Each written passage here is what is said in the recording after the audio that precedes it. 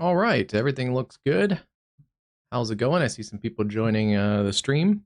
A little bit of a later start, but storms have actually behaved themselves until just about the last, I don't know, 30 or 40 minutes. Um, it's mostly actually been severe thunderstorms. There was on the Kansas and Nebraska border just a little bit ago, there was a area of rotation that was tornado warned. That has been allowed to expire. They're going to continue a severe thunderstorm warning. One of those is a destructive tag. Looks like they've dropped the destructive warning. Considerable threat now for 70-mile-an-hour winds. Yeah, so that area looked like it was starting to organize an area of rotation. There's a pretty tight area there, right around 7 o'clock. It very quickly gusted out, so could have produced a tornado briefly at basically the Kansas state line south of Holdridge. Wouldn't be shocked if it did. But yeah, very quickly, that storm has gusted out. You can see the big burst of wind as that's advanced to the north and east. That's coming towards the areas around Holstein. And zooming in a little bit, what town is that? Hastings, Nebraska. Also there around Kearney, up to Wood River, Grand Isle, and eventually over towards Chapman. Also up towards Hazard and Farwell, Nebraska. Considerable threat there, 70-mile-an-hour winds at least. And that's actually put a big outflow boundary. It almost looks like a big rock you put in a lake there with a big outflow boundary kind of surging out along that. We'll see if any other storms fire off on that, because this outflow boundary is going to interact with some other storms to the north and to the west. Yeah, it looks like throwing a rock into a big lake there. Hey, Cruz, how's it going? Awesome. That sounds good. Thanks. I'll do the same, Cruz. I'll throw your stream up on the side if you're live. Let's see. Probably cheats the system a little bit, but I actually didn't know you could. Yeah, I guess you can join someone else's stream.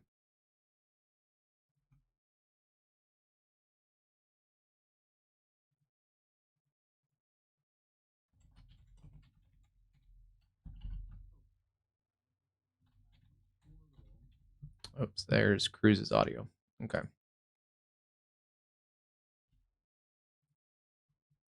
Cool. Oh, I don't know. I don't know if it has or not. It's still a weak system. We'll check those systems in a little while. They are, at least a while ago, paralleling the shoreline. Christine, some of the Christine energy may make it actually into the southern Gulf of Mexico, the Southwest Gulf, the Bay of Campeche. So we'll keep an eye on that one later into the month as well. Yeah, severe thunderstorm there. It looks a little more impressive on radar than it does on the other radar products, or I should say on reflectivity, than it does on the other radar products. There's hail in there. It looks a little more suspicious, but there's actually not much rotation. It just has that look to it. So this is an accurate warning, it looks like. 1-inch hail, 60-mile-an-hour winds. Wouldn't be surprised if that continues to organize, though. That could be a problem down the road. A fairly new storm. The hail core is just starting to come up. So we'll check on that one in a little while. Some other standard severe thunderstorms into northwest parts of Nebraska. And this was something that I kind of suspected. It's one of the reasons why I didn't jump on earlier. As soon as the storms went up, they very quickly started to line out. And that was something that the Storm Prediction Center also mentioned. So across the areas there into Nebraska and into South Dakota, we have a developing line of storms approaching areas around White River through Phillip right now. I believe it's up along Nebraska, or sorry, that's South Dakota Highway 43 up towards Eagle Butte. So we'll keep an eye on those storms, but yeah, they've lined out very quickly across this watch area. There are tornado watches. They go down to most of central Nebraska and then all the way up through central South Dakota and much of central and western North Dakota. Similar setup here, although as these storms have surged to the north in the last 40 minutes or so, they've also initiated a couple tornado warnings. Just until the 7 o'clock hour, there actually wasn't any tornado warnings, so it's been interesting. While the storms were actually in a more discrete mode, there was no tornado warnings. But those blasted through the Minot area, To the east of Minot, we had a tornado warning. Let's take a look. Looks like, yeah, there was a area of rotation there around Sawyer, it looks like. And that went tornado warned, and that's similar to our Nebraska storm that we just looked at. Gusted out fairly quickly as that rotation was kind of on the leading edge. Still some damaging winds, 70-mile-an-hour plus through the Bottineau area up to Dunseth, and then it's approaching the state line and the international border. That'll be going into southern parts of Manitoba, where severe thunderstorm warnings continue there.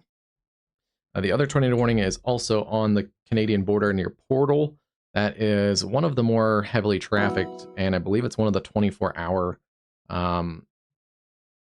border crossings up in this area. So a pretty heavily traveled area there, a little bit further away from the radar site, but there is rotation there crossing Portal. So that tornado warning should expire in a few minutes as this gets up into Canada. There are actually no tornado warnings on that cell in Canada right now. That's interesting. There is a severe thunderstorm warning on that cell. That's going to be also to the south and east of Estevan. Some of those Canadian town names are hard to load onto the screen. There it goes. Most of these areas are small towns, so I do have to zoom in pretty tight. But yeah, Estevan, that storm is passing you to the east along Provincial Highway 18. That is in far southeastern Saskatchewan, and that may make it up towards the Manitoba border as well. Right now, there's been a couple tornado warnings in Canada. There are tornado watches across southern parts of Manitoba and the far southeastern areas there into basically where the storm is going into. That is a tornado watch in Canada. Otherwise, west of there, towards Estevan, up towards Regina, that area is under a severe thunderstorm watch in Canada, which there are some strong storms up that way. The other tornado warnings, there's been actually a couple today, but the other ones that are ongoing in Canada, there's a cluster of storms up here towards Gladstone. That is tornado warned.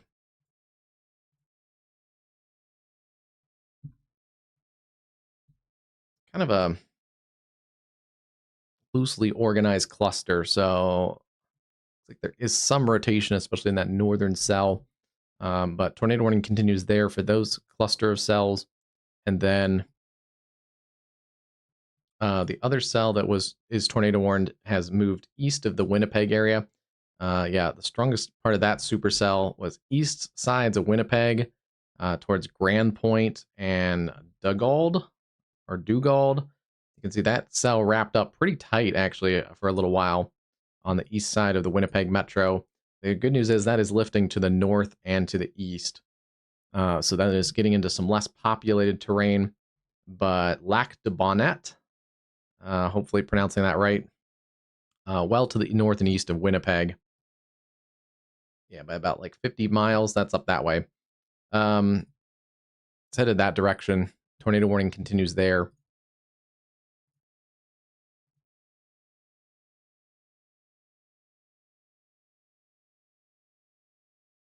That storm is obviously also being warned for damaging winds and large hail, and Environment Canada also warns for locally intense rainfall. Hail up to baseball size. Vivian, Sedan's Corner, Seven Sisters Falls, and Milner Ridge are also in the path of that tornado warned storm. From a ways away, we are seeing some decent rotation there east of Winnipeg. So Winnipeg, things will settle down. There's storms over the Winnipeg Metro right now. The Winnipeg Metro is actually under severe thunderstorm warnings for tennis ball size hail. So you may have missed the tornadic storm right now, but tennis ball size hail especially looks like on the north side of Winnipeg. You can see some of those hail cores. This storm may have some rotation also. It's actually close to the Winnipeg radar site, so we may not have a great eye on that. It looks like shear rate did detect some rotation a little bit ago on that storm. So I wouldn't be surprised if it still has rotation, but it's just really close to that Canadian radar. Hey, Logan, how's it going today? Did you retract a message, or did Streambot give you the cruise setup like yesterday when he came in. I might have to change the settings because yes, as people come in all excited, I think Cruz got a temporary timeout there for his excited like what he came in yesterday with the caps or something. I'll continue to adjust the Streamlabs bot.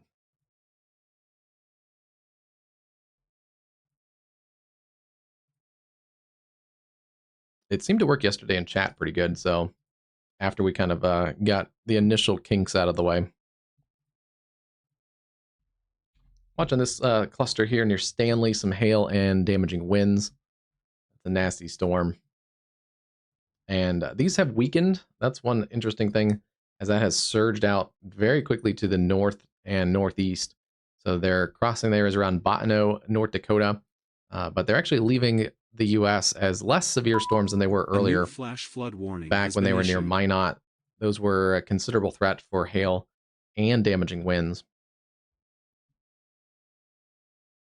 Got a couple tornado warnings there in North Dakota. We do see more storms across central North Dakota, and it looks like they've trimmed up that tornado watch there. Yeah, they've cut a bunch of those counties, basically around the Williston area down to Dickinson. Western North Dakota has been trimmed off from that tornado watch. Nothing yet across the rest of those watches that have been trimmed. They have trimmed a considerable chunk of western Kansas, though, across that severe thunderstorm watch that extends all the way down into northern Texas, the Texas Panhandle. Some special weather statements for some storms that are almost severe storms. Oops, it looks like we don't have Amarillo radar. So yeah, it's hard to get a good look at those storms. But some gusty winds all the way down into northern portions of New Mexico today. So pretty wide-ranging severe weather day again today. Back across some of these areas that have been hit hard yesterday. These storms are working a little bit further towards the east into central Kansas. Models really diminish these storms after dark. So within the next hour or two, the model should start to slow those storms down. But let me actually replace our camera and we'll get over towards that McPherson area.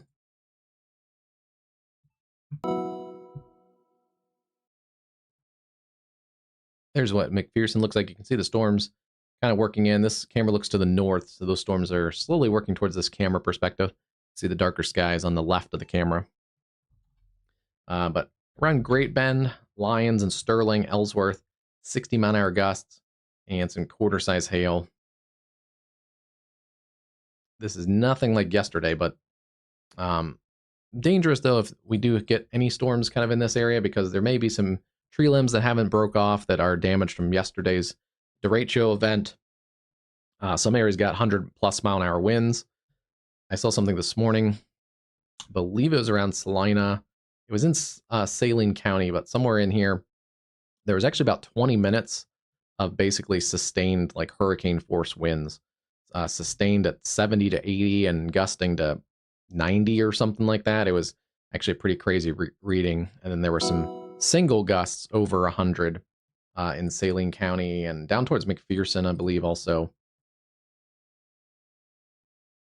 Hey, Hunter, how's it going today? I think you guys are cleared the storm threat. Those storms have moved off into Indiana. Yeah, some severe storms. This is actually some storms that have fired on the remnant MCV from last night. It was something I talked about in the stream yesterday, too. Yeah, dangerous storms coming into the Indianapolis metro. A couple severe warnings there. 60-mile-an-hour winds, quarter-size hail for both of those. Yeah, there's a little bit of a storm that's kind of popped up out in front.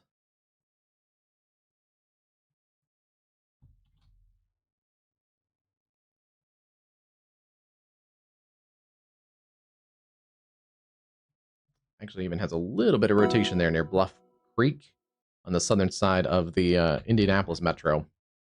We'll keep an eye on that one. Let's take a look at this little area here in Morgan County. That's a little area to watch. You can see the wind is surging out right there.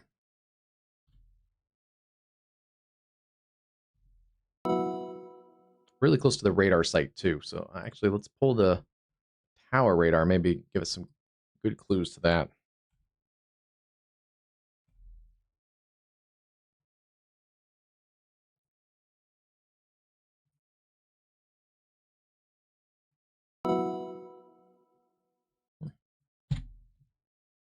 Yeah, can see it on the tower radar a little bit too, but there is a little bit of a kink in the line.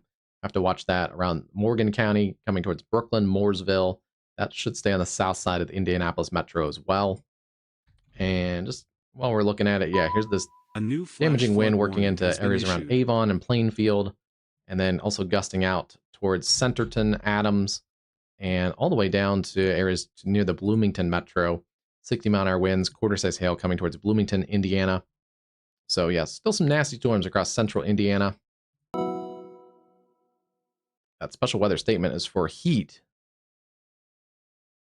Wednesday and Thursday, highs in the upper 80s to low 90s, Gulf moisture, with heat indices 95 to 104. Yeah, with all the rain and storms and moisture, it's going to get hot across much of the Ohio Valley and into the south central U.S. Yeah, a lot of this area, heat indices close to 100.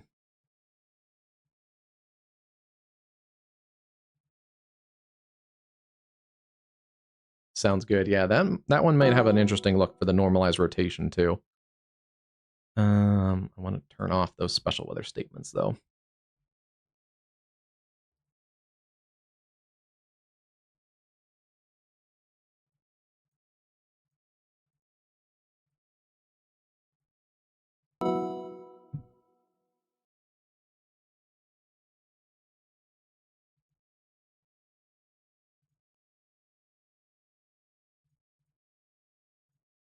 Since we had some active tornado warnings when I jumped on the stream, I didn't really go over the outlook for today, but not much has changed in the last couple hours. They have filled in a little bit of the outlook. They've actually just, probably should have just did that a while ago, but they connected. There was originally two areas of the enhanced risk. There was the area down in Kansas, and then there's area up to about the I-80 corridor. They've connected those two. If you look at my stream graphic, it shows it still separate because that was based on earlier stuff. And yeah, probably a good call since there's severe storms down in Kansas too right now. Those should quickly diminish as they work towards the east, and that is reflected in the outlook. A very tight gradient there. By the time they get towards the Wichita area, Wichita only in a marginal risk, level 1 out of 5. And then as they get towards the I-35 corridor south and east of Wichita, through to the Topeka area, if they do get that far, Kansas City only has a general thunderstorm risk. So not expecting a lot of severe weather in southeast parts of Kansas. Let's see. There is a slight risk they introduced earlier. The storms right now in that are active in Indiana are in a marginal risk, level 1 out of 5. So that does show you that you can get severe weather in those areas. And then, yeah, big area there in the Dakotas of the enhanced risk. That is where those storms are active right now. That does push towards the Red River Valley, and also a slight risk that goes all the way to the Twin Cities. Some of the model data shows that these storms will cluster together, maybe into a couple different segments, but work basically towards the Twin Cities overnight and into the early morning hours. So we'll see if we do get any complex of storms that forms. Whether that does happen or not, severe weather is on the table for tomorrow as well. Could be a dangerous day across the upper Midwest and the Great Lakes, including the Twin Cities, basically all of Wisconsin, northern Illinois, and also northeastern Iowa. That slight risk extends for large hail all the way down into areas around Wichita and even into northern parts of Oklahoma. That also is going to be a dangerous day on Thursday. The day 3 also includes an enhanced risk from parts of central and eastern Missouri, all the way through the northern 2/3 of Illinois, Chicago Metro, and they have extended that, and probably a good idea, into western Michigan, around the Grand Rapids area. That's for Thursday. I believe they also have what we were talking about yesterday. They did not have, but they do have a risk for Friday across the Northeast and the upper Ohio Valley. That checks out. And then, if that's not enough, Saturday, we go back to the Central Plains. We may have literally like 7 straight days of live streaming at least. Maybe even more. But yeah, we go back to the Central Plains on Saturday. And finally now they don't have anything on the day 6.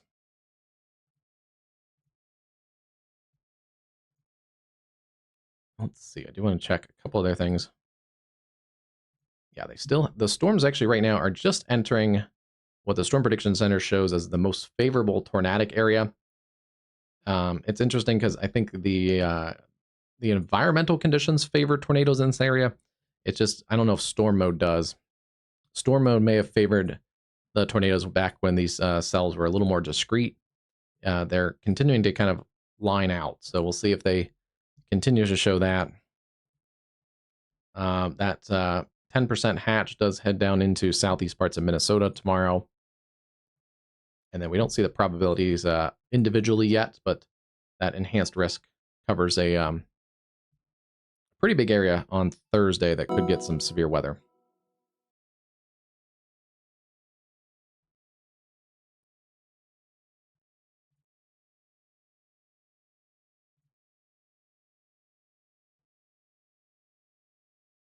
Supercells and linear clusters continuing there, maybe a downstream watch needed across eastern parts of Nebraska. Tornado potential may increase over the next couple hours. That was at 7:18, so kind of seeing if that happens now. If it doesn't happen in the next couple hours, the tornado threat actually will diminish, just as those storms continue to work as more of a cluster. And then this one's 7 o'clock. Scattered strong storms may produce occasional damaging winds. Storm organization limited. A weather watch is unlikely. I think that when you have a line segment like this, I would rather see just throw a severe thunderstorm watch up. Especially it's going across a metro area. There's at least a decent amount of damaging winds in there. It's a convective system that roughly has about 70 miles of straight severe thunderstorm warnings. So I don't know. For me, there's enough there that I'd probably issue a weather watch, but there is also a little QLCS situation here near Bunker Hill, near Brookmore and Brooklyn.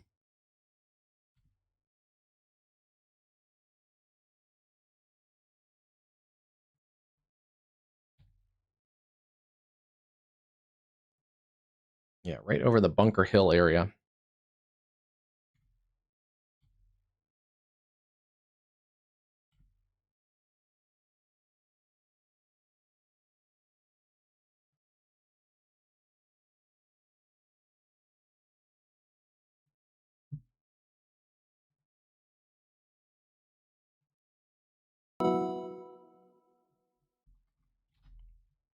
It's, oh, geez.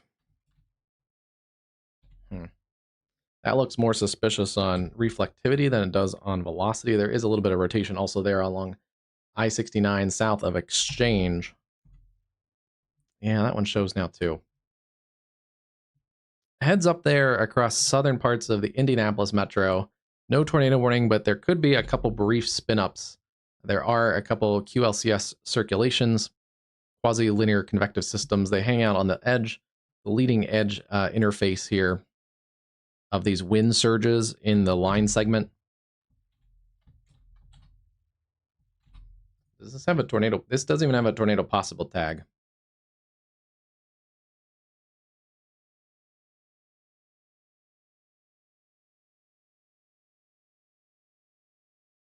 Yeah, that is weird. Huh.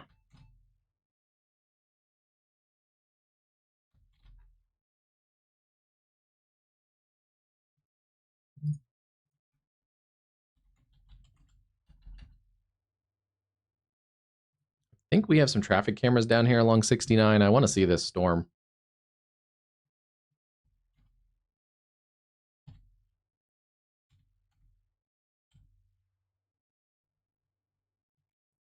This one near Bunker Hill is closer to producing a tornado.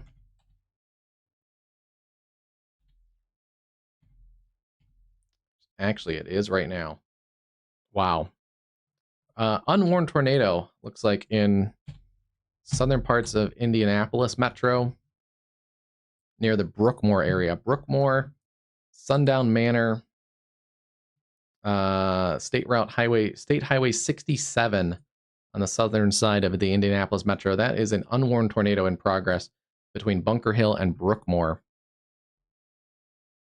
In an area that's not, I was just kind of commenting, it should have probably a severe thunderstorm watch with enough of the warnings in there, but that one actually needs a tornado warning. Let's see if they slap one on there, but that is a unwarned tornado in progress near Brookmore along State Highway 67. I don't have a camera there.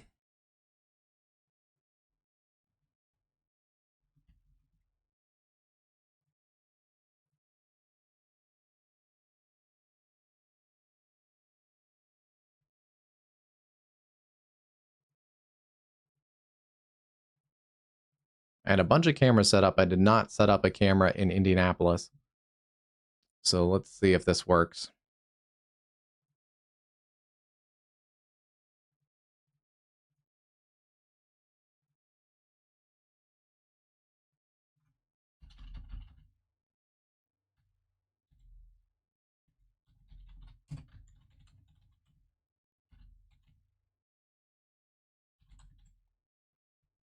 All right, there you go. There's that storm. Very low cloud base. So this could easily produce a tornado with such a low cloud base there. Sundown Manor coming up towards 5 Points, south sides of Mooresville, and then over towards the Fox Hills and the Bluff area.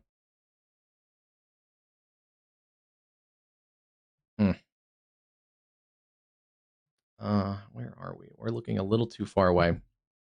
Let me see if we have anything back down. Okay, there's Mooresville.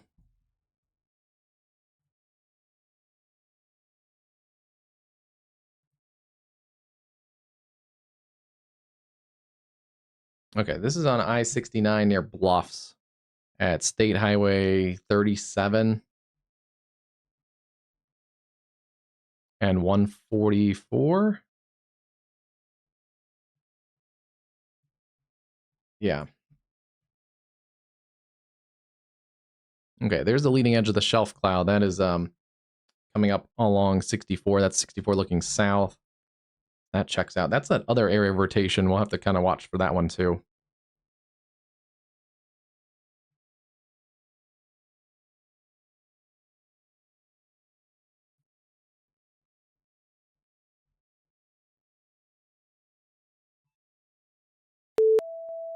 A new tornado warning has been issued. That's got to be a joke, right? They've actually warned the one that isn't on the ground right now. Actually, this one might not be anymore, but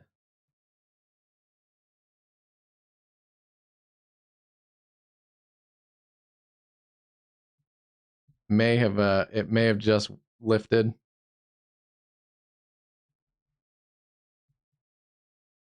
But they have warned that others. I mean, both of them need tornado warnings. But there's your other area near Cope. Oh, that one's on the ground too now. Radar indicated tornado warning, but that's on the ground as well. Crazy. Just on the last scan. Yeah. Wow. So we had a tornado here on the ground near Brookmore. That seems to have weakened on correlation coefficient. The other storm is now producing a tornado in progress just south of Adams, south of Exchange. That is right there. Come on, come on. We may have hope.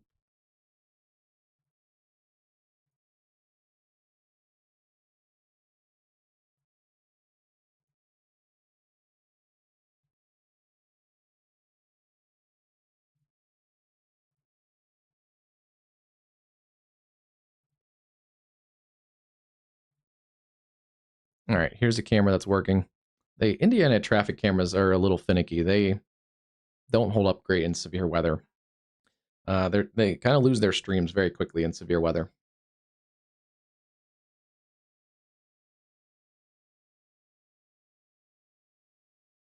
Hey, Highland, how's it going tonight? Happy graduation to you. All right, yeah, two tornado warned segments here, or not tornado warned, but two storms that are capable of producing tornado. One is in progress right now. Radar indicated tornado warning, but that is a tornado in progress near Cope along State Highway 44. I want to look up the other cell near 5 Points. Does not look as punchy as it did earlier.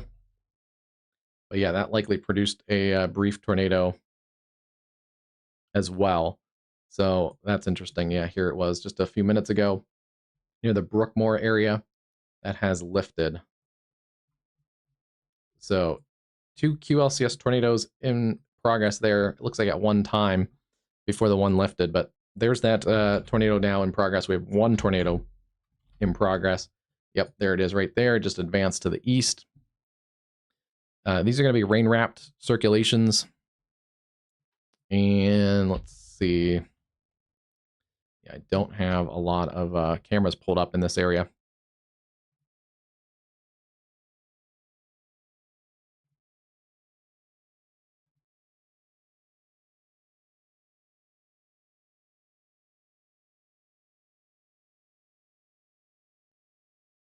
But yeah, that still is continuing. That's on State Route Highway 44, just near Cope, Indiana. Oh, sorry, Cruz, I missed your question. Sure. Yeah, especially right now, we have some dangerous weather here in Indianapolis, the Indianapolis metro. Tornado. Okay, they have added the tornado possible tag across the Indianapolis metro, but yeah, QLCS tornadoes, especially on the south sides of the Indianapolis metro. Two areas of rotation. The one near 5 Points is weakened, but the tornado is in progress down across areas in south of the Indianapolis metro, coming towards Providence, Hopewell, Mount Pleasant, Budd, and Bargersville. So continue to take tornado safety precautions. This is going to be a tornado warning that continues for south of the metro there, eastern Morgan County and west central Johnson County in central Indiana, 9 p.m. Eastern. There we go. Switched the time clock over to the Eastern time zone. That way you guys can continue to see that. There's your tornado debris signature. It's in there along State Highway 44. We had another brief tornado debris signature earlier near the Brookmore area. Right in there, yeah. Just west of Brookmore and State Highway 67. This storm produced a tornado as well. May have been back in here too. And then that continued up towards Sundown Manor and weakened, it looks like. Yeah. Latest scan, the CC continues to diminish, so that circulation is likely not on the ground. In fact, that has completely diminished, it looks like. Still kind of remnants in here around 5 Points, State Highway 144. We'll keep an eye on that area too. That may try to wrap up again as well.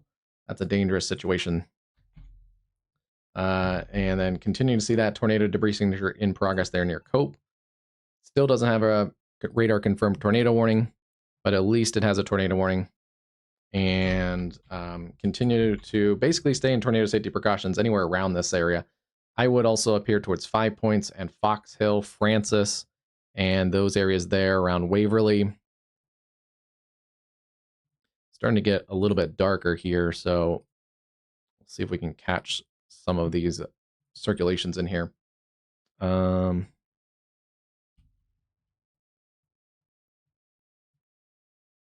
Smith Valley.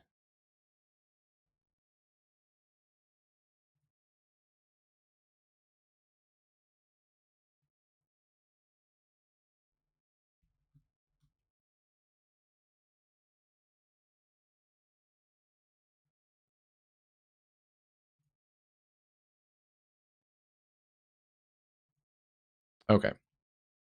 this camera is looking at that other circulation. We'll see if it produces again, but that's coming up for 5 Points and Fox Hill. The other circulation still could be on the ground. It looks like it may have weakened. Starting to see that debris signature kind of just release. It still may have some debris picked up in that, but you can see what it looked like a few minutes ago. Definitely producing a debris signature here near Cope, and then paralleled State Highway 44 for a little while. That debris signature broadened back out. Could still be in there, but if it is in there, it's weaker than it was just a little bit ago. Thanks, Storm Chaser Noah. Oh my goodness. Sorry, Noah. Last night I said I was going to send you a message on Discord, and I did not do that today. I'm so sorry. It's been a crazy week. I'll see if I can get to your message on Discord, Noah, tomorrow. Yeah. Fox Hill, still seeing that broader area of circulation, but we've had at least 2 QLCS tornadoes in the southern part of the Indianapolis metro. And they have the warning on the one. The other one has broadened. It's not likely currently producing, especially because it's so close to the radar site. Yeah, only about 400 feet up. Come on, camera. Yeah, these Indiana traffic cameras, they actually have a lot of them. They're usually in pretty good positions, but they're really sketchy when the storms are happening. And the problem is we're trying to look at this little area, but there's a storm over these 2 cameras. So yeah, some of our other states are like the Mississippi cameras. I mean, they can go through like literally a tornado, and they're still streaming. Louisiana cameras are pretty good. Arkansas cameras, we've basically been in a tornado with those cameras before, and they've streamed right through. Oh no. Oh no, oh no. That, is that... Waiting on the next scan, but this may be back. Yeah, seeing shear rate come back up. There's the shear rate on the other storm. Still kind of moderate shear rate. But yeah, this came out of the Martinsville area. Seeing shear rate on both of those. We'll see on the next scan, but it looked like it might actually be back on the ground. Yeah, that's a deeper debris signature again. That's back on the ground. Yep, that's a 3-minute old scan, and it lines up with the reflectivity too. So that's still continuing, basically along and north of State Highway 44, Providence, Hopewell, Mount Pleasant, and Bargersville. You need to be in your tornado safe space. This is south sides of Indianapolis. South sides of Indianapolis, it's coming into the southern suburbs of Indianapolis. The other circulation had a brief touchdown, it looked like, near Brookmore. That area, still tornado possible near Fox Hill in Indiana. Yeah, this is the remnant MCV from last night's derecho show, essentially, that's kind of sparked these storms. So yeah, it's amazing that this is all connected. The good news is, right for the immediate Indianapolis metro, is the storm seems to be weakening on the Indianapolis side of things, but still a strong system here on the southern side.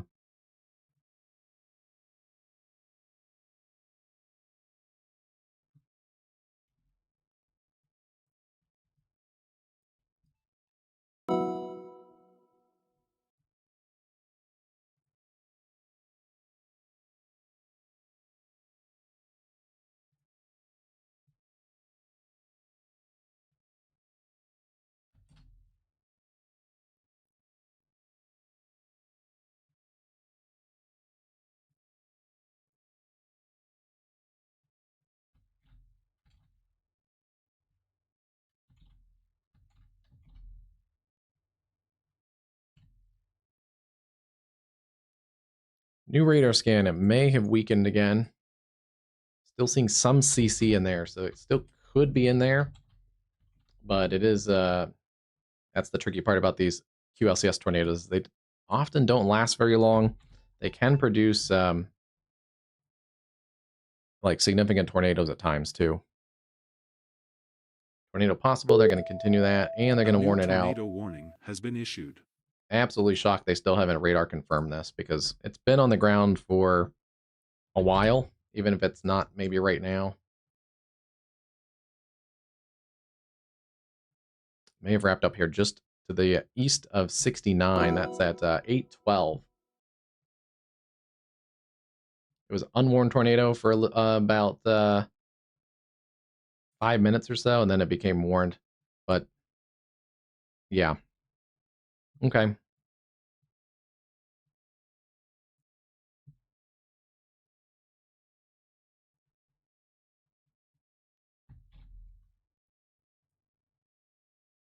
Providence, Hopewell, Mount Pleasant, Franklin, Indiana.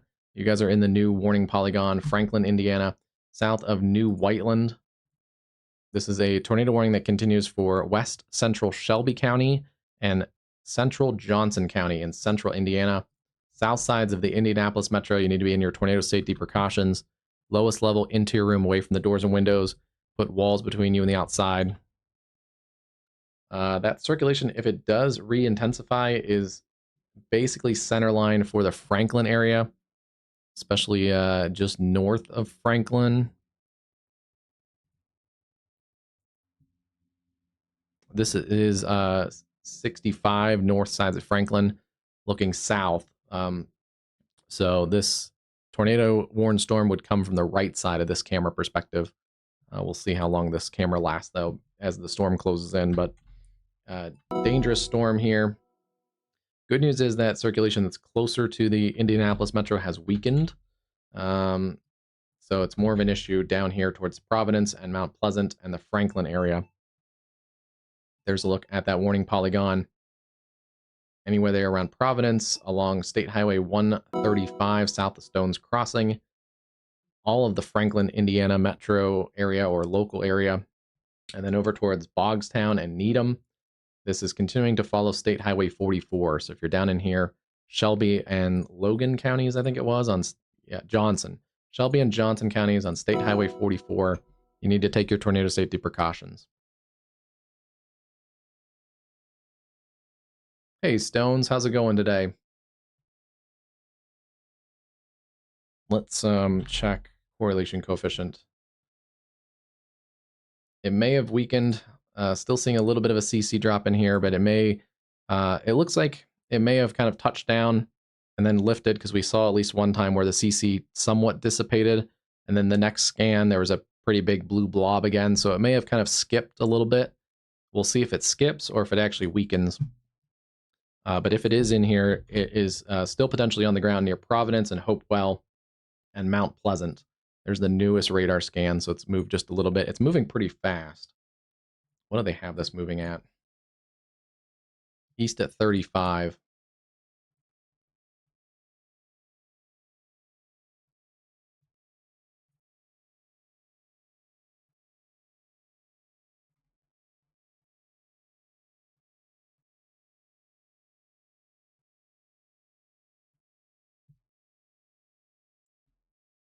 One of the newest things I can do is now shrink the cone, which is pretty cool. So it's been tracking pretty consistently, and it's not in an environment where it would probably make a big right turn or something. And these QLCS tornadoes tend to track with the line. They can sometimes be independent of the exact movement, but generally they'll go where the line goes. So I don't have to worry like making a U-turn or anything. But Hopewell, Mount Pleasant, it's going to be about now. Franklin, 8 to 9 minutes. Needham, 17. Fairland, and Shelbyville, about 34 minutes of that holds together. Another bigger community on the southern sides of the Indianapolis metro. So heads up there around Shelbyville. That's basically at the end of the warning polygon. If you live west of Shelbyville towards Franklin, you need to be in your tornado safe space.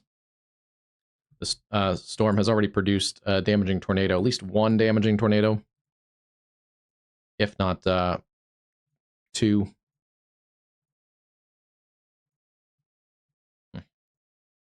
All right. It has broadened a little bit just on the last couple scans, kind of waiting on the next radar scan. Should be getting that in just a minute.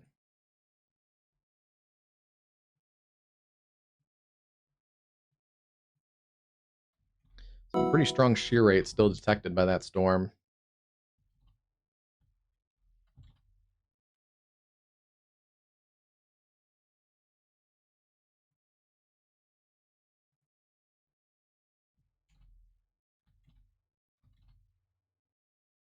Okay, that's a better radar scan. Just got a new radar scan near the Hopewell area. Not seeing the debris signature anymore, but it still could put down a tornado pretty much any time. We've seen the low cloud bases on this storm cluster, so it doesn't take much in rotation to get back to the ground level.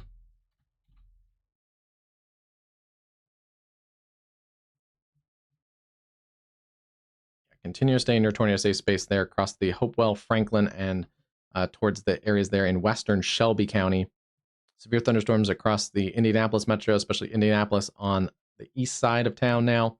And then also more storms back up towards Pendleton, Fortville, Lawrence, Markleville, and Anderson. Those ones are not tornadic. Pretty localized little QLCS on the leading edge of that Boeing segment there. We've also lost those severe warnings back towards the Bloomington area. So a little bit better shape across those areas.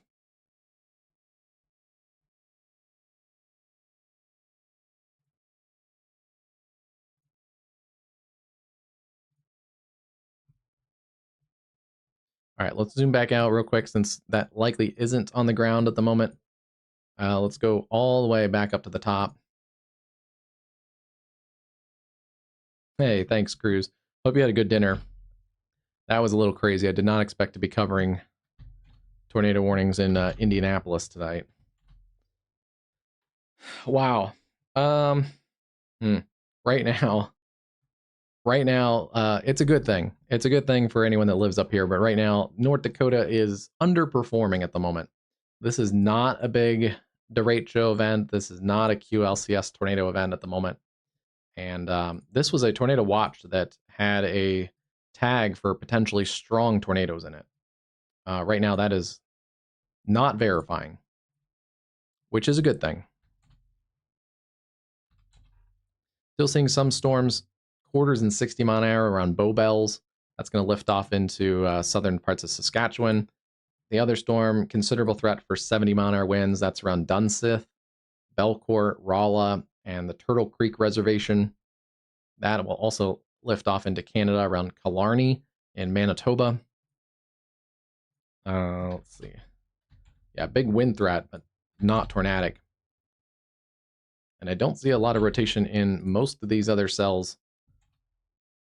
Some wind. Wouldn't be surprised if this gets a warning for some wind east of the Billings area. Or not Billings, but Bismarck along 94. That area is also outflow dominant. You can see this outflow boundary surging out. That's going to basically cut any tornado risk out of those storms. The probability isn't zero, like scientifically, but very strong probability that any of these outflow dominant storms won't produce a tornado. They just can't get the inflow. See how dangerous this is. This is I-65, a very heavily traveled interstate in the Franklin area in Indiana. A lot of truck traffic. This area is going to get slammed with this tornado-producing severe thunderstorm here in the next couple minutes. See, the lightning has intensified. And this camera's in pretty good position to see what that circulation, if we can't see it because it's getting dark, what the circulation looks like. We may be able to get a sense of the wind direction and see any wind changes. If you're down driving on that, this is an elevated position. You can see all the trees in this part of Indiana. So you at night on a, probably not a highway you might be familiar with trees all around, you're not going to see a tornado coming. Dangerous situation. This storm is a pretty nasty storm near Pierce, South Dakota. We'll keep an eye on that one. And then more cells near White River.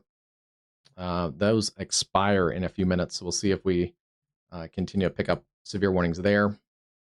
These are interesting cells. They're hail producers at the moment, but they are in a somewhat favorable environment for tornadoes as well. We'll keep an eye on some of these. right now Nebraska is more active than South Dakota at the moment. That one cell that we looked at that was coming up in intensity, that has gotten warned. Considerable threat for larger hail. Yeah, any of these could have probably some ping pongs in them. South of Mullen and out there towards areas north and east of Stapleton, Broken Bow, Westerville, in central Nebraska, and then up towards Albion. Considerable threat there. 70-mile-an-hour winds. We also do have severe thunderstorms in central Kansas. They are diminishing, as the models showed earlier, down to less than quarters and 60-mile-an-hour winds. Still a complex out here.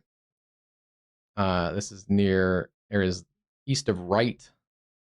That's the Dodge City radar, I believe.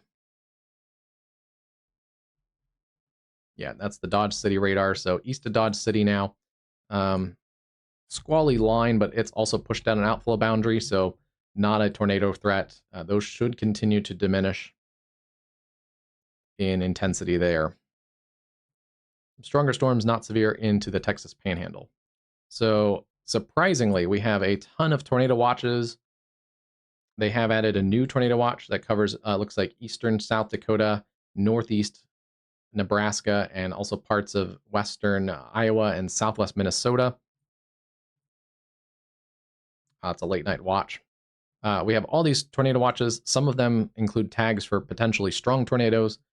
And right now, the main event is in Indianapolis, where we've had several QLCS tornadoes with debris signatures.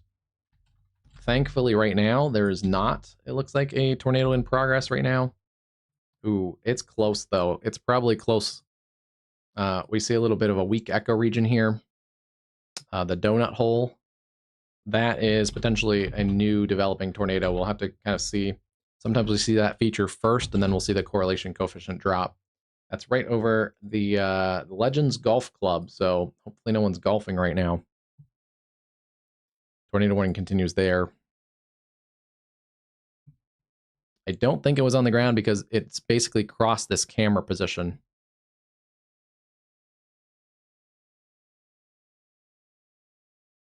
And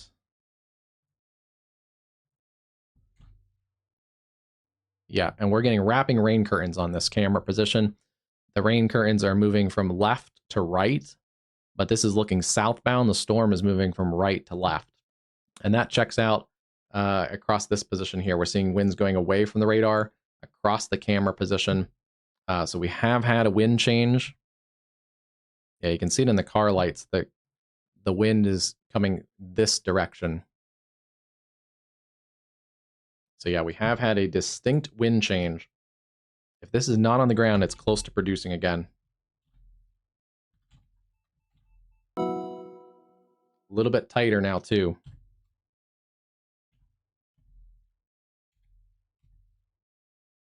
It's going to try and produce another tornado. It's very close to producing another tornado. East sides of Franklin.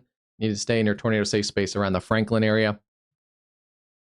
Oh, actually, it's crossing our highway position right now. I thought it was past the highway, but that's wrapping rain curtains into the circulation because we're on the north side of that camera position. Let's see. That is, yeah, that is at our camera position, looking southwest.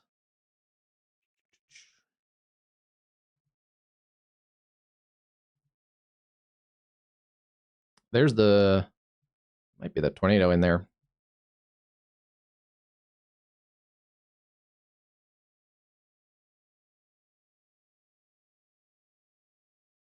This is basically right over our camera position.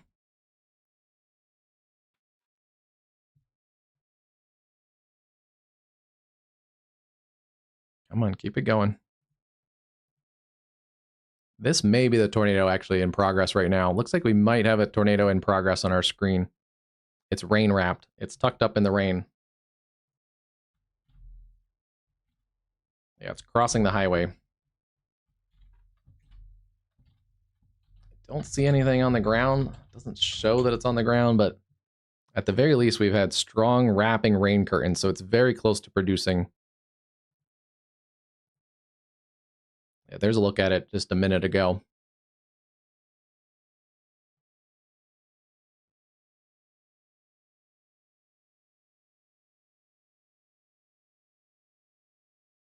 And yeah, in Indiana fashion, we're probably going to lose that camera perspective because it's now into the storm.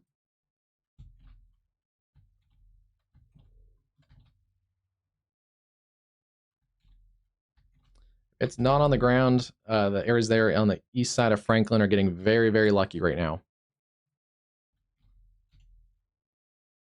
These are winds wrapping around the storm, wrapping into the storm. It's going to be just east of I-65 near Ermiesville and Needham in Indiana. Yeah, kind of shocked actually we don't have a debris signature.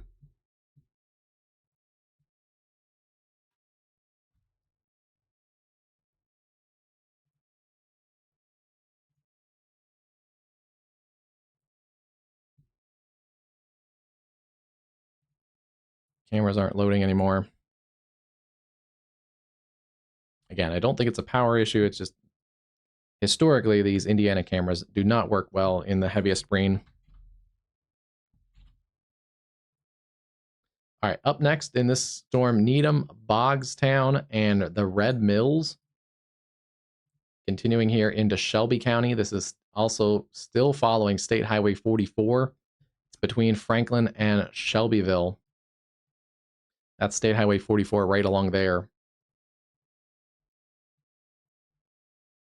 Up next is areas like, especially north of Shelbyville, Rolling Ridge, up towards Fairland, Bogstown, and then we'll also approach on Highway 74.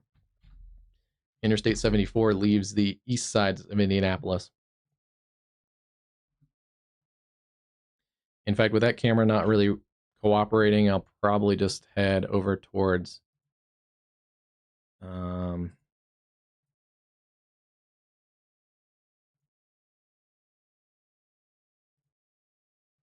yeah, here's a look at Shelbyville. I think that looks to the east. Let's go to the airport. Okay, yeah, that's a good perspective. This is at the Shelbyville airport, looking to the northwest. So that's generally looking towards that storm. Wow. Did not expect to be covering tornadoes in Indianapolis tonight, but that shows you this is a level 1 out of 5.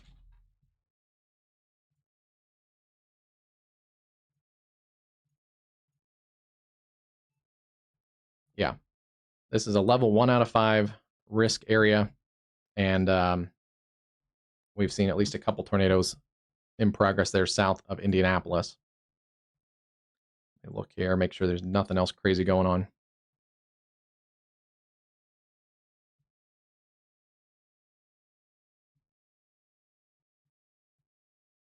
Yeah, tomorrow looks like another busy day.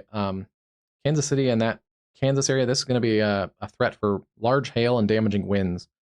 Tornado threat, low, but it's mostly going to be hail and damaging winds across the Kansas City area. Yeah, they put a low tornado risk, but let's see, day 2, kind of a low mid hail or wind risk, but a decently high hail risk. Could have some big hail, isolated, but large hail. That's going to be a little more of a conditional threat. It's not going to be as widespread as we've seen storms in Kansas the last couple of days. The modeling kind of wants to put a couple different clusters of cells kind of back down towards the Wichita area. So not really exact placement, but that's why they have that area of risk. Indianapolis, you guys are going to be in better shape here in the next little while. This is still going to be a wind and embedded tornado threat, it looks like, into south central and into even southeast Indiana. So heads up there, Clifford, Hartsville, Shelbyville, Marion, Manila, and then areas like Carthage, Clarksburg, Rushville, all those areas. Dangerous situation like this is, it doesn't get hyped up a lot because it's not one of those, severe weather days on the local news station. So these types of situations can catch people off guard because they didn't get They didn't get the really heavy, detailed severe weather report in their morning news and stuff like that.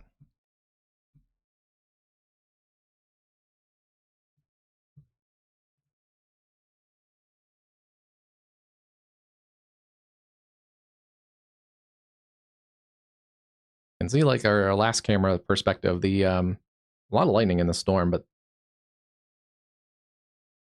everybody just kind of driving along. It's dry right here, but tornado warning continues.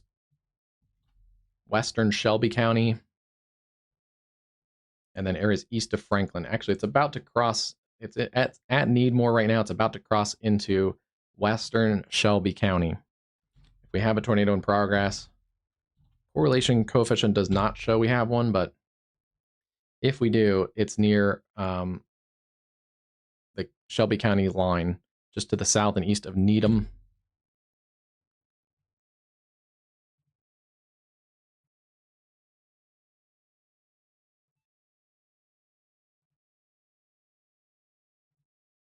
Yeah, we lost those cameras in Franklin. Not, again, because they got damaged. It's just the Indiana traffic cameras don't work well in storms. So we may catch a glimpse of this, and then we'll probably lose this camera too, just as those storms gonna pass through. Bogstown, it's just about on the south side of Bogstown. It has broadened out in the last couple scans.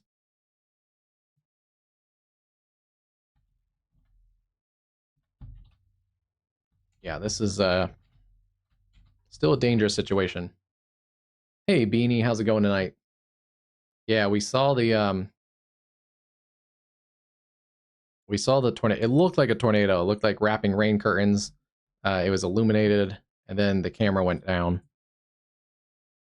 So, yeah, this storm cluster has actually produced several QLCS tornadoes tonight.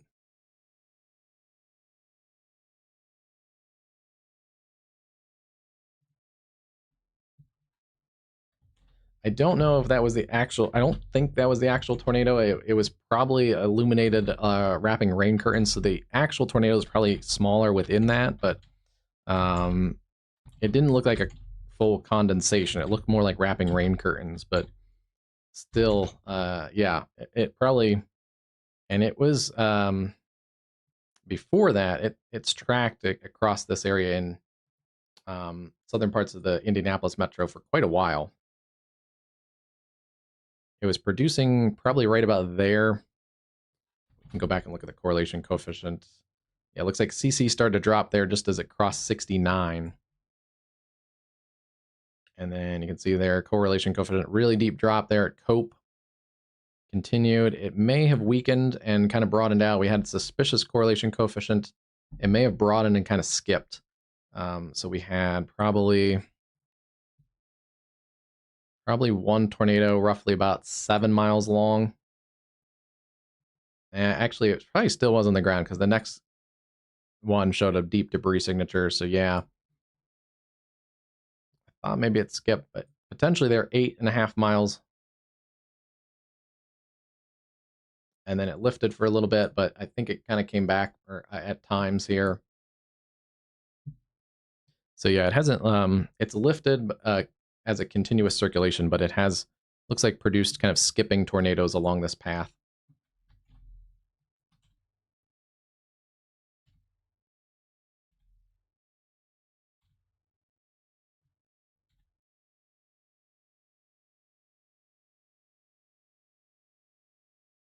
Oh, the other camera. They're both down, I think, right now, though. Let's see.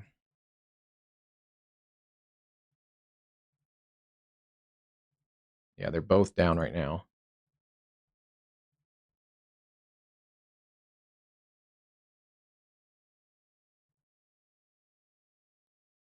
The South Franklin cams are on.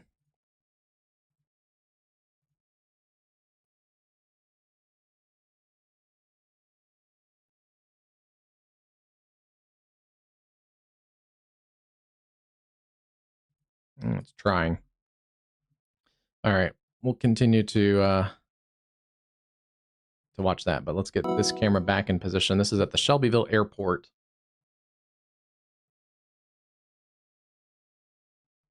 which is right here. So yeah, this is this circulation is coming up towards the Shelbyville airport. It's not as strong as it was earlier.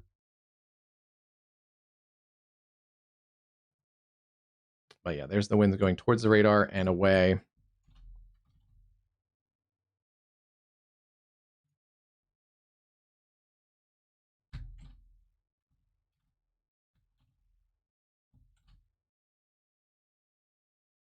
If the tornado does retouch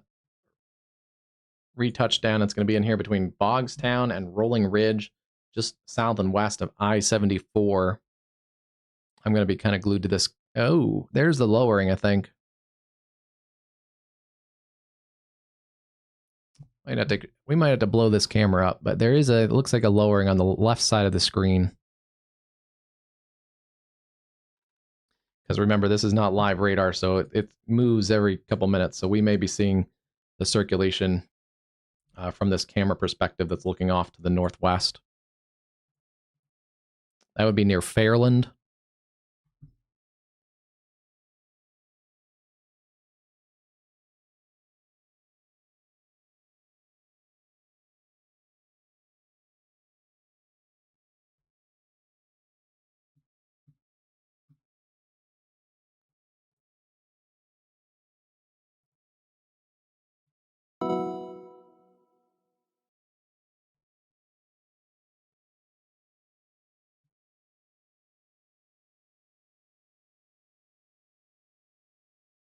Yeah, that might be the circulation. There's a little bit of kind of a bowl funnel looking look. Looks suspicious. I can't tell though if it's rotating.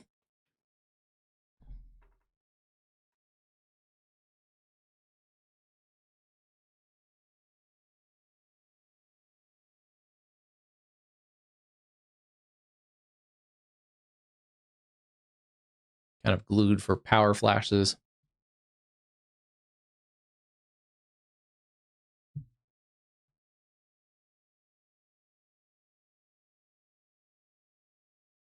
A lot of lightning still in this storm.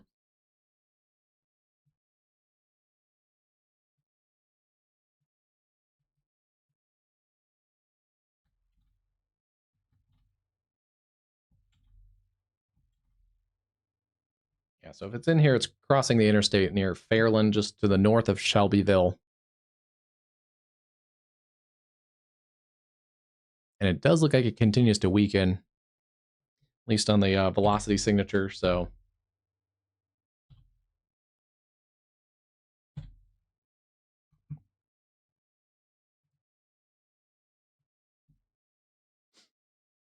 That checks out. That doesn't look quite as ominous as it did earlier.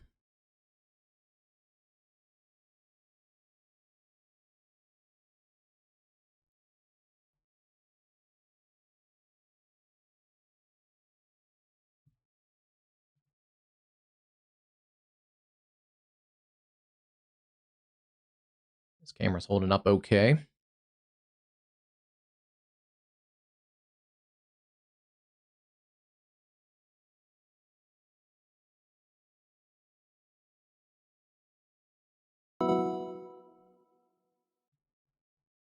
This is a wider look at this storm system. The good news is that is kind of the only show in town on this storm. There's not any other QLCS circulations right now.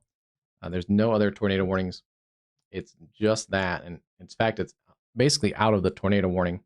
So we'll see if they recontinue this, but they may just let this work out of the tornado warning at the moment since it's likely not producing.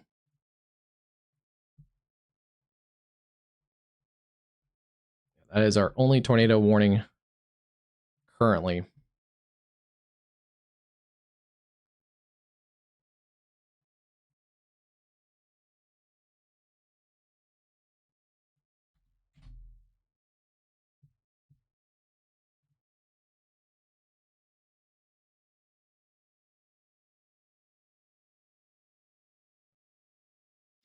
I'm basically crossing at our camera position. I don't believe it's on the ground.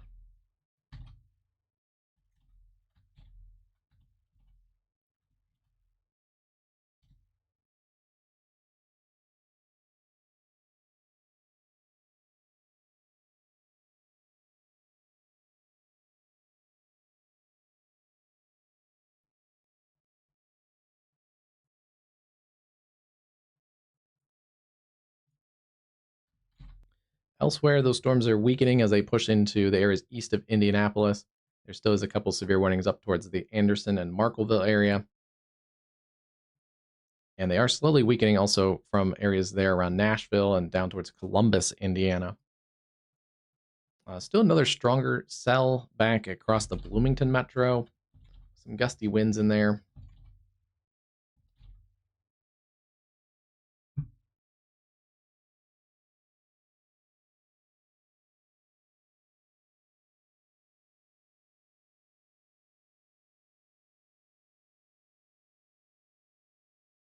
And here comes the rain. So we'll see if we get any kind of sense of a circulation. Right now it's blowing from left to right, which is the direction I'd expect.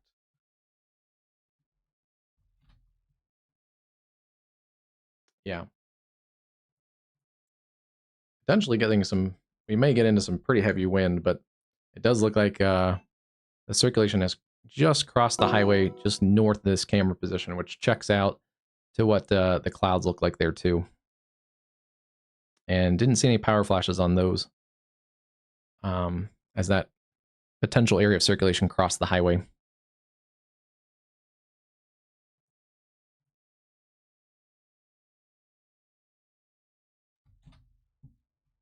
There's the newest scan at the 9 o'clock scan. So it's just crossed I-74 at State Highway 9, just to the north sides of Shelbyville in Indianapolis, in the southeast of Indianapolis.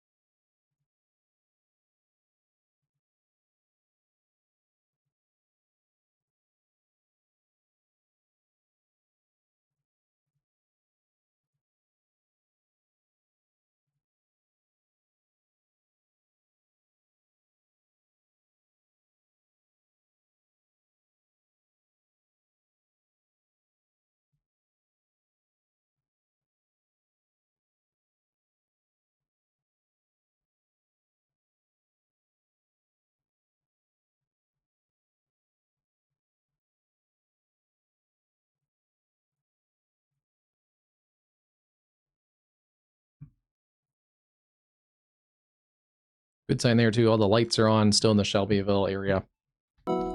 So may get into some of this heavier wind though. Yeah, it's starting to blow across the highway pretty good. And since we can't see that area of circulation anymore, let's just, yeah, there's the wind. Look at that heavy wind. This is at just north of Shelbyville there at the Rolling Ridge. This is some serious wind in here. Still probably unwarned. It still needs not probably a tornado warning, but it's still, I'd put a tornado possible severe thunderstorm warning on this area. So if you're in Shelby County around the Shelbyville and points to the north and east of Shelbyville, you do want to treat this like a severe thunderstorm warning because there's at least 60-mile-an-hour winds in this area. That is some significant wind there, doing potentially some damaging winds in the Shelbyville area. Wow. Needs a warning.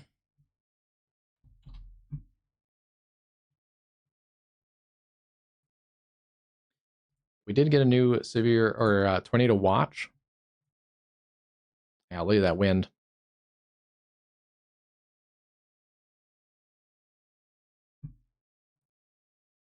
This is somehow the one Indiana DOT camera that's not going down in a big storm right now. That is some really nasty wind. Definitely needs a severe warning. It's nothing like we saw last night, but yeah, that's 60+ mile-an-hour wind right there.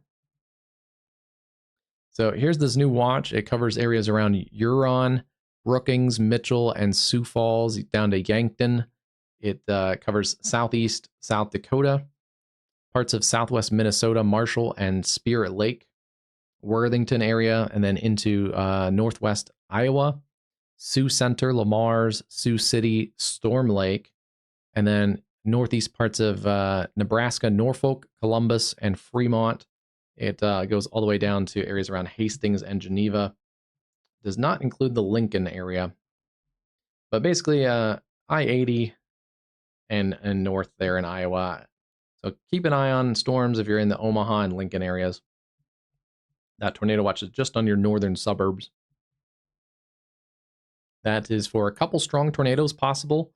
Scattered hail up to 2 inches possible. Scattered gusts up to 75 miles an hour likely.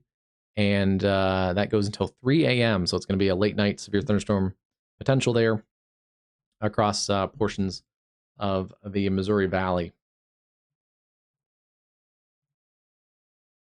So far, our tornado watches have underperformed today. That doesn't mean they can't switch things around.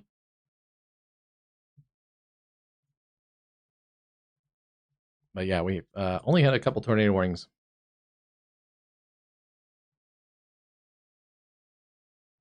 I was going to check because there was a watch potentially issued there, potential tornado watch. But it looks like the Storm Prediction Center may be thinking what I just kind of mentioned. The tornado potential seems to be underperforming. So they've actually instead issued not a tornado watch across the Red River Valley. They've issued a severe thunderstorm watch.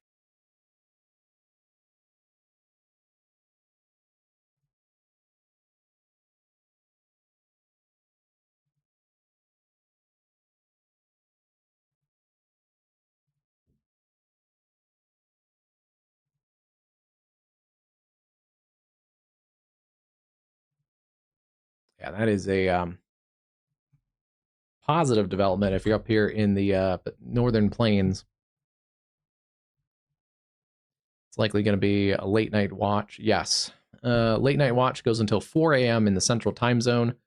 That includes Devil's Lake to Grand Forks, Valley City to Fargo, down into parts of northeast South Dakota, Aberdeen, Watertown, and Millbank, and then into northwest parts of Minnesota, Roselle, all the way down through Detroit Lakes, Fargo Metro, Moorhead, and then down towards Morris and Alexandria. That goes until 4 a.m. A couple tornadoes are possible, scattered hail up to ping pong ball size, and scattered wind gusts up to 80 miles an hour are likely.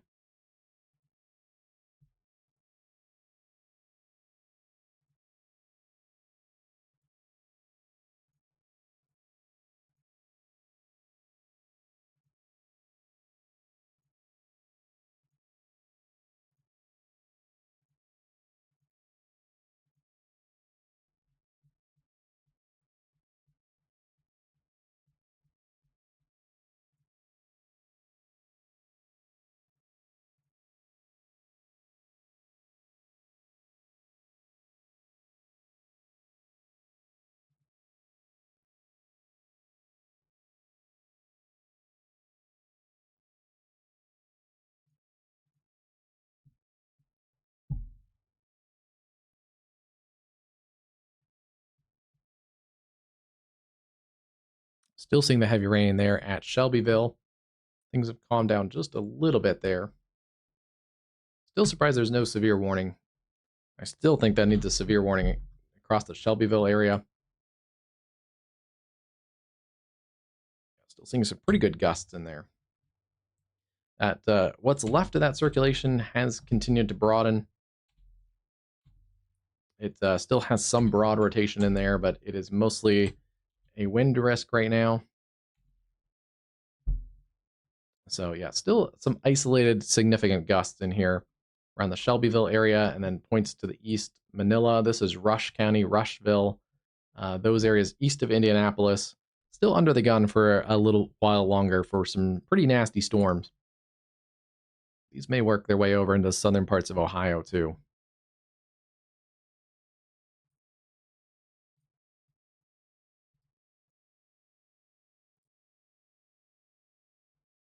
Some good news is we are seeing the diminishing storms across Kansas.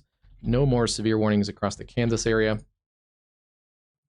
They've also trimmed quite a bit of this watch area, so it just includes central Kansas. But I wouldn't be surprised if they just cut this a little bit early, because most of the storms are fading fast, as the models did kind of depict across Kansas.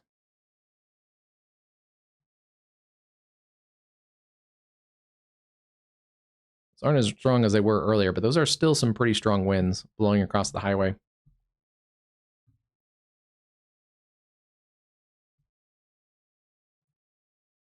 It's a cool look. I was expecting more storms on this look, but you can see some of the high cloud tops looking west from Grand Forks, North Dakota. The University of North Dakota Atmospheric Sciences, their west-facing sky cam. And this is a look at Kansas 61 at 1:35. Storms quieting down there. You can kind of see the setting sun a little bit. Keep an eye on our Kansas area, central Kansas. And this was a breezy shot earlier. This is the Fargo Civic Square.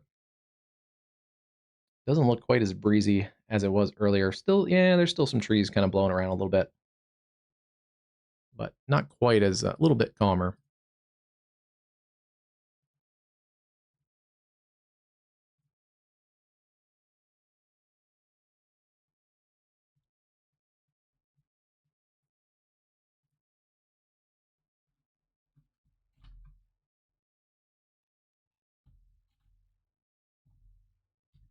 Those stronger storms are through the Bloomington area, and still some heavy winds also that way. And then, yeah, still some strong winds east of Shelbyville towards the Marion area, up to Linville, Arlington, and approaching Rushville.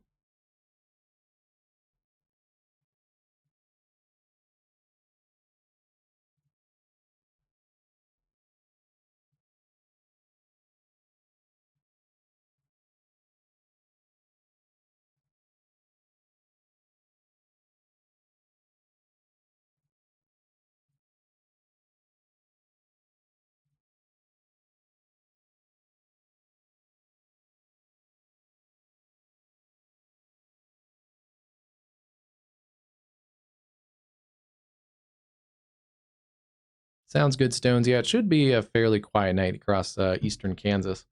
Definitely not what we were looking at yesterday.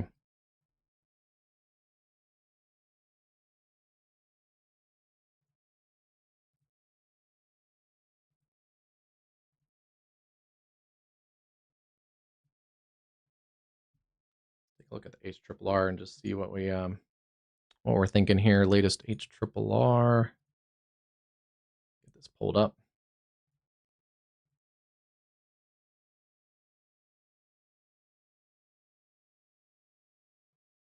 Yeah, you can really see this model doesn't take those storms into Kansas City.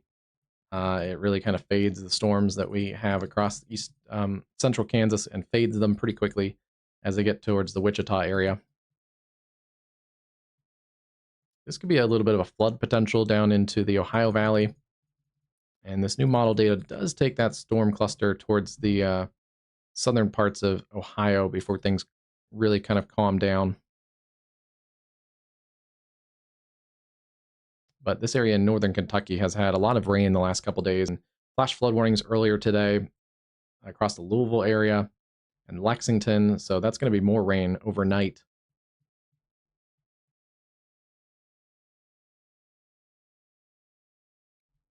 And then a little different story across the northern plains. Wants to continue to sweep those storms through Nebraska, lifting across the Missouri Valley later tonight at about midnight. So storms in Omaha 10 to midnight. And then, yeah, more still wants to put a solid line in this, pushing towards the Red River Valley around midnight.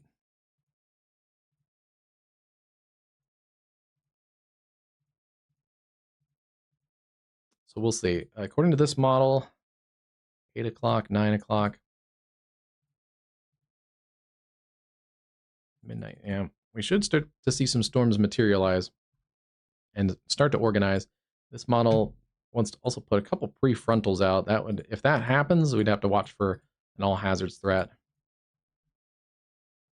And then still potentially some ongoing all hazards threat across southern parts of Saskatchewan. Maybe another round of embedded tornadoes, large hail, damaging winds across southern Manitoba, southeastern Saskatchewan. And then those storms will go through the Red River Valley overnight. Approaching, it looks like approaching the Twin Cities, maybe about 3 or 4 a.m. Yeah, it's about 3 a.m. And making it up to Duluth at about 5 a.m.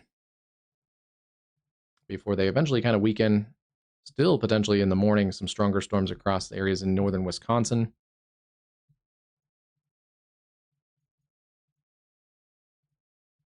And then we'll watch, see if a cluster develops across Iowa in the morning. This develops a cluster along the Missouri Valley and then kind of pushes it along the I-80 corridor. And by afternoon, maybe have some strong storms across eastern Iowa with a squall line then working into parts of Illinois.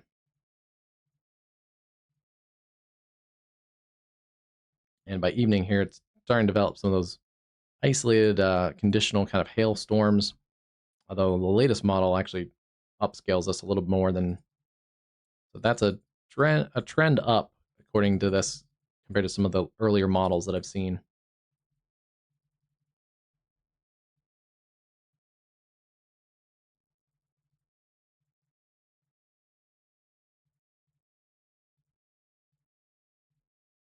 Could have a couple rounds of storms.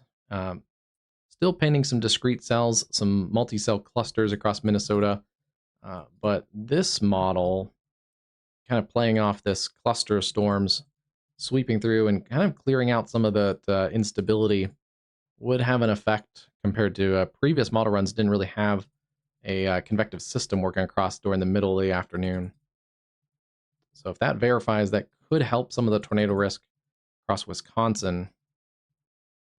But we may have to watch Michigan tomorrow too. And even back towards northern Indiana tomorrow. Tomorrow could be a widespread day, and we'll see how storms kind of play out, but it's definitely a complex day.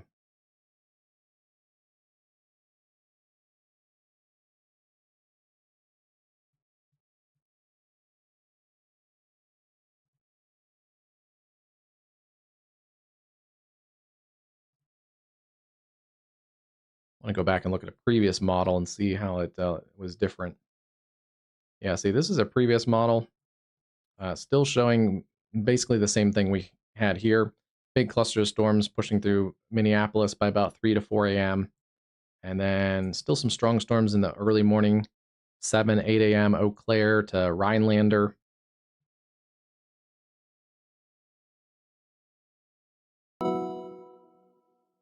But then this one does not really develop a lot of storms along the I-80 corridor in the morning, late morning. So you can see by afternoon, that opens up without a big convective system working across the area. That opens up the door for discrete supercells.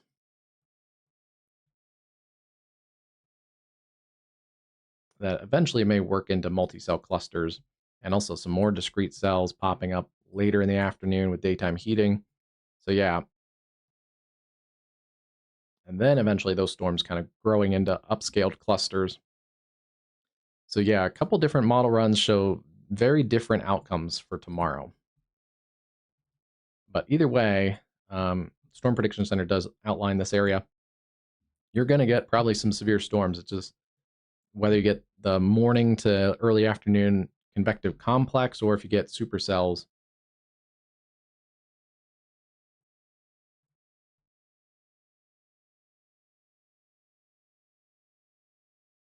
It looks like tomorrow morning will be a critical thing. We'll see what this basically leftover junk along the Missouri Valley does tomorrow morning. If it fades like this model hints, then that opens the door for more daytime heating, more robust development later. If it doesn't fade and it works into that convective complex, like this model run shows, yeah, that will eat up a lot of the energy, but also bring the damaging wind, embedded QLCS tornado threat earlier in the day, 2, 3 o'clock across the northern Illinois area. But yeah, it'll take a lot of the energy out for supercell development in some of those areas. So some interesting meteorology tomorrow.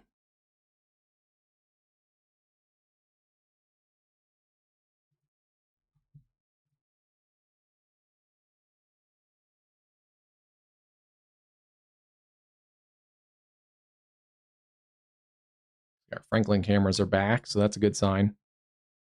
The lights are on, that's a good sign too.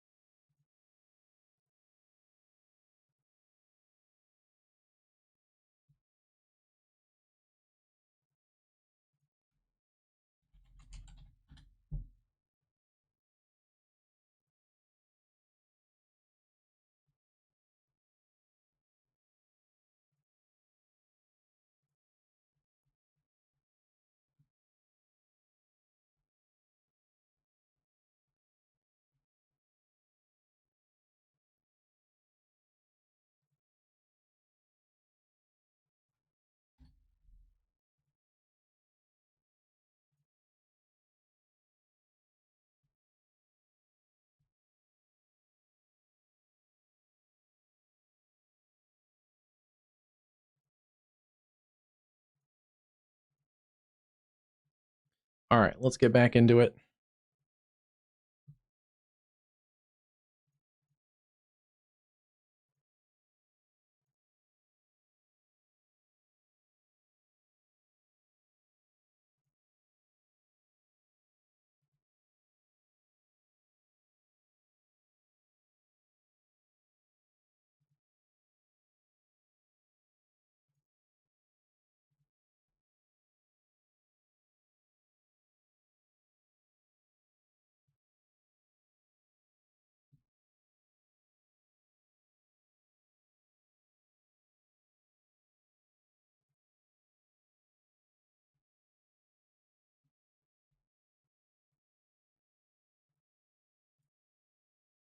All right, from the top to the bottom, we'll take a look at all these storms. First, let's go into Manitoba. Wow, what a mess here. Back through the Winnipeg area, severe thunderstorms continue in Manitoba right now.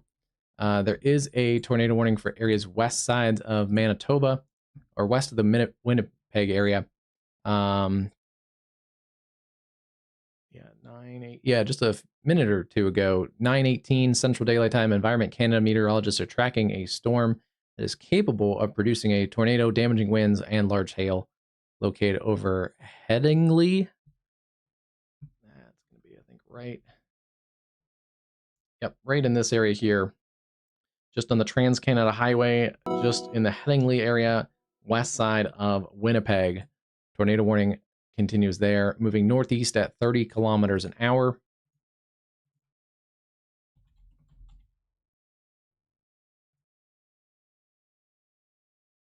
So that's going to continue working, kind of scraping that northwest sides of the Winnipeg metro.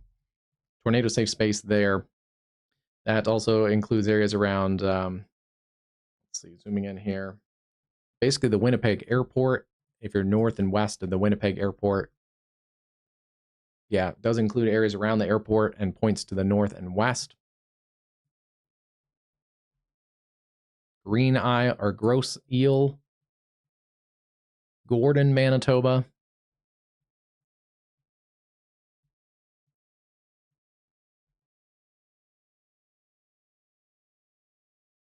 Areas out towards Rosser on Providence Road 221, Provincial Highway 221, north and west of the Winnipeg metro. There's the hail core in that storm too, so that storm definitely means business. It's in there as kind of a multi-cell cluster. So there is also potential for flash flooding if these storms are training over the same area, all in kind of a big cluster. That whole entire cluster outside of the tornado warned area does include a severe thunderstorm warning.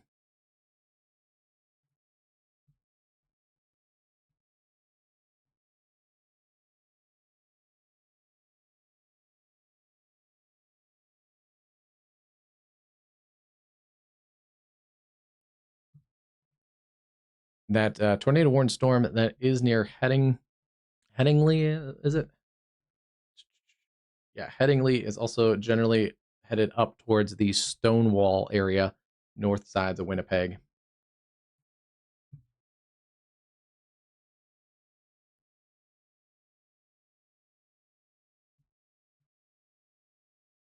There's another area of rotation also showing up north of Selkirk, Manitoba.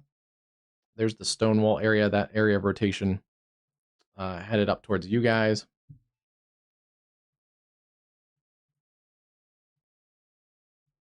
And then, yeah, there's another area of rotation. That's going to be headed north of Selkirk towards Broken Head, Manitoba. And also up towards Selkirk. So yeah, training thunderstorms, a couple embedded circulations in those. And then severe thunderstorm warnings also continue for some of these cells that are in southern Manitoba as well.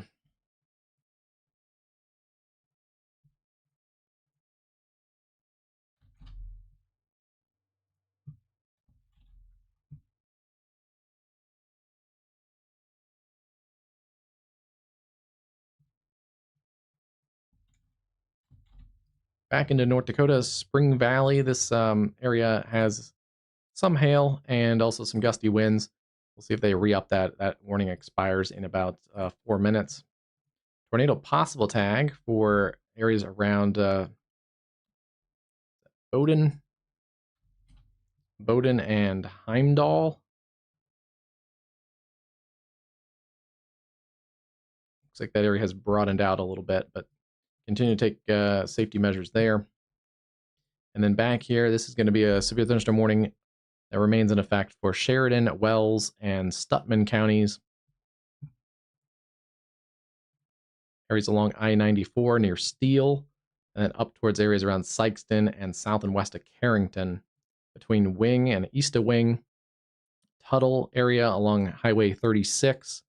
That's a pretty nasty cell complex in here with some wind gusts. A lot of lightning also in that complex. A lot of outflow dominant storms. Looks like they're going to drop that severe warning there across areas east of Fort Yates. Pretty solid line here. Not severe at the moment, but some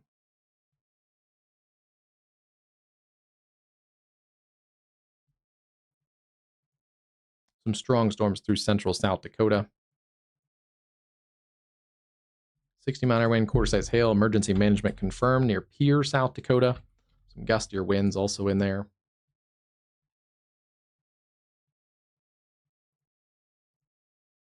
And then we have a big complex of storms. Not much organization to these right now across central and eastern parts of Nebraska. Some of these are lifting more northerly across the central part of the state. And those others are working a little more east-northeast towards the Omaha area in general. Considerable threat, 60-mile-an-hour winds and some ping pong ball size hail, ping pong to golf ball size hail. And then 60-mile-an-hour winds, quarters there up towards the Brewster area. Big complex of storms, Taylor, Burwell, up through Chambers and Stewart. They're going to continue warning that cell complex as it works towards the north. And that's kind of made a turn and a surge towards the north, so that's why that's getting warned. Rock and Holt counties in northern and north central Nebraska. And then we also have a fading complex of storms. Schuler, David City, Brainerd, Ulysses B, Seward, back through areas west of Lincoln towards McCool Junction. Keep an eye on those cells.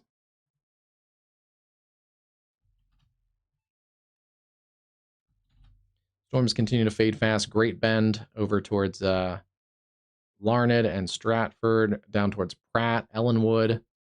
Yeah, there's the latest radar scan from those around Pawnee Rock. That's pretty much the strongest storm still ongoing in Kansas right now. Still a lot of lightning with those. And yeah, they're going to continue to trim those watches off across the parts of New Mexico and the Texas Panhandle. Pretty much non-existent.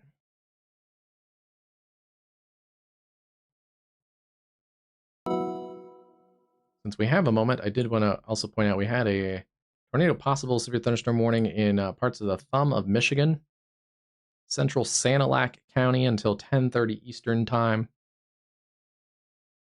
So it should be expiring actually right about now, but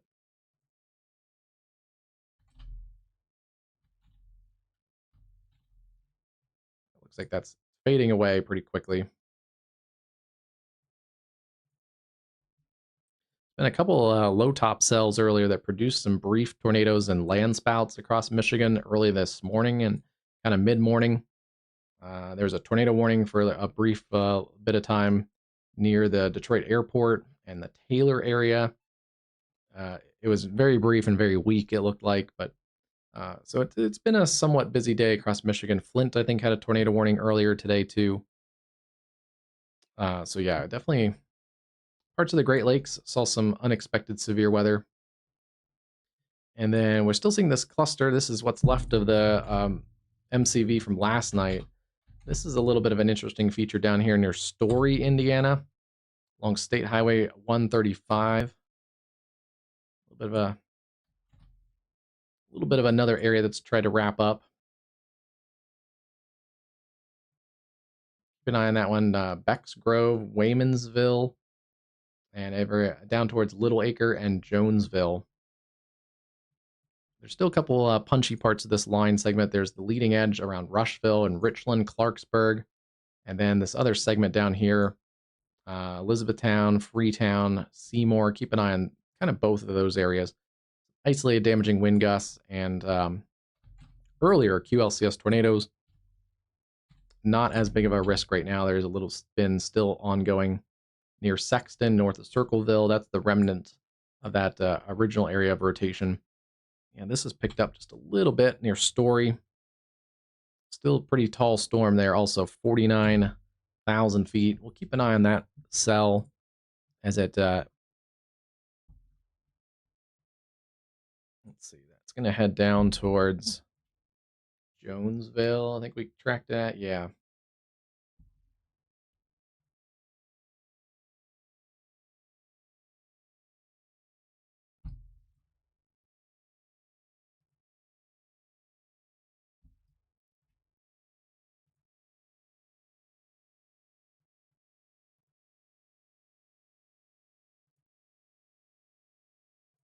All right, here's the area around Little Acre,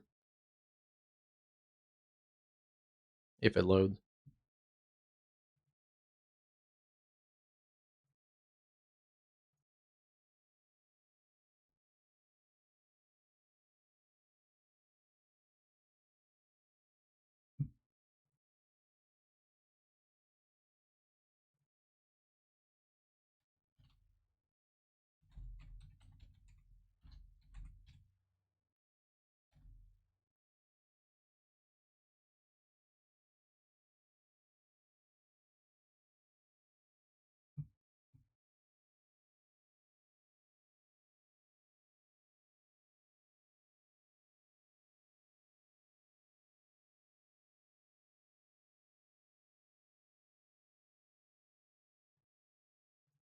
I don't like how the bot's breaking up that text. Still working a couple bugs out with the bot.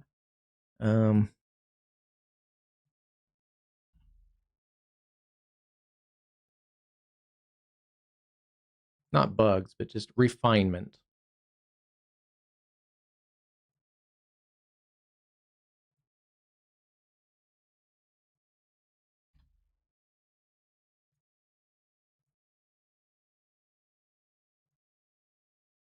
All right, I shortened up the sentence a little bit, so maybe that'll help. It wasn't even close to the max, but it's somehow breaking up the link to the subscribe. Anyway, we'll test that later. State Highway 135, Becks Grove, Waymansville. That's an area to keep your eye on. Still seeing some rotation down in there. Spurgeon's Corner, Becks Grove, Christianburg.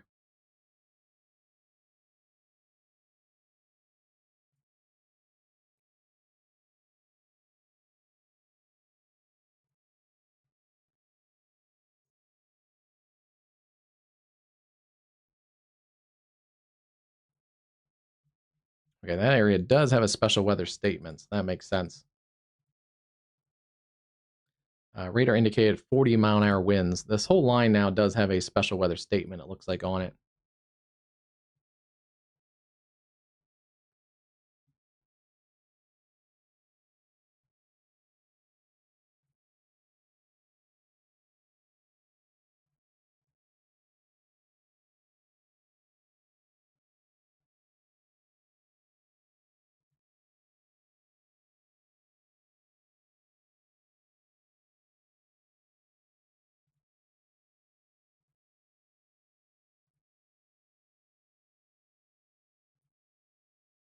Here's a look for tomorrow, some of those heat advisories. I think we mentioned that at the start of the stream. Heat advisories for tomorrow, basically for the next like 24 hours. I think also heat advisories up in to parts of the Great Lakes, Detroit area tomorrow.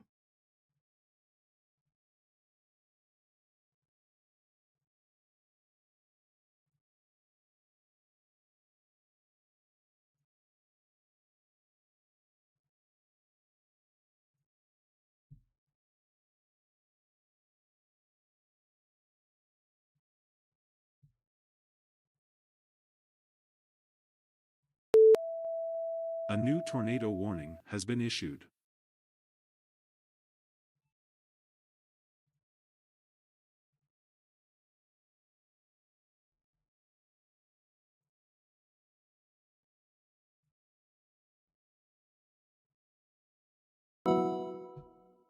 All right, new tornado warning. This is that tornado possible tag from earlier. Maddox, Isabel. This is going to be areas into western Benson County, northeastern North Dakota. Weather Service office out of Grand Forks has issued that warning and is moving quickly to the northeast at 50 miles an hour. Tornado radar indicator rotation. Leeds, Maddox, Minnewacan, Esmond, Harlow, Brinsmade, and Flora are in that warning polygon.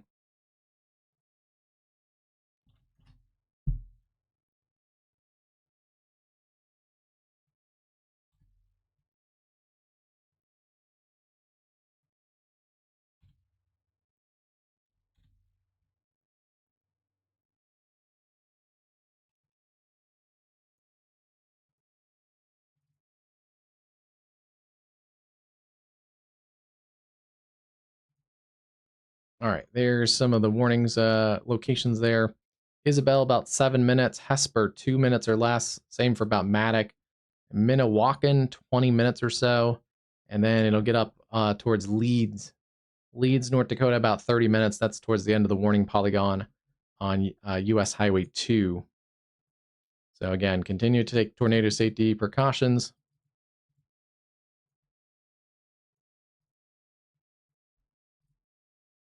Benson County. Yeah, Benson County, northeastern North Dakota.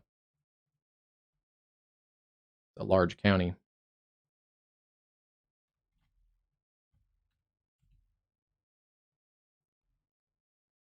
Not super crazy tight, but we do see some rotation in here. Generally coming towards the Hesper area. Winds going towards the radar and away from the radar. So it's kind of in this little embedded segment in here on this leading edge.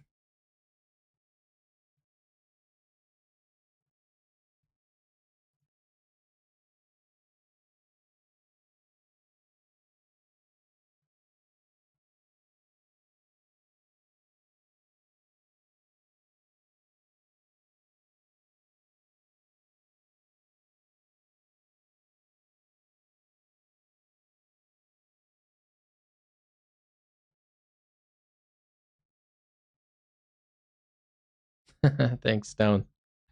I think it'll work. It's definitely working.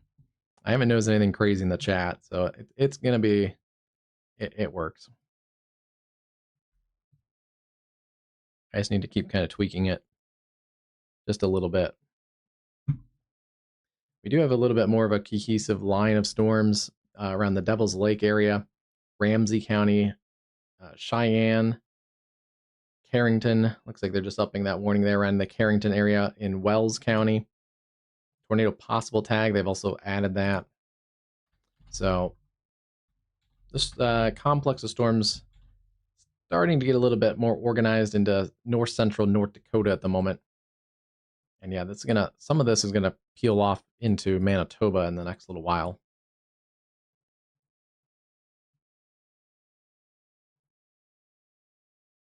And yeah, strong storms, not severe at the moment. Napoleon down through Mound City into South Dakota, Shelby, South Dakota, all the way down just to the east of Pierre, South Dakota. We still have a pretty beefy storm there. That's in Hughes County, South Dakota. Quarters and 60-mile-an-hour winds, Hyde, Hughes, and Sully counties. Wouldn't be shocked if that had more than quarters. Looks like the hail core has come up there just to the south and east of Pierre, South Dakota in Hughes County, Highway 34. Someone's probably getting pounded with some pretty big hail. And then still seeing this cluster storms, small hail, and some gusty winds. That's areas around Stromsburg, Columbus, Seward, and York in eastern parts of Nebraska. Hail and gusty winds near Brewster. This is trying to organize a little area of rotation. There's some boundary collisions in here. It looks like some storms are trying to collide together. So we'll see. This may kind of briefly create some extra spin in here that storms can use.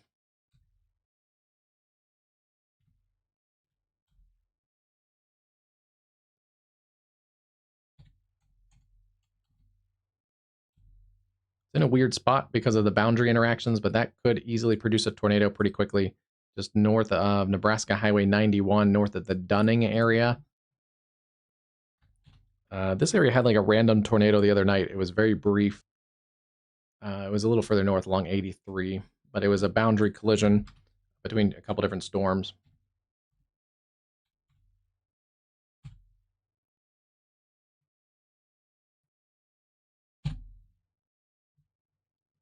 Some sizable hail in here too, so wouldn't be surprised if we get more than quarters. $50 to ping pong ball size hail, probably on both of those.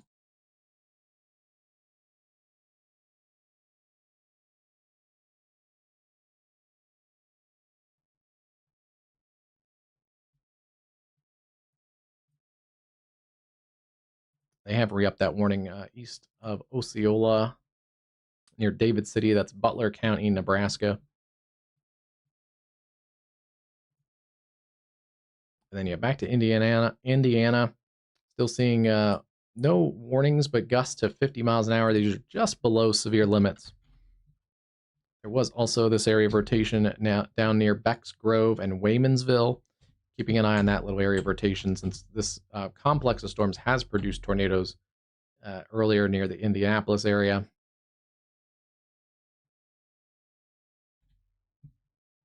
It's going to continue working down towards Seymour, Hayden, and Jonesville in south central, or I guess kind of south central Indiana.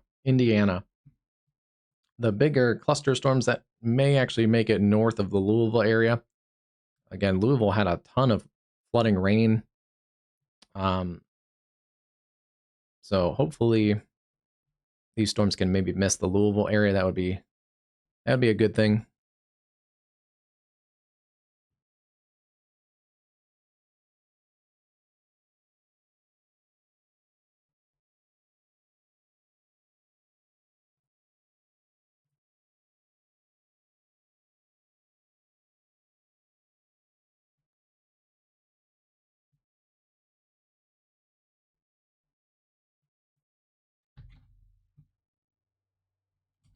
Still keep an eye on this near Waymansville.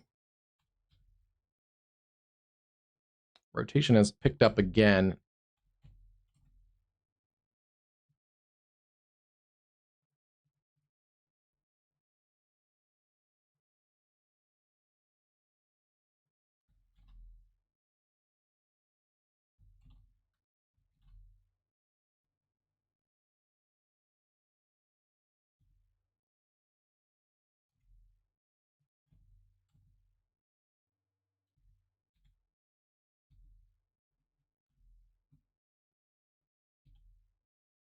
And the storm has come up in intensity. It's now pushing over 51,000 feet.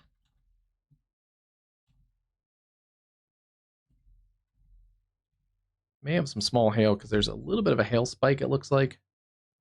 I was checking this for debris, but I think it all lines up as a little bit of a hail spike. And that kind of lines up with this area right here. So that's right exactly, not large hail, but that's where the tower of this storm is kind of interfering. Yeah, that's right kind of with the biggest part of the storm kind of blocking this view of the radar. So we may not have a great look at this little area of circulation. Waiting to see if it can keep surging out a little bit, if it can get a little bit away from that somewhat blocked view. Actually, let's see. Can we get it from the Louisville?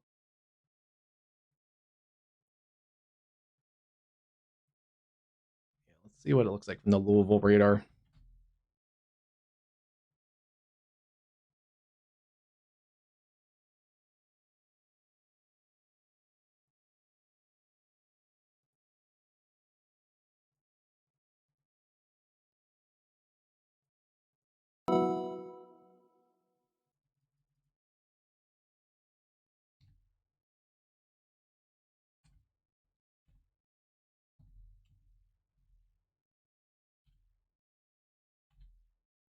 A little bit of a radar hole, but it's a nasty storm. I'd call it a tornado possible. Again, I'm still kind of surprised a couple parts of this line segment doesn't have a severe thunderstorm warning. This one probably should have a severe thunderstorm warning for a tornado possible tag. Areas around Waymansville. Just trying to wrap up a little tighter.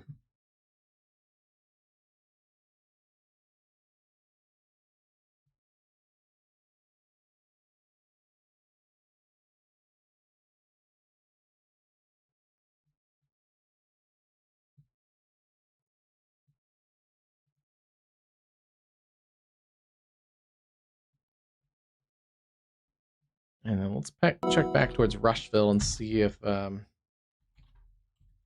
still gusty winds in here. It looks like the wind profile is coming down in intensity as that's making its way into eastern parts of the Indiana area. I want to check storm reports and see what we've had here.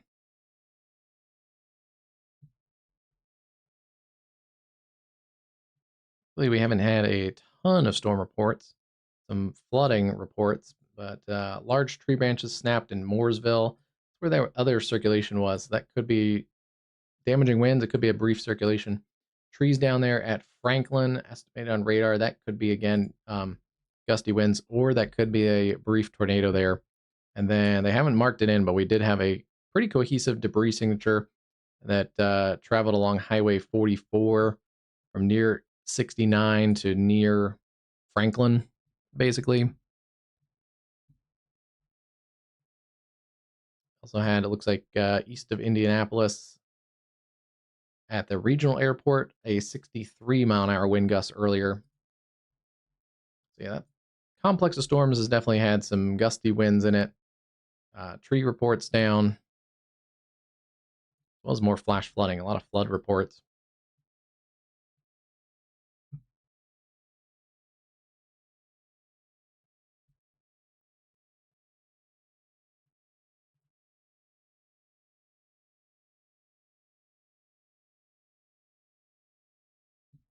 There's been one official tornado report, a tornado reported on social media by a storm chaser at 7:21. That was with that cell in Divide County near Noonan. That's the cell that lifted off to the north and east and went into areas near Portal. I think we saw it near Portal. It still is a tornado warning cell. So yeah, tornadoes have been a little bit far and wide today. We may have actually had more tornadoes in Indiana, in the Indianapolis metro, than we've had in the watch that is in the Dakotas and called for strong tornadoes possible. I do want to check this current tornado warning continuing around the Hesper area. I just jumped ahead pretty far there.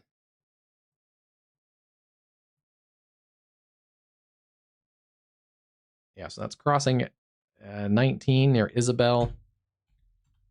I'm not seeing a big circulation in there, but still continue to take your tornado safe spaces there. Benson County.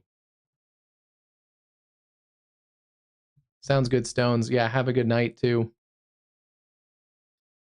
Get some sleep for later this week. If you probably have more big storms later this week around Kansas City.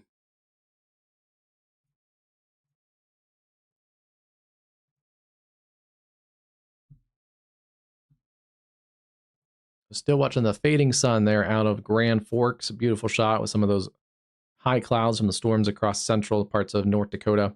Those are slowly starting to push east now as a more cohesive line segment.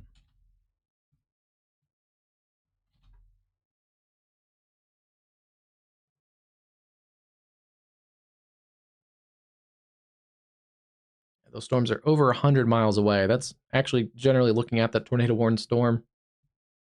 but obviously we're not going to see any details from this far away. That's um, a lot of vast sky up there, so that's kind of towards the big sky areas across the northern tier, and yeah, you can definitely tell why.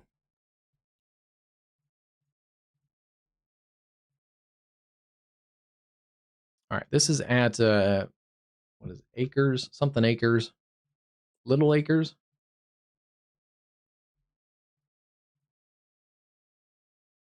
Yeah, little acres and the Jonesville area. Still watching this little area of rotation in here.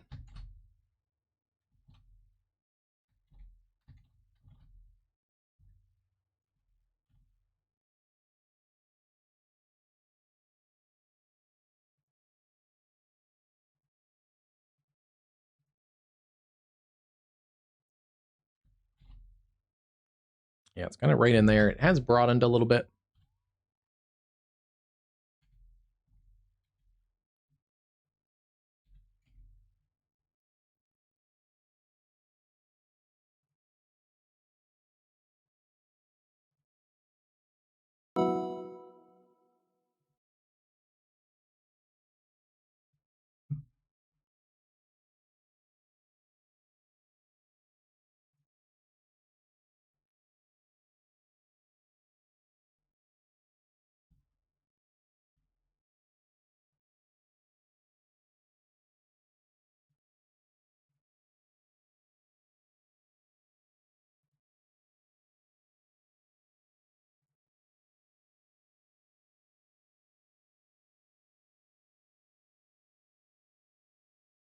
This is right at that little circulation, about to cross near the Jonesville exit.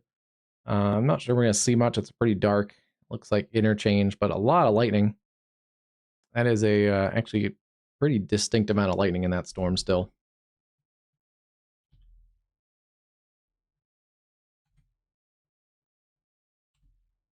But still seeing a area of rotation still potentially in there.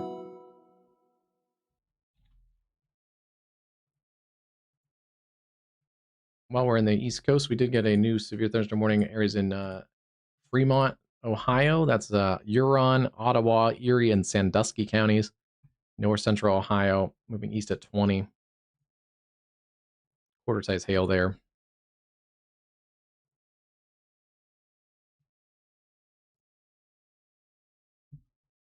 And then let's fly back all the way to our other tornado warning.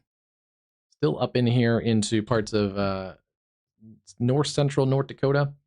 There is still looks like an area of rotation. Yeah, still seeing an area of rotation in there. You can see it on the spectrum width a little bit better. Kind of a little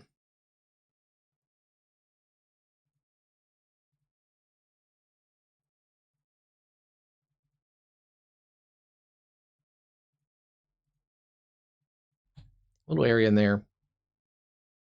Coming up towards the Brinsmade area.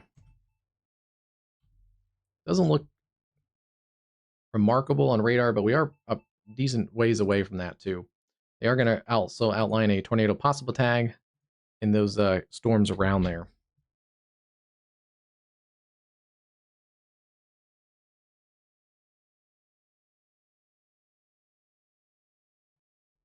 It's going to be working up to the west side of Devil's Lake. Pretty popular tourist area. A lot of lake homes in this area. Devil's Lake itself, you guys are out of the tornado warning.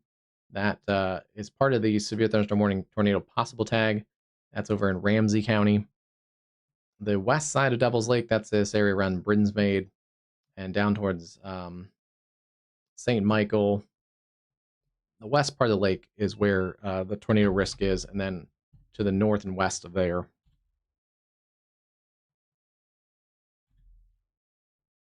But yeah, there's a little inflow region right in there. That's where that circulation's kind of hanging out. You're going to continue to re-up that area near Carrington. They've also added that tornado possible tag. Severe thunderstorms pushing towards Cheyenne, New Rockford, and Carrington.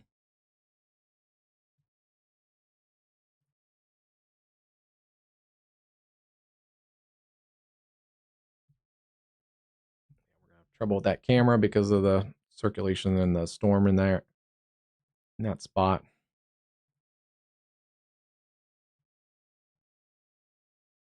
Yeah, the connections on these Indiana DOT cameras just don't hold up very well in severe weather. Still also seeing severe weather in Canada. Let's get some checks on those. Big tornado warning covers like most southern Manitoba, but tornado warning does continue for areas from Winnipeg. This is actually just brand new warning across the Winnipeg metro. Yeah, that complex has surged into the Winnipeg area. So it's basically right over the airport.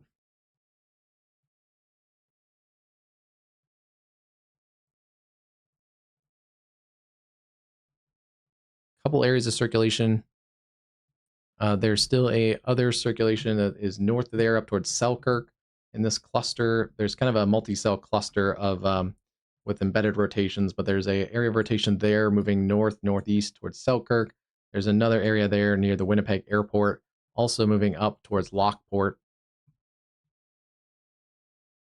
At 9:52 Central Daylight Time, Environment Canada meteorologists tracking a tornado warning.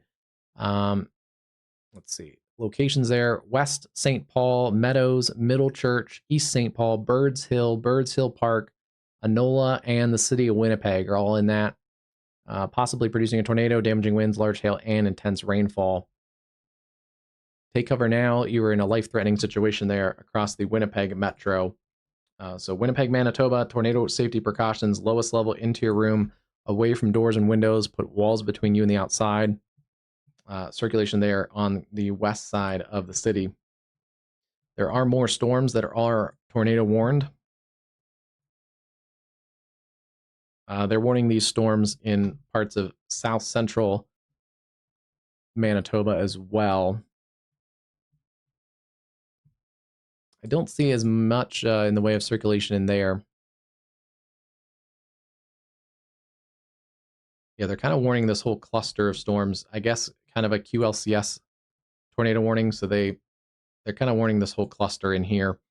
Environment Canada meteorologists are tracking an extremely dangerous thunderstorm capable of producing destructive winds, quarter-size hail, and heavy rain. A line of storms stretching from Shoal Lake to Clanwilliam to Gregg to Morden, moving quickly to the northeast at 95 kilometers an hour.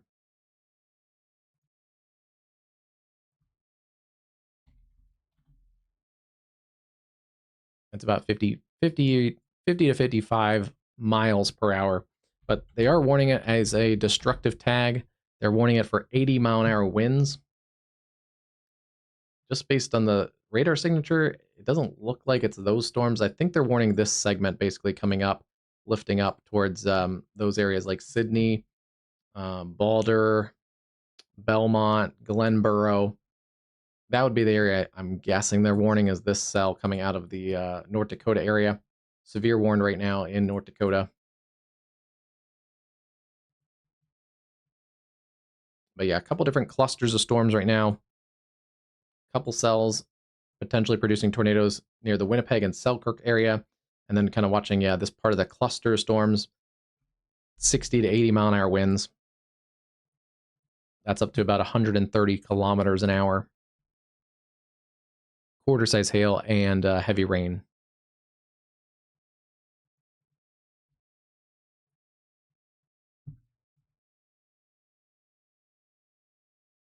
Speaking of heavy rain, there's the heavy rain on that camera. It finally reloaded.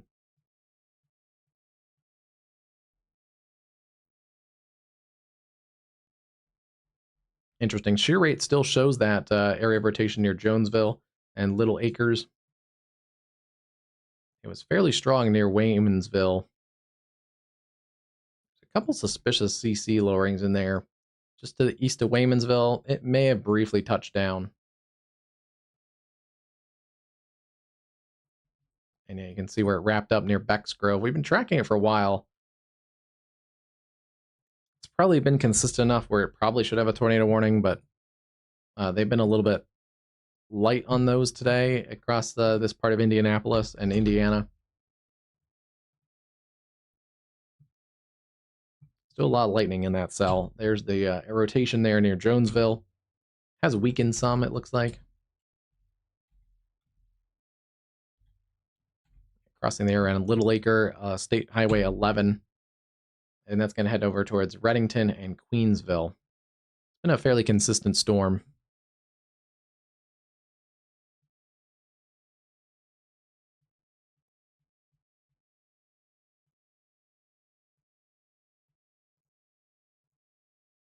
We also got another severe warning. This is for Kannapolis, Wilson, and areas there around Olmutz. Small hail and some gusty winds. Lincoln, Ellsworth, Russell, and Barton counties.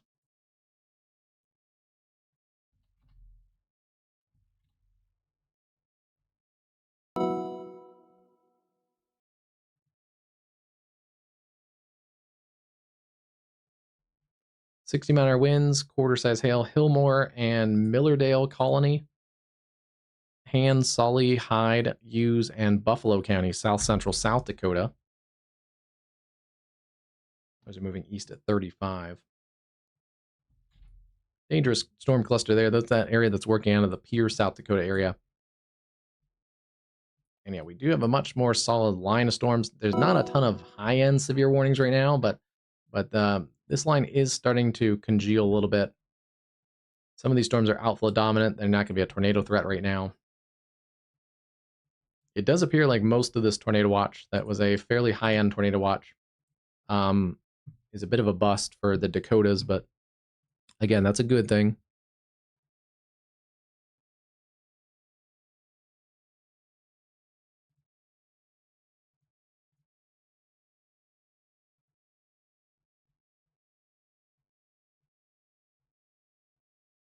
Yeah, we haven't seen a lot of tornado warnings also in the Nebraska tornado watch either. That was issued for a couple strong tornadoes for softball size hail, 80-mile-an-hour winds. There was some wind and hail earlier, especially across the Nebraska area.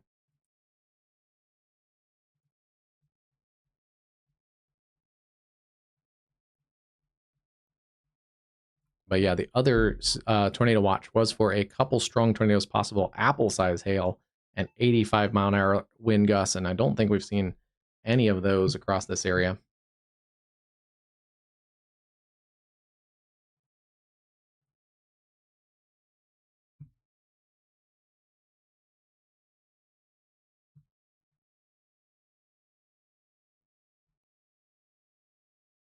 Have had a 75-mile-an-hour gust at Garrison, South Dakota earlier, or North Dakota earlier.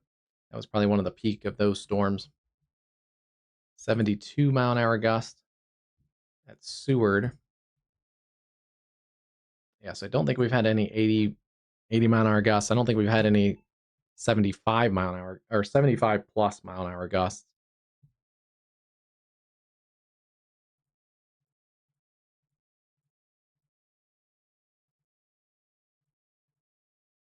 And then as far as hail, that severe weather watch completely underperformed. We've had no apple-size hail. I think our largest hail has been about ping pong to golf ball size hail. So again, not a bad thing. I worry about hail. I think that's one of the things I worry about the most is the hail hitting cars, and that can cause traffic accidents. If wind-driven hail, it can actually do really pretty significant damage, similar to a tornado. So yeah, underperformed, but that's something the National Weather Service can worry about later. Hey, Colorado Clouds, how's it going? Still seeing an area of circulation. It's south and east of Leeds, north of Minnewacan. It is passing the west side of Devil's Lake. Still seeing that circulation in there. Yeah, still showing up on the spectrum width. And that little notch in there. We'll see if they continue this. If they do, it'd be up towards Cando and Stark weather. Wouldn't be surprised. It's kind of held on long enough that they may continue that warning. Otherwise, 60-mile-an-hour gusts and tornado possible tags. They have a pretty solid line of storms warned there from Devil's Lake all the way down through New Rockford, Carrington, and then down towards Freed and Kensel. That's just north of the I-94 corridor. Yeah, you guys are going to start drying out across Colorado. I believe they have fire weather watches up. Yeah, fire weather watches up across parts of eastern Colorado. It's actually going to start to dry out there for you guys.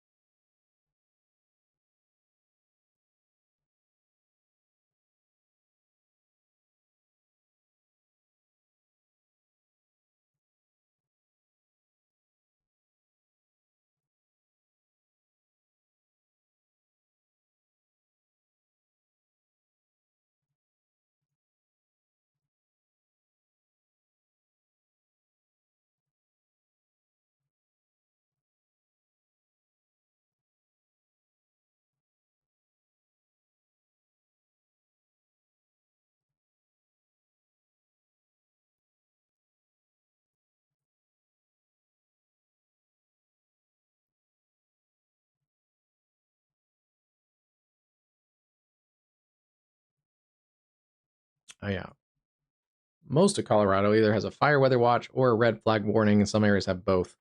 So very dry out west, it looks like, after as this system kind of works through.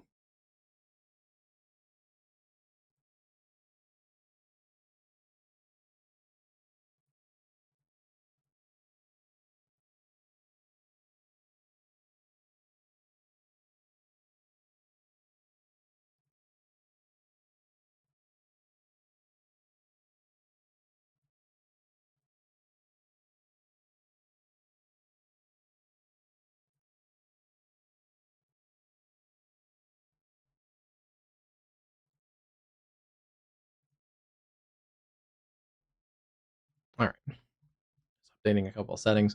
One tornado warning right now. We do have a number of severe thunderstorm warnings. Hey, Sarah, how's it going tonight? Yeah, I think we were looking at it earlier. I think you guys have the heat watch.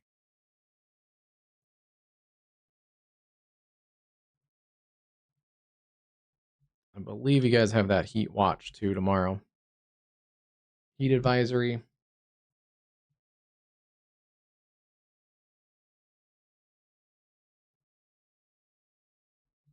Yeah, heat advisory stretch from basically the Detroit area down through Missouri and back into Texas Panhandle, also up towards Detroit. And looks like this is a newer one. They've added New York City to a heat advisory.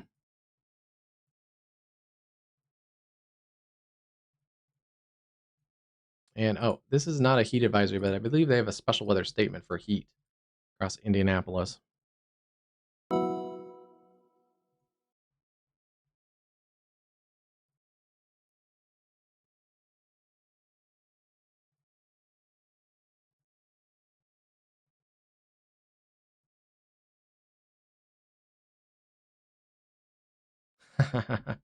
Yeah.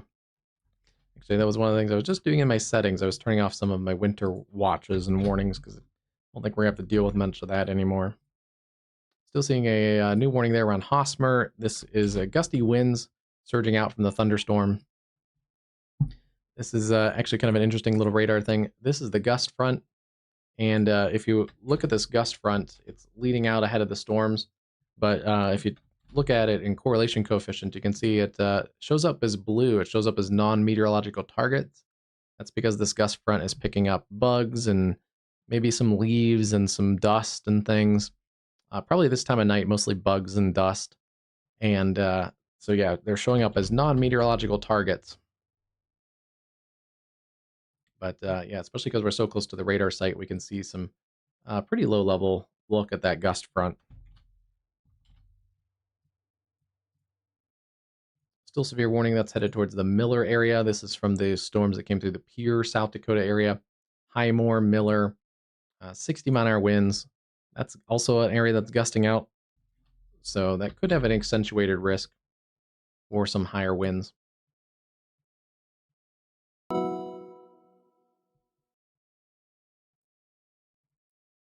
I'm guessing they're just going to let this warning expire. It looks like the area of rotation has weakened. It's also pushed north and east of that warning polygon.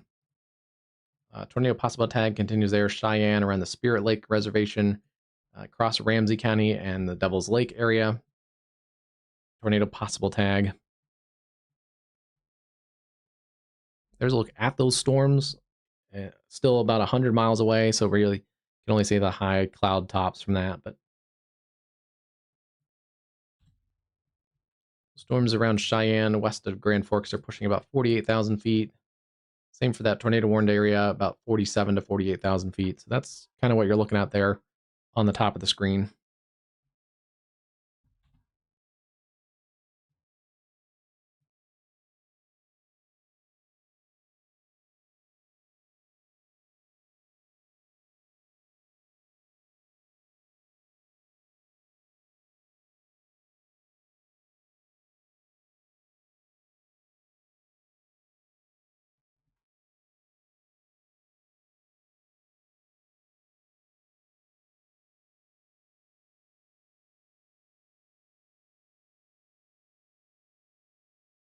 I'm confused. Sarah has me confused now too.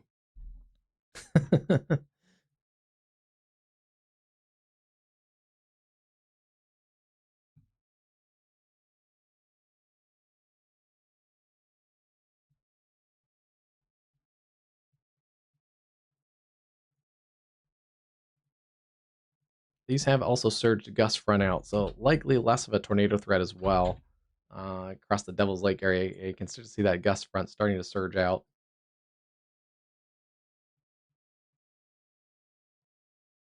There still can be tornadic circulations like in these areas here where the gust front interfaces with the line of storms. It actually provides a little convergence point right there, so still could have a tornado in there, but looks like that has weakened. I also want to check out those two storms down here near O'Neill, right? There's where boundary interactions and stuff going on. Looks like they've weakened as well.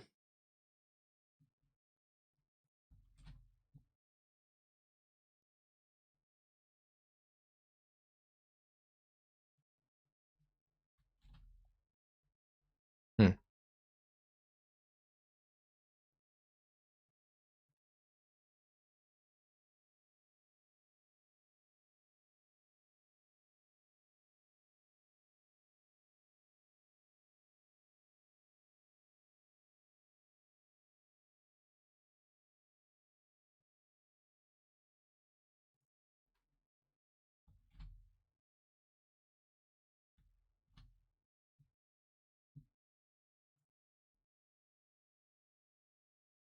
Not exactly sure what. I think I missed most of your conversation, so I'm behind on that, Sarah.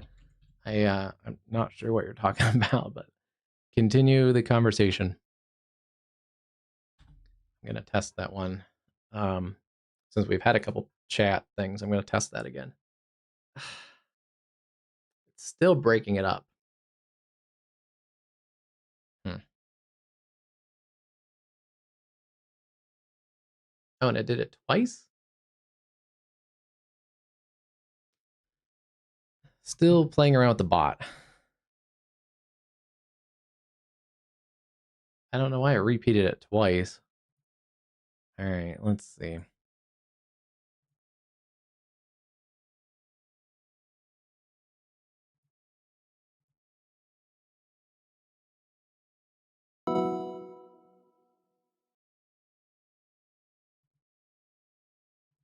I don't know why it repeated it twice, and I don't know why it's breaking it up. I might just have to play around with that later.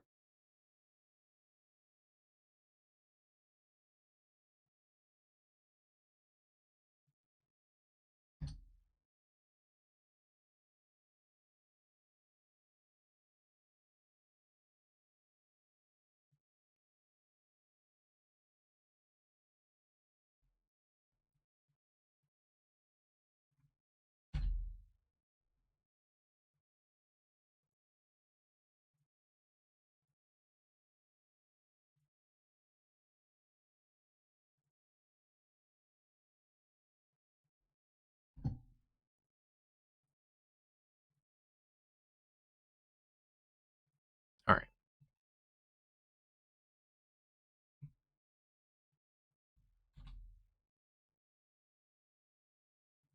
Let's try this one more time.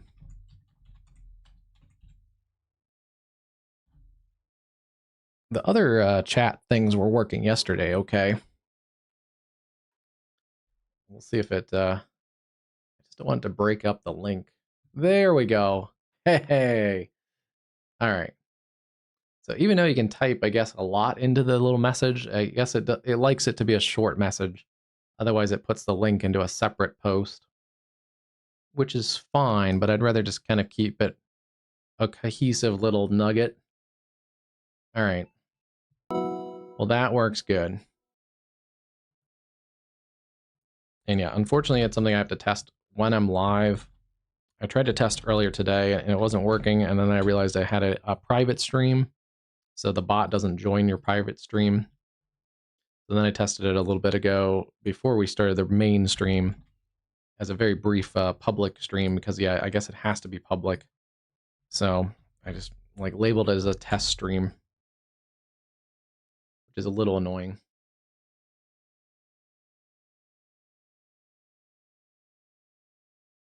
You're good. You haven't missed too much.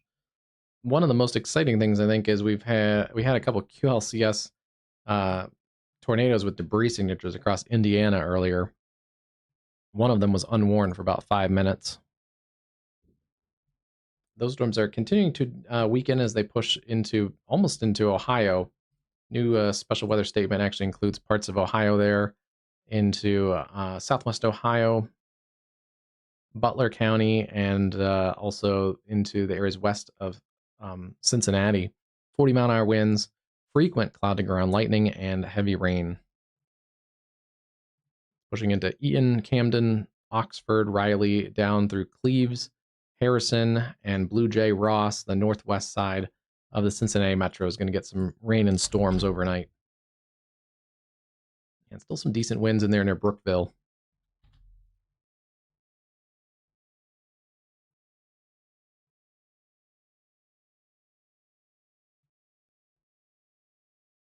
I mean, that's a good topic, Caleb. I mean, that's weather. Let me see. I can pull it up. Yeah, we lost our tornado warning. So yeah, let's see what the HRRR was looking at.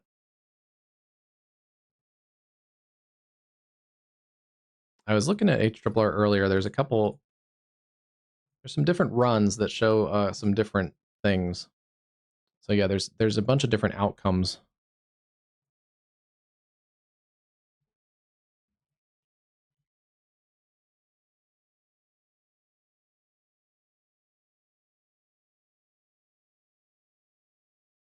What part of it don't you like, Caleb? The the 0Z HRRR deviated, I think, from earlier runs where it takes kind of the leftover junk overnight. This is what I noticed earlier, but it takes some of this junk that the remnant storms overnight, and it kind of refires them and actually organizes them into more of a cluster, and then that wipes kind of across the I-80 corridor, potentially, according to this model run, as a pretty intense convective system. But that would wipe out a lot of that supercellular threat across parts of Wisconsin. Oh, for Thursday?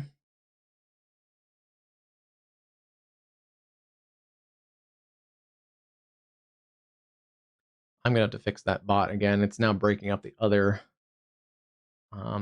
post too. All right. Oh wow, really breaks those out too tomorrow.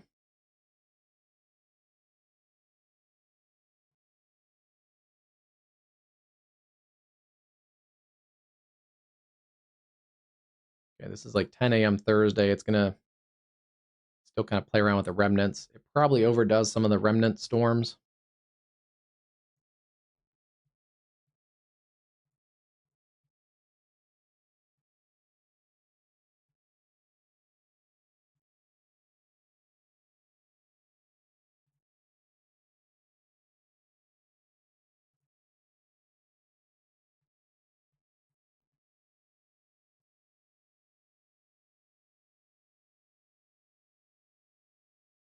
It's probably going to adjust as time goes on because I think it's having trouble because some of the the dynamics for the next day are dependent on the dynamics for the first day.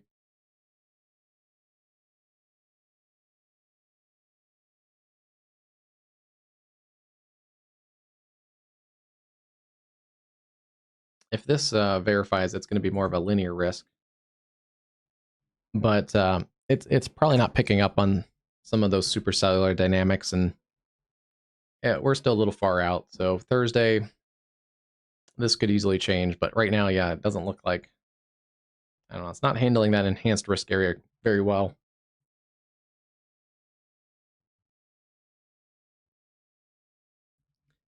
I guess at the very last one, it does try to put a couple prefrontals out, but I don't know. It's not handling it great, but give it some time. The more interesting run is the tomorrow, because that is a little bit closer.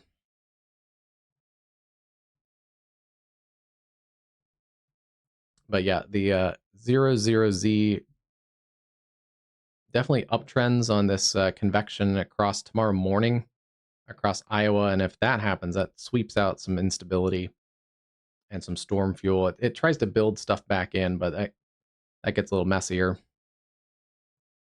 That is at 2 p.m. It would be sweeping through areas that that the Storm Prediction Center highlighted for supercell threats, but compared to 18Z, yeah, the 18Z did not put robust convection back into the morning convection. It actually weakens the morning convection. So you can see here 10 or 11, where the 00Z has a complex of storms. There's not much going on in Iowa. And that opens up the door for instability to build and daytime heating, and then supercells to fire. So, yeah, two very different model outcomes.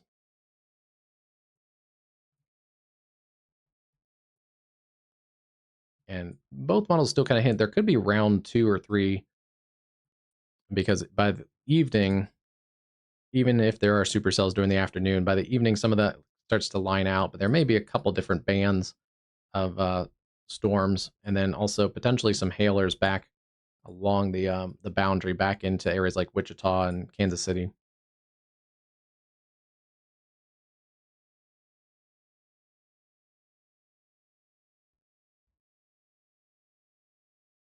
Yeah, we'll just have to kind of keep our eye and see if the models continue to trend towards the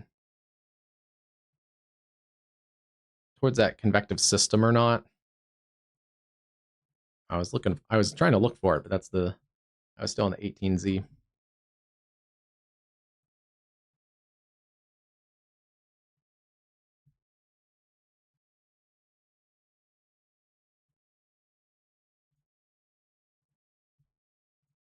Yeah, if we see more models coming in line with that morning convection being more robust across Iowa, that would be a big red flag to any kind of upgrades.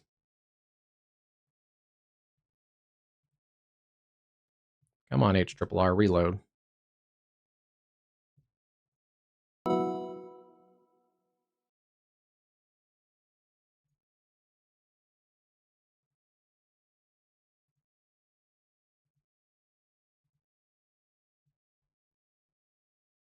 Definitely makes forecasting this event a little bit trickier.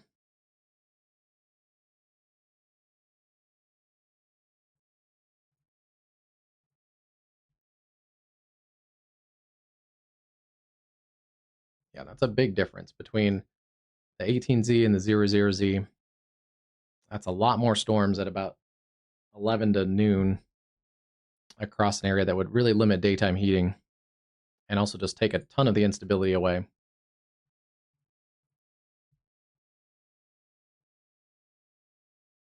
The very latest model, the HRR, the 02Z,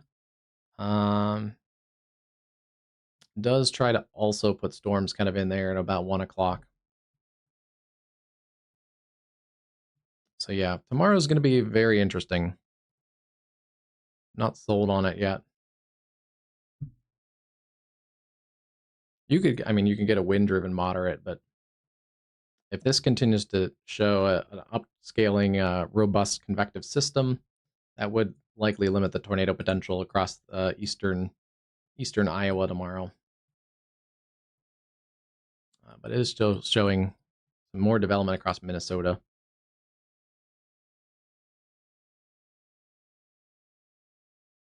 The 01Z, also at about 2 o'clock, shows a big convective system.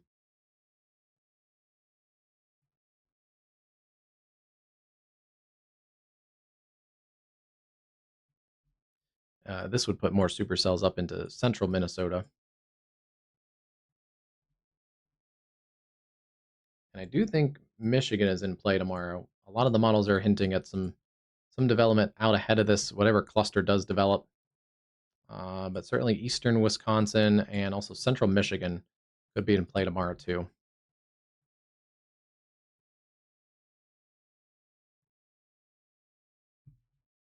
Yeah, kind of wait and see.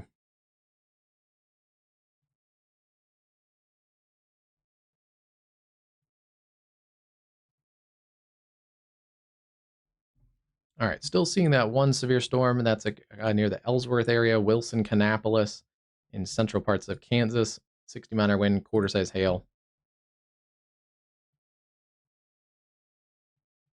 Yeah, and that's just looking at one model. If you really want to forecast, you're going to want to look at all the different convective allowing models.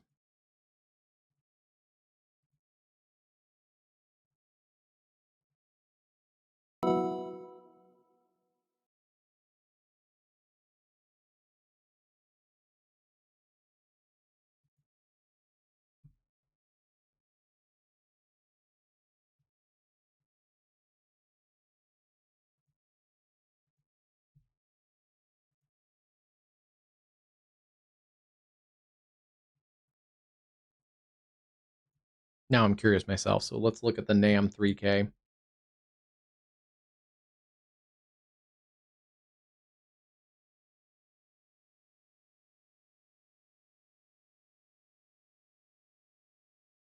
A little bit different location, but the NAM 3K is also hinting at about 10 a.m. across basically the I-80 corridor to noon and 1 a.m. or 1 p.m. Still kind of hinting at more of a cluster of storms.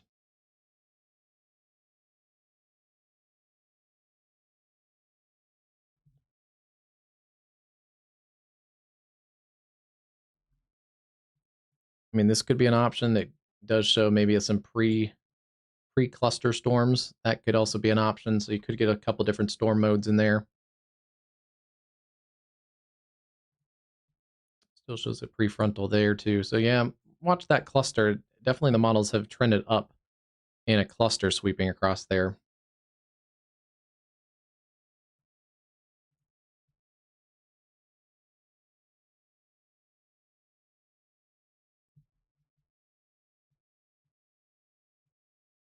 I do we want to check the Rufus? The Rufus will print supercells, but we can check the Rufus. The Rufus becomes an operational model, what, in like August? Ugh. I don't know if the Rufus could use a little bit more refining, but let's see.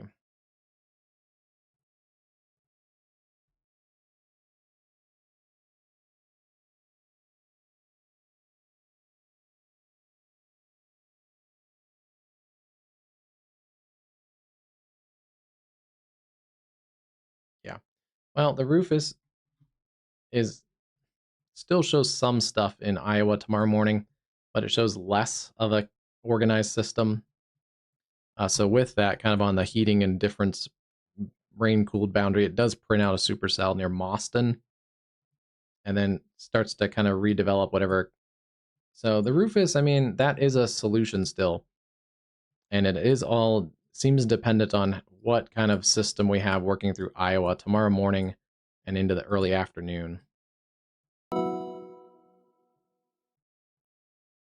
If Iowa's quiet, you'll have more supercells potentially in the afternoon across Wisconsin. If Iowa is busier and more cluttered, you'll have less of that.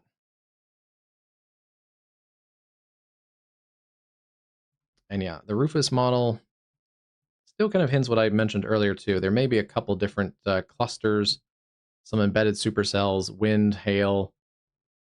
So we may have kind of a multi-threat still, even if kind of that southern mode gets a little bit cut off of some of the instability. The Rufus just wants to just absolutely destroy Ohio and Michigan tomorrow.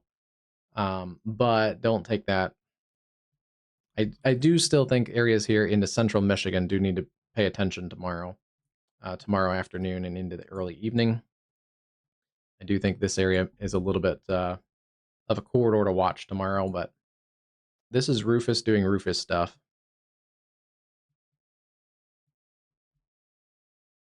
Yeah, it's just people. I mean, people put it on social media and use it for clickbait all the time. But yeah, this is probably not going to get a supercell outbreak in central Ohio tomorrow, but we're probably also not going to get supercells across Syracuse tomorrow and whatever this is. Yeah.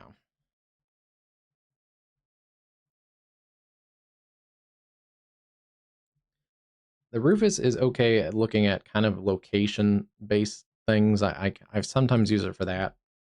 This does show a little bit more of that conditional risk for hail down along the boundary, which they do highlight.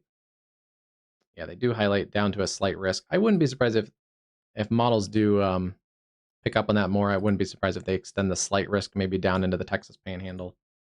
But so there are some benefits to the Rufus too.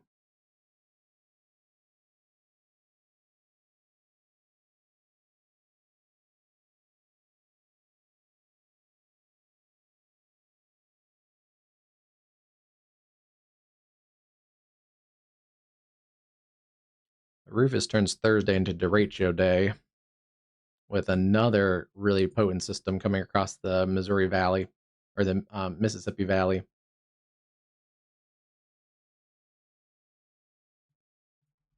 Hmm.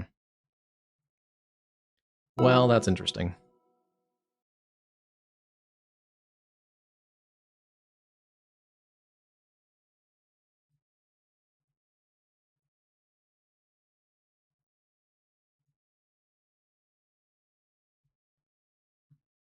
Yeah, it's pretty. Actually, now let's go back. This is the kind of stuff I do in the morning, but a lot faster because I'm not talking through the analysis of different models. But now I do want to see what the HRRR shows for Ohio. Let's go to the 00Z.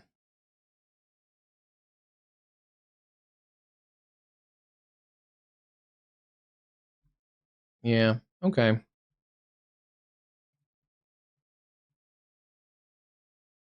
The HRRR is less focused on Ohio. I still think yeah, there's kind of focused more on that central Michigan, but it does put out a couple interesting cells across Indiana. Yeah, and it could be a prefrontal, pre-complex kind of cells.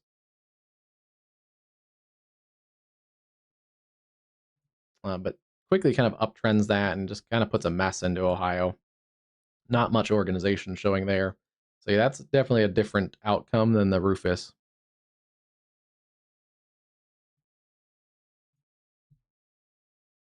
This would be multi-cell clusters, potentially some damaging winds, some embedded. Doesn't even look like much hail that the HRRR puts out. But yeah, the Rufus put out like a big line of supercells. So yeah, definitely differences in the model for sure. The HRRR also convex a little bit more solidly down towards Wichita. It may be over convecting down here. I don't know yet, but I think we'll get some probably multi-cell clusters. I don't know if they'll all form a solid line though.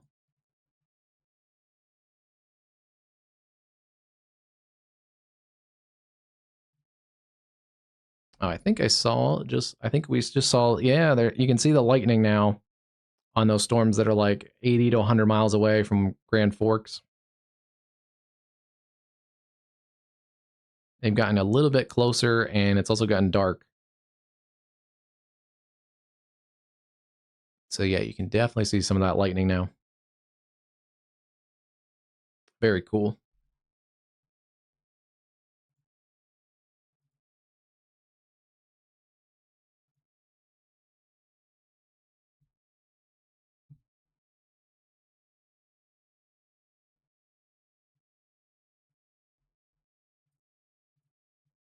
Severe warnings continue across North Dakota. This is in northern North Dakota. 60-mile-an-hour wind, tornado possible tag. Benson, Towner, Cavalier, Ramsey counties. Moving east at 60 miles an hour. Those have increased forward speeds, so that's why we can see those more. They were going at like 35 earlier. And yeah, they're right about 80 miles away from Grand Forks.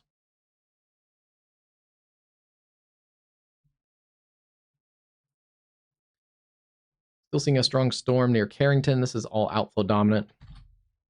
And yeah, I think I pointed this out earlier, but it's interesting. You can see the outflow boundary is all blue on the correlation coefficient. It's kicking up dust and bugs. So it shows up as non-meteorological targets. Doesn't all the time, but yeah, like a night like tonight in North Dakota, there's mosquitoes and bugs and stuff. It's going to show up as a non-meteorological target. So that's pretty cool. Solid other cluster storms down here into eastern South Dakota, pushing towards Leola, Falkton, Miller, and through the Fort Thompson area. Also have stronger storms pushing into southern South Dakota around Wagner, Marty. Those are coming in from the areas there in northern Nebraska. Kind of a cluster of general storms. Still seeing weakening storms in general across Nebraska. And then we do have a strong storm still near Wahoo, Ithaca, pushing into the western sides of the Omaha metro. Yeah, some gusty winds actually really close to the radar site too. Little pocket there of maybe 60, 65 mile an hour winds near the Wahoo area.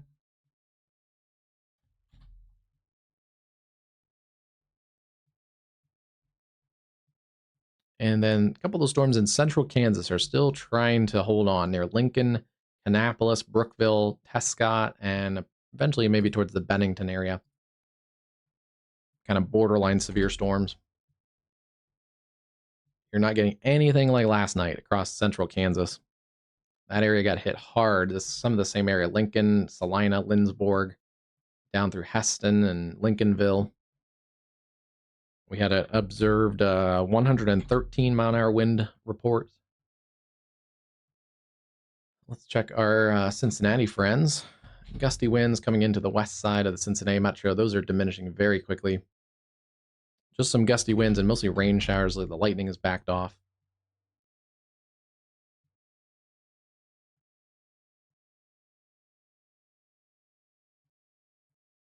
And then still seeing some stronger storms in southern parts of Indiana. Those are going to continue weekend as they push generally towards the Cincinnati metro. Hey, storm team, how's it going tonight?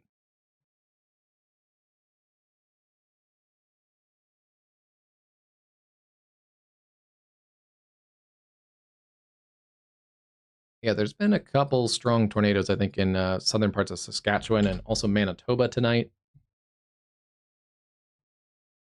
The supercell threat is starting to wind down across the southern Canada. More of a kind of a same situation like a QLCS, some embedded circulations. There are a couple circulations, I think, still across the Winnipeg area.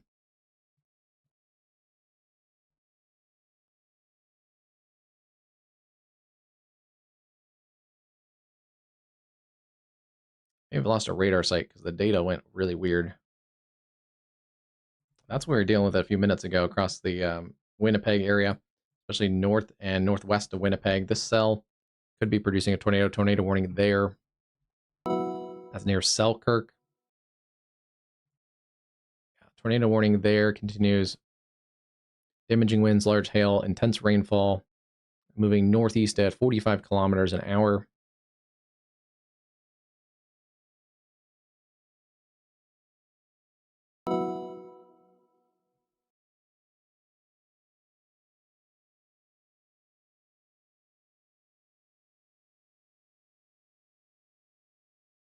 Oh, there's a bunch of lakes up in there. That's the tornado warning. It also has a bunch of lakes up in this area. So it talks about wearing a life jacket.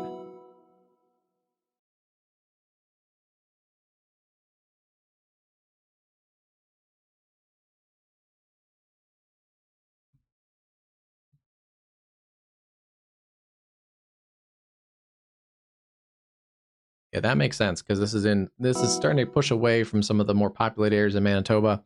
So the Environment Canada warning talks about basically what to do if there's no shelter available, because there are people out here, especially in summertime, doing camping and outdoor activities. So it's probably the more interesting tornado warning that I've ever read. Take cover immediately in a basement, into your room, or sturdy shelter. If no shelter is available, lie in a low spot and protect your head from flying debris. That's similar. A lot of warnings in the US will have that kind of stuff too.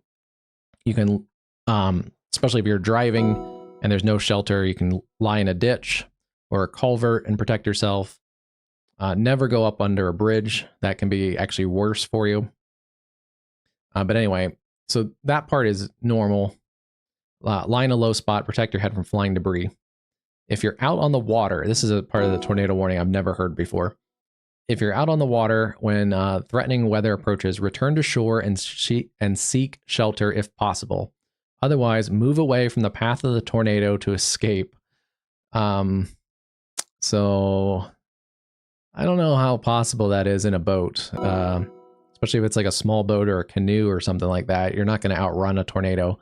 But anyway, wear your life jacket, lie face down, and protect your head. So yeah, I guess that's what you can do in a boat. But that's an interesting warning. Yeah, I don't know. That it's probably their generic like warning for tornadoes on the water and stuff, but unless you get a speedboat, your options are limited. But yeah, that could be producing a tornado along Manitoba Highway 59 north of Selkirk. There is another area back towards Lockport and Selkirk. That's going to work up through that same general area.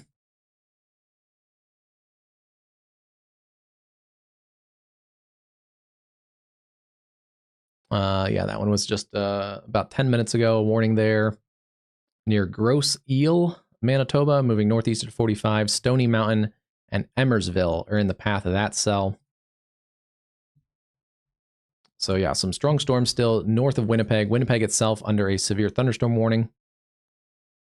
And then they do have the warning for the cell down near Winkler, Manitoba.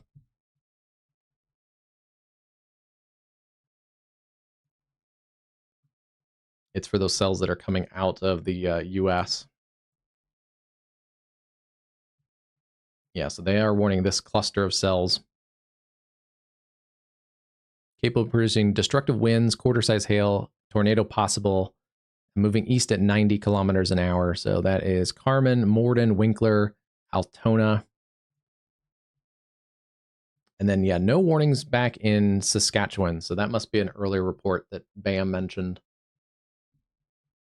But yeah, I believe there has been at least a couple decently strong tornadoes in southern parts of Canada there.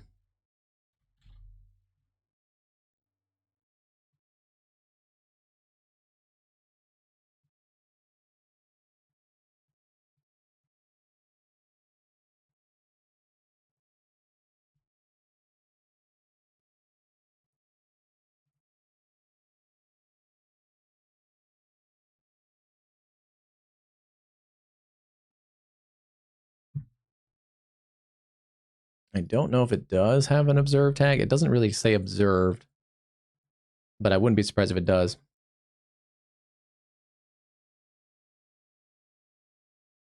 And the last update was 10:39. They say possibly producing a tornado, so it doesn't look like it's officially observed.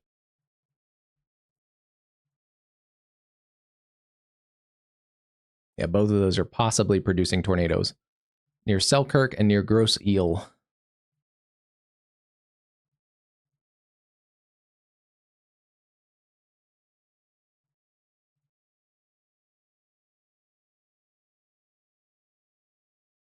It may be a leftover too, because those are just updated.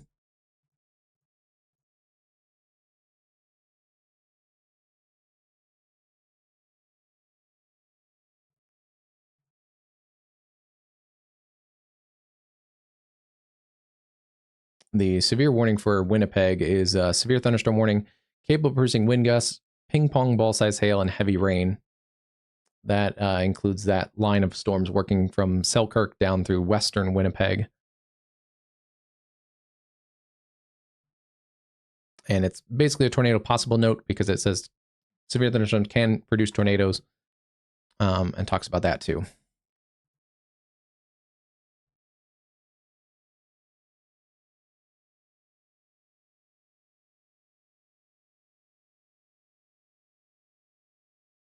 Yeah, these warnings for Canada, these Canadian tornado warnings they're an interesting read. And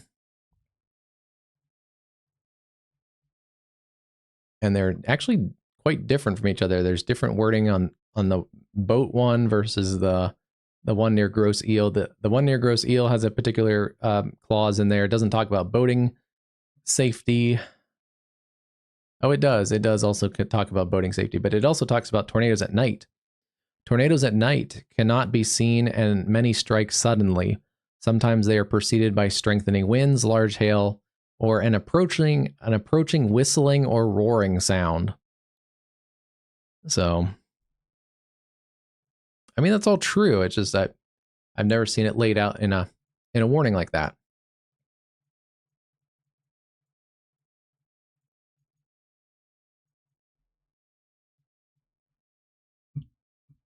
I mean, people do, like, even in the US, people do wait till they can hear the tornado. Generally, if you can hear the tornado, you needed to be in your safe space a while ago.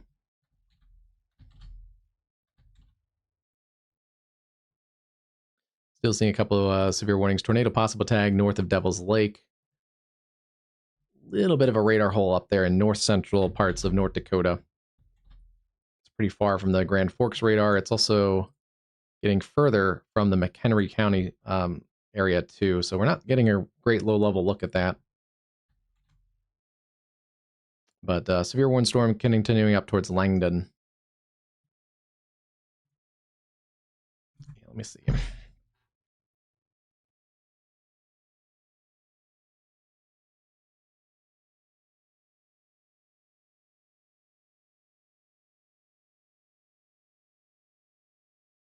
I don't doubt it that it does. I just it could be how the app is processing the warning information too. Let's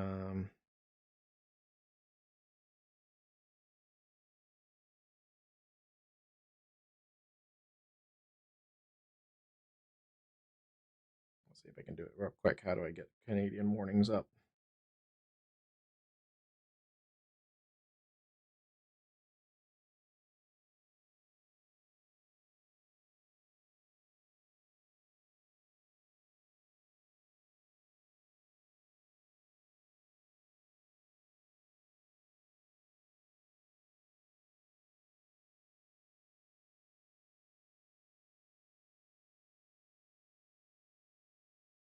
Oh. Certainty observed. I think that's just how.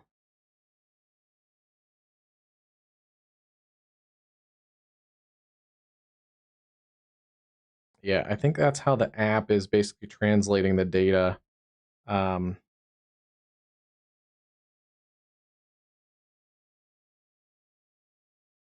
Because, yeah, the tag is observed, confidence is very high, but the warning itself is Environment Canada meteorologists are possible tornado.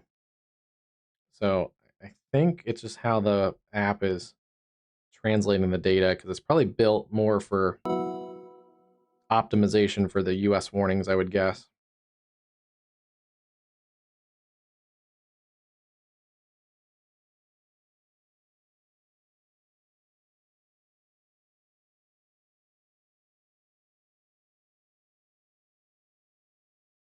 Yeah, because it shows every tornado warning in Canada is observed.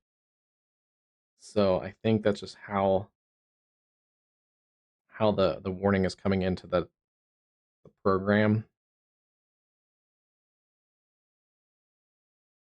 That would be my guess, but I'm not 100%.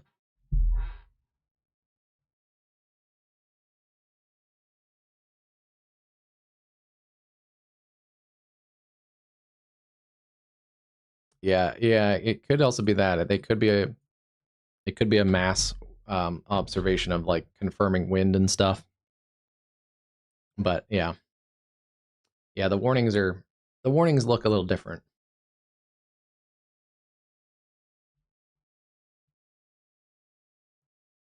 There was a interesting warning. I think it was a year or two ago, but there was a small little tornado warning like up here in Minnesota, and it was a National Weather Service warning. So it was a storm based warning for a small area rotation, and it was like just on the northern part of the screen. And then like the Canadian warning was like this. I mean, it was like so. Yeah, they don't issue storm based warnings yet, and Environment Canada has continued to push back the timeline of when they're going to get storm based warnings. It was delayed until June, and then on June 1st they said nope, it's not ready yet. So um, yeah, the warning polygons are very different. It's an interesting phenomenon, but in general, it looks like it's starting to transition more into more of a line segment, but this line is going to have to kind of eat some of these supercells out ahead. So still a tornado threat. It looks like mostly kind of confined to that area, somewhat north and west of Winnipeg, unless there's any QLCS down towards Winkler.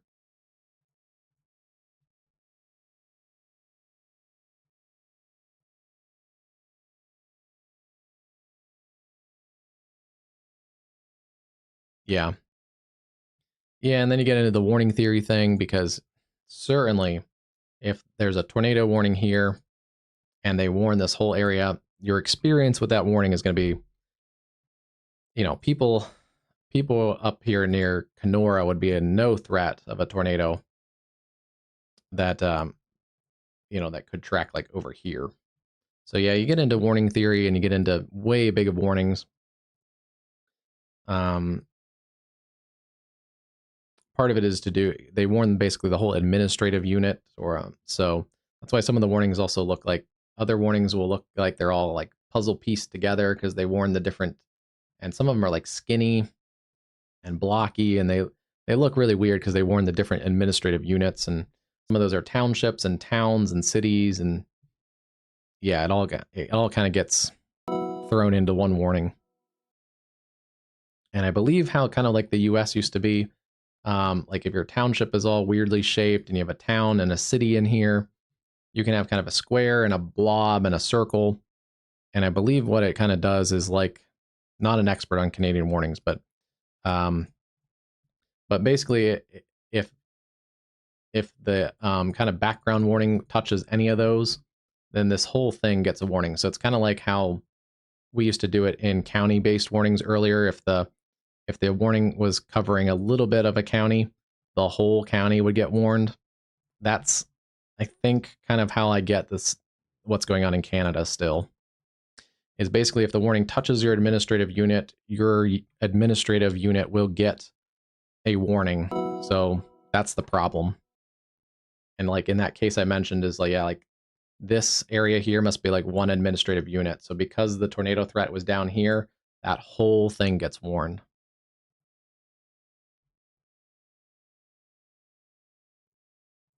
And yeah, it's a bit of a mess, but we'll see if it gets fixed.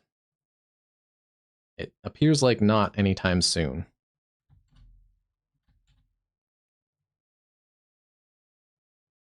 All right, outflow dominant storms still severe. Carrington, borderline severe, New Rockford, up through Tolna, and then Edmore, Munich. Tornado possible tag continues there on the northern side of things.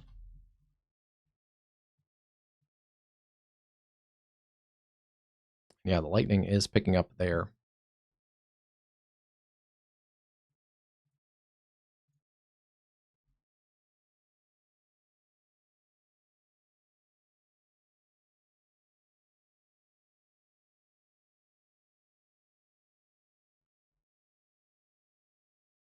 They Canadian warnings do seem to be more proactive now than they have been in the past. So that does seem to be something that's different. Before, there used to be tornadoes and severe warning or severe storms without any warnings. And also, in the past, it seemed like they tended to last forever. So they'd have tornado warnings that covered areas that were no longer a threat at all. They're still very large. Like the tornado warning that's ongoing north of Winnipeg was updated at 10:49. Environment Canada meteorologists are tracking a severe thunderstorm that's possibly producing a tornado. 10:49, so just a couple minutes ago. The warning goes until 12 a.m. or actually 12:18 a.m. So it is a weird warning. It goes quite a long time. But yeah, they have seemed like they've been more proactive with warnings, which is a good thing. Because it's 2026. We can be proactive with warnings. Some stronger winds there near Faulkton in South Dakota. Yeah, pretty close to the radar site too. You can see the gust front leading out on the edge of those storms.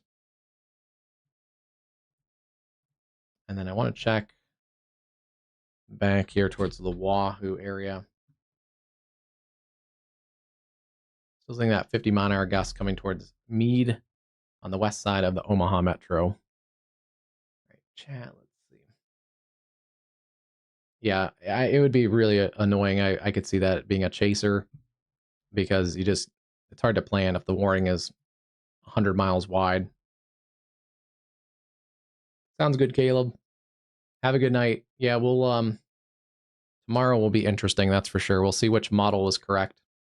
Thanks for doing some model analysis with us there, Caleb. Hey, Bauer, how's it going tonight? Right now, I'm still testing the beefed up bot. We've had a bot in the background working, but now I have a more proactive mod. And I'll test it out right now. Let's see if it works.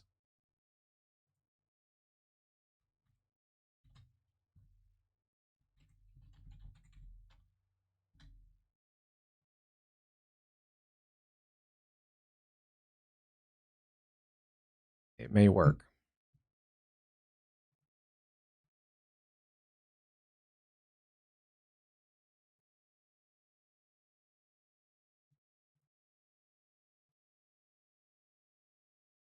There it goes. A little bit, but it's a little bit easier. And then you can sit back and relax. It seems to be bad word checking too. So it actually it blocked it put Cruz in a timeout yesterday because he used too many capital letters. And I think he might have repeated himself. He said like hey twice or something. So it seems to be working. I actually had to back down the moderation because it was too restrictive.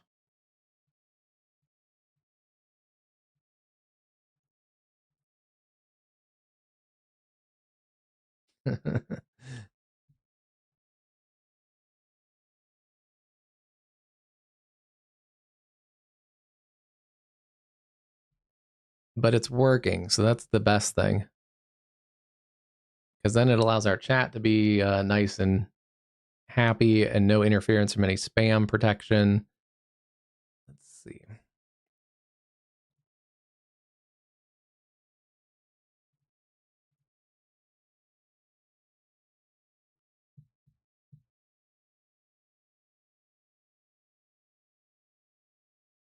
Yeah, the YouTube moderation already had pretty good protection, and then I put that little timer on the thing.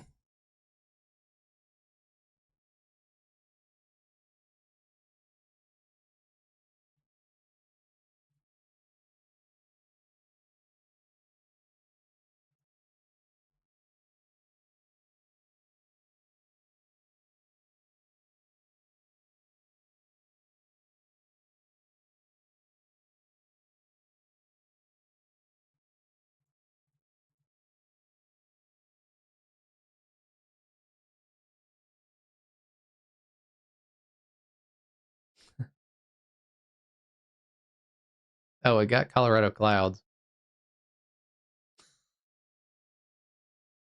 Oh no.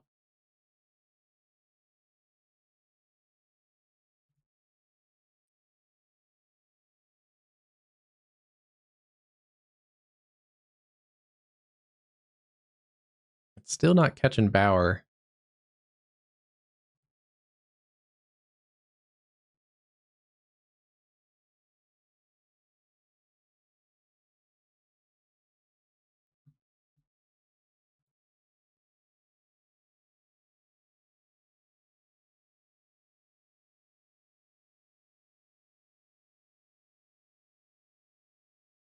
Yeah, it puts you in timeout, Colorado. It's not catching Bauer, but I think it's because Bauer's slipping under. But Bauer, that's like no use because if someone was spamming their link and stuff, like it wouldn't do anything. And it has cap protection on.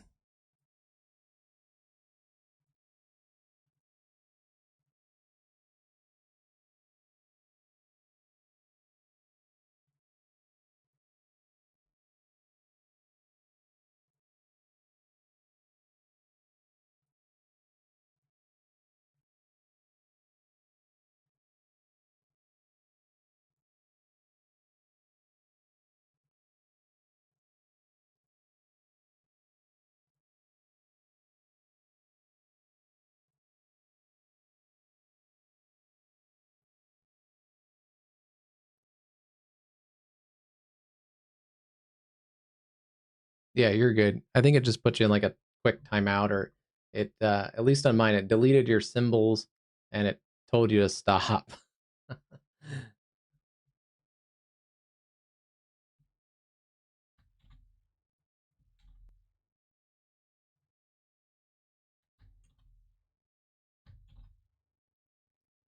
I get it, but if someone was doing something what Bauer's doing, like I can just go and delete it myself. But like that doesn't have any like posting one letter things that aren't capitals. Like that's going to be rare. Like most of the bot protection actually protects against other spam bots trying to drop like random links in or random symbols or bad words. So yeah.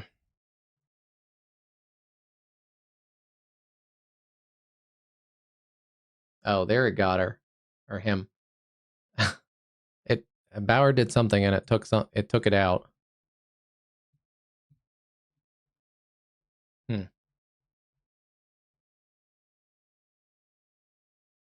All right, it's working, I guess. I don't know how long the timeout is, which I think I could change too.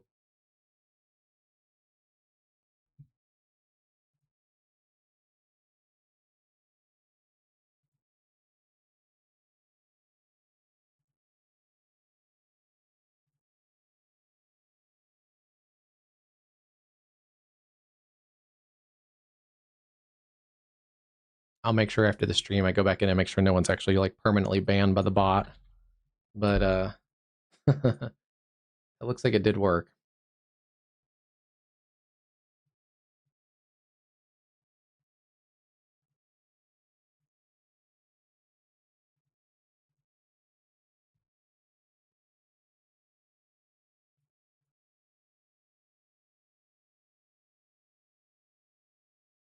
Hey, Christian, how's it going? Hope you're doing good. We're oh, now the bot wants to just go to town now, I guess.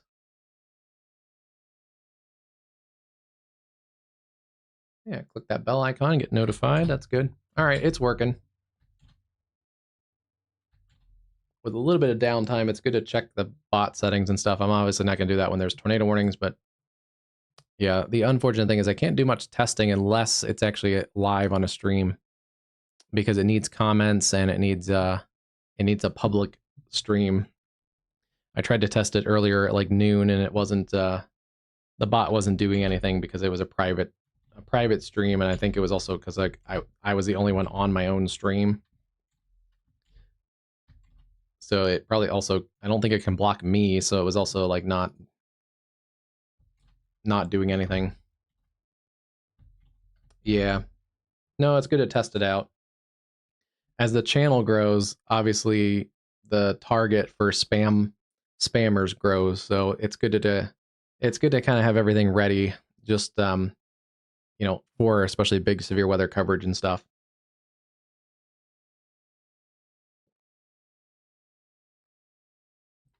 But the YouTube protection already was like decently good, but this is a little bit more proactive, which is nice.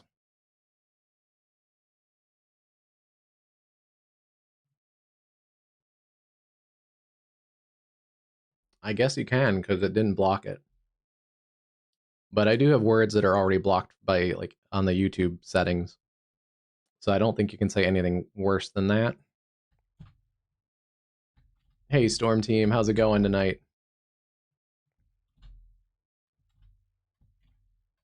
I think anything past about PG words probably won't let you type in.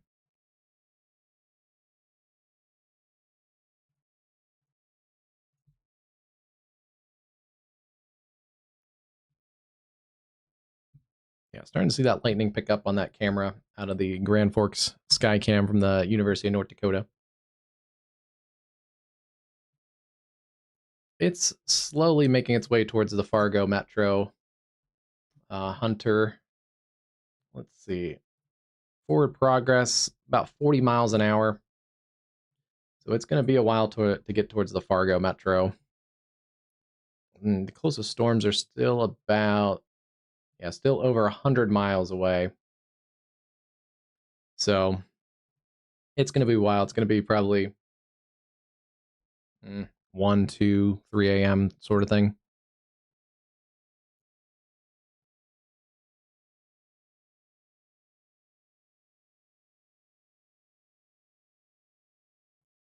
Current pace about 30 minutes to Jamestown for some of those closest storms along I-94. Hey, Cruz, how's it going? Oh, no.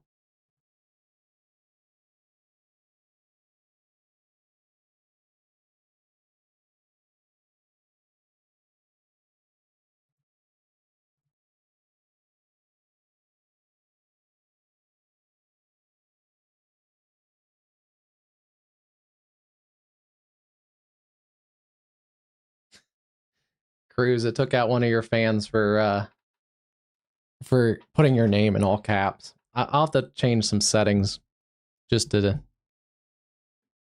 it doesn't do all that. I think I can set how many capital letters it would take.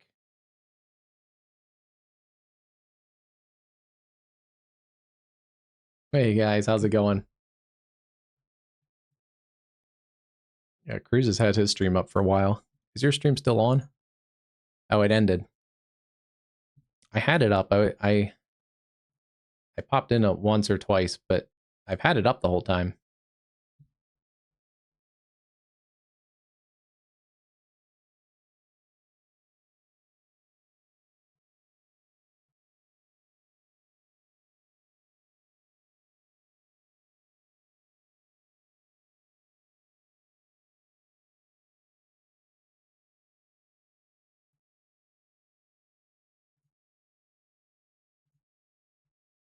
All right, Canada has one tornado warning still. It's still, let's go take a look at that real quick because there's no tornado warnings on in the US.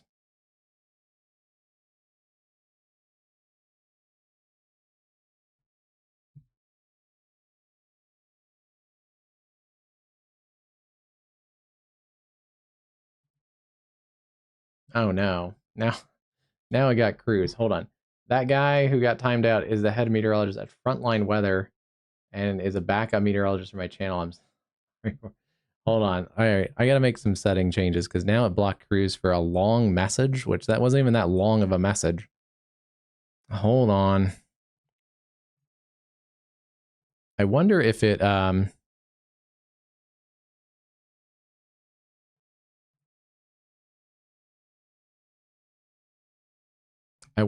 of picks up that we were testing it, so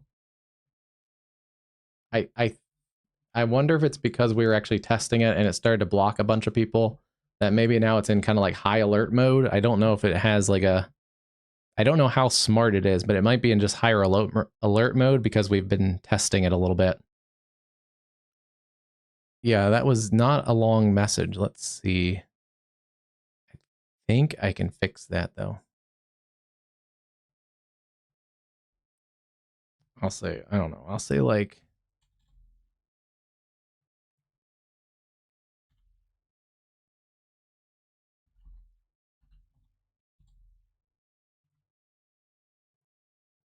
okay.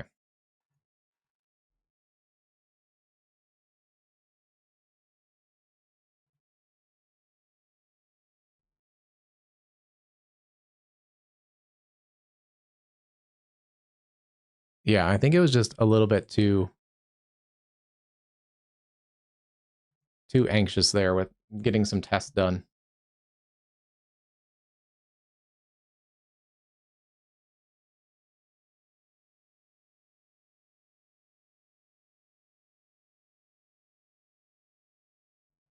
I don't know. I don't want AI to like take over, but certainly a little bit of like smartness to the bot would be nice.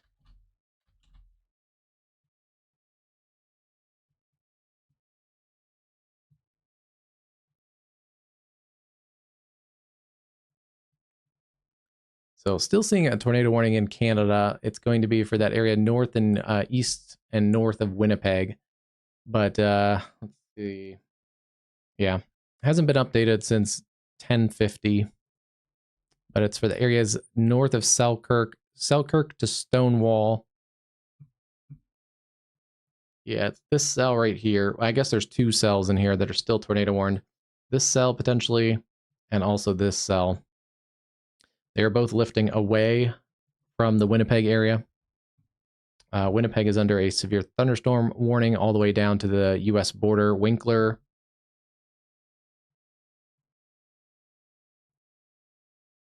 So yes, it is transitioning from a tornado risk to more of a damaging wind, hail, and heavy rainfall event. Basically, Winnipeg down to the border is under a severe thunderstorm warning.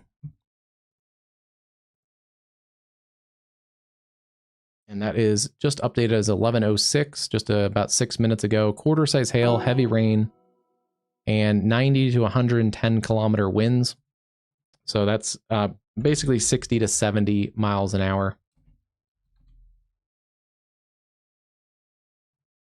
So a base level severe thunderstorm warning.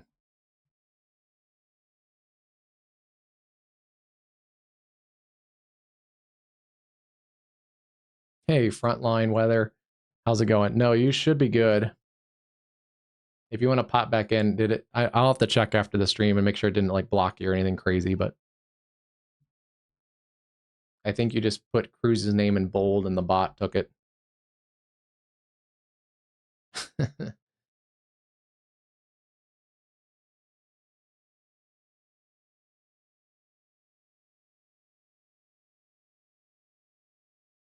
Oh, did it time you out for that long, Bauer?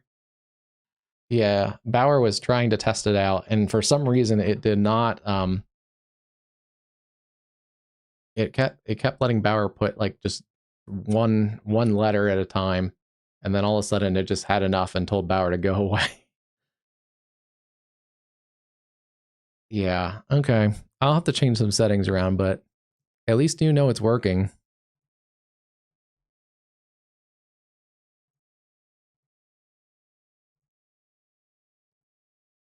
As the channel continues to grow, it's just good to have that kind of in there.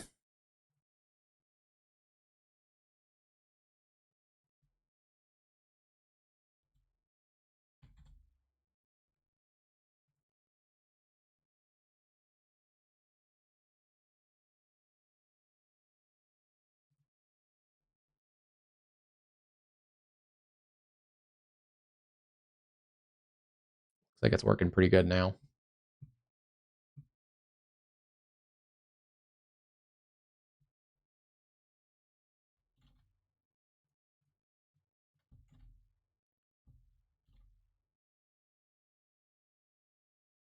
I don't know if there's much difference. I don't think there is. I think they all basically do the same thing. I just had an old Streamlabs account, so I just reactivated it. But I believe Nightbot does the same way. Cruise, I think, has Nightbot. Is it pretty much the same, Cruise? And you can kind of adjust the settings and stuff just to double check stuff.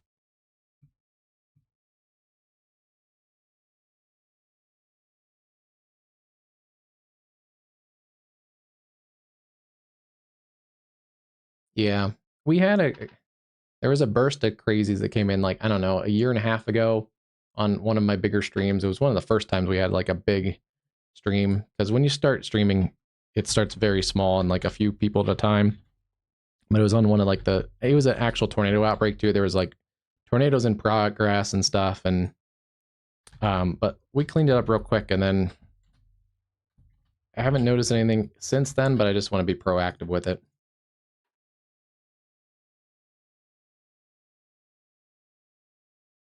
Yeah, I'm loving the Aguacero weather. They keep making updates. I think they made a little bit of changes today. Yeah, I'm on the newest level, 5.8.11. It's been like 3 or 4 days since the big update, so I'm sure they'll have another one this week. Still seeing some diminishing thunderstorms across Nebraska. Those storms A new really flash flood warning has been issued. never really got organized across Nebraska.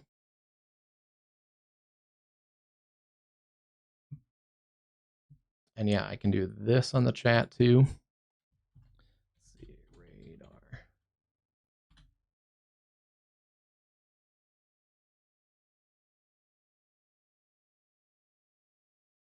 Should work. Yeah, there it is. There's the link to Aguacero weather, which I like that because every time I kept trying to post the link, it auto translated it back to English. So it was saying like raindrop weather. So now the link just works. Are you chasing Bauer? I know you were thinking about it. I didn't know you were.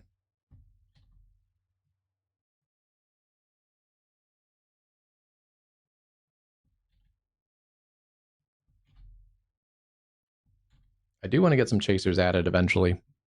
Yeah, the Winnipeg area, we were kind of just talking about it too. Severe thunderstorm warning across the Winnipeg area.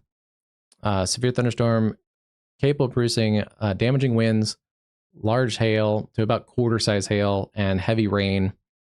It is transitioning to more of a wind event across Canada right now.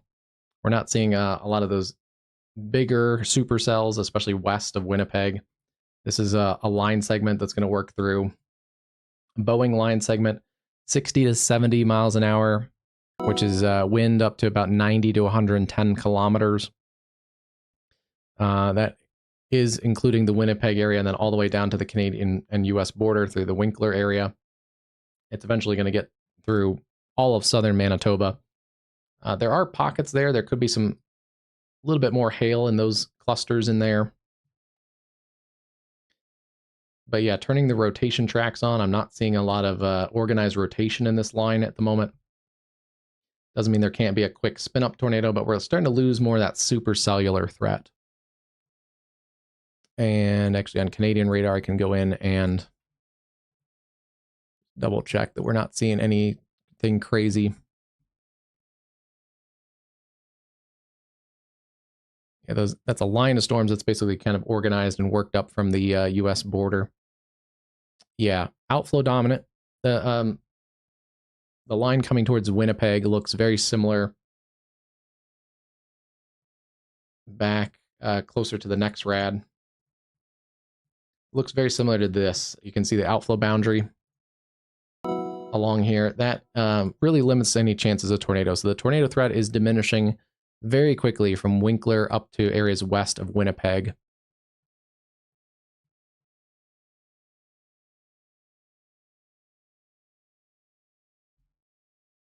And then there still is a broad circulation in the cell near Lockport.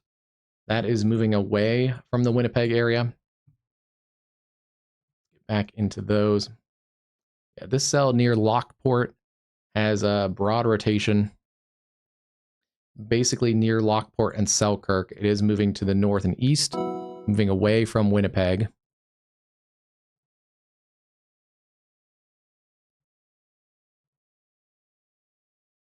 The other cell that was also tornado warned has still some broad rotation. It's up towards Fort Alexander.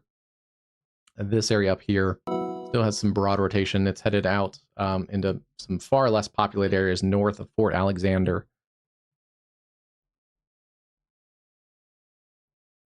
But that looks like it's transitioning more into a wind event too. It's starting to bow out a little bit. There still is a little bit of a circulation. It's like right in there.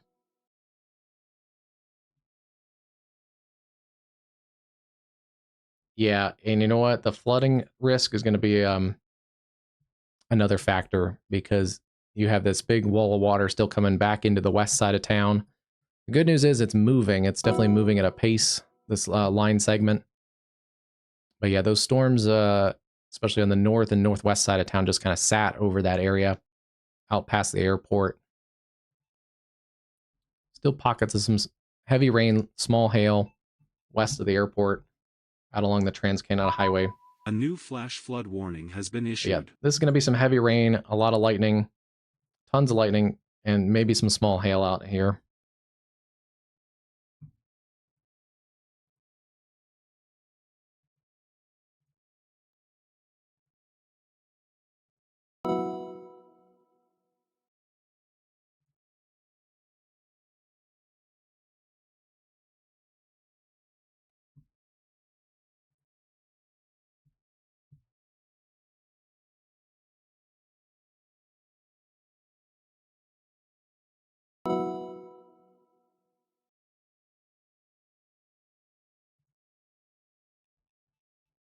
Yeah, definitely some damaging winds also in that cell.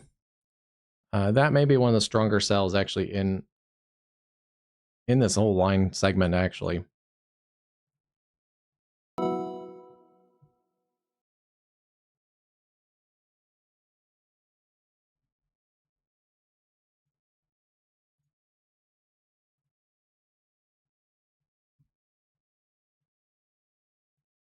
Yeah, no problem. I'm happy to help.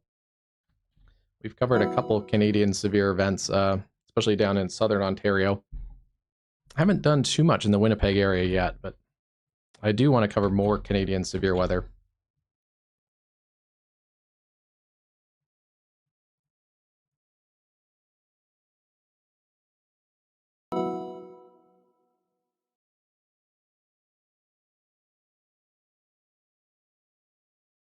Yeah, tomorrow looks interesting. Tomorrow, the models are very different on if there's going to be supercells versus if it's going to be more of a convective system. There's still some big question marks, I think, in tomorrow's forecast. Best weather YouTuber, even better than me. Oh, thanks, Cruz. No, you're, I think, Cruz, you're one of the younger guys doing it, and you got a great setup there, so I'm very impressed with how you're doing it. Definitely give Cruz a follow, too. He does it the right way. Thanks, Matt. How's it going? Yeah, thanks for subscribing. And yeah, obviously, you guys have had a couple severe days, but as the severe season goes on, I'm sure we'll be back into the Winnipeg area covering you guys. But if you have friends and family elsewhere, obviously we're a little more active, especially across the southern U.S. where there's more severe weather a lot of the year. But if you know friends and family, or if you're going down for a holiday in the South and Florida, good to keep us around too.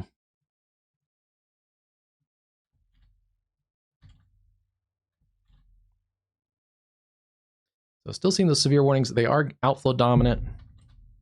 That's going to really cut down that tornado risk, especially across eastern parts of North Dakota.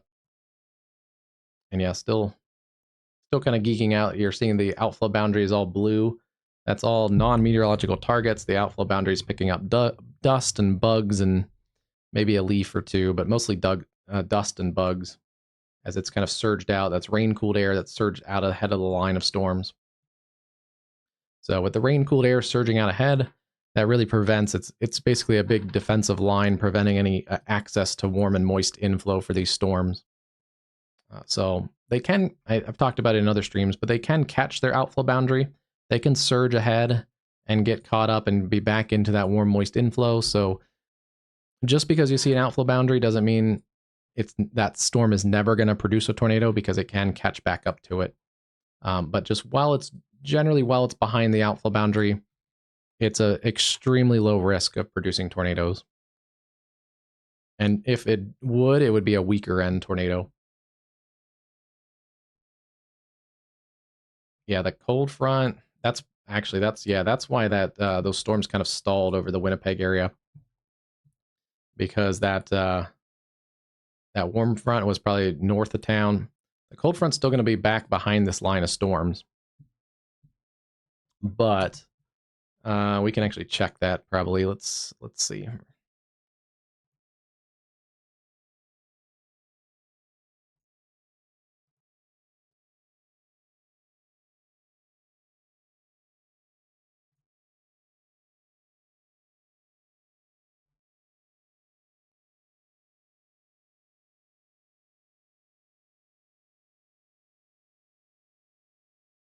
Yeah, right now, it looks like you guys have some outflow boundaries because you have a north wind in the Winnipeg airport, but that's likely just outflow from those storms to the north.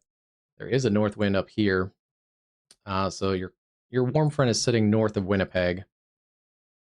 Some rain cooled air has surged out along this boundary there. So let's see. Still seeing some southwesterlies. So yeah, your cold front is back just behind that line of storms.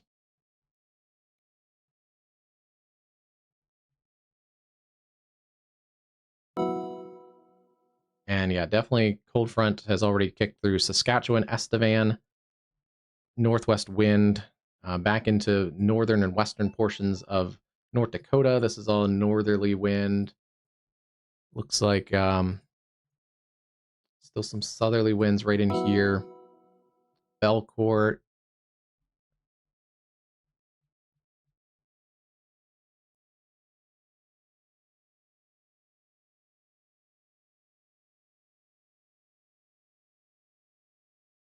Looks like the cold front is basically like right in here.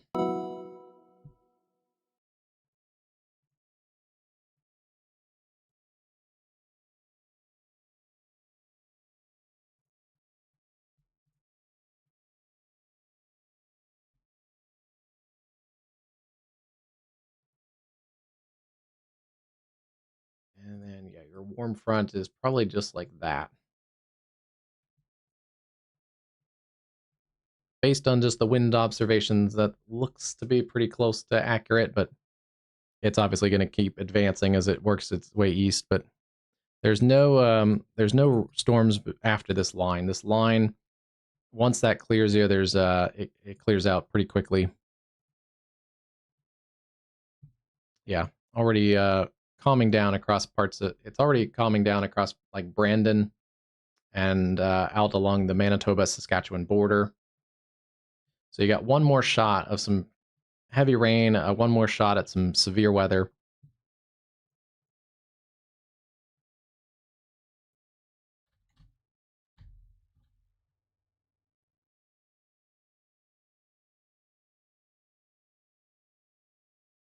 Yeah, heat warnings down there in the mid Mississippi Valley, Bower. I think I saw some heat indices down there in parts of southern Illinois and Indiana are forecast to be like 104 with the heat index. Yeah, they'll keep calming down as they surge to the east. They're still feisty storms, and unfortunately for you guys, the storm there west of Winnipeg is one of the stronger ones in that line segment still. Other than the storm up to the north of Selkirk.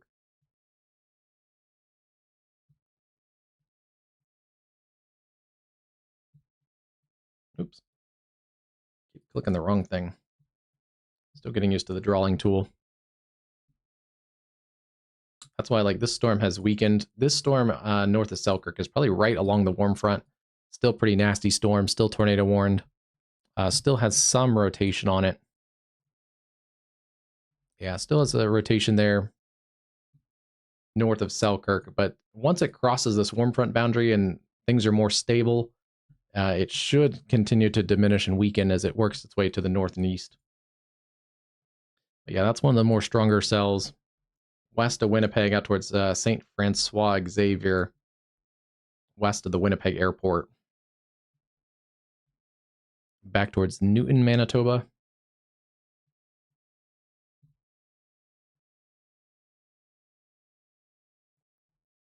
And it is starting to make that forward progress. That's, yeah, once that leading edge gets by you guys, the gusty winds will continue for a few more minutes, and then mostly just heavy rain, lightning, thunder. It'll slowly clear out.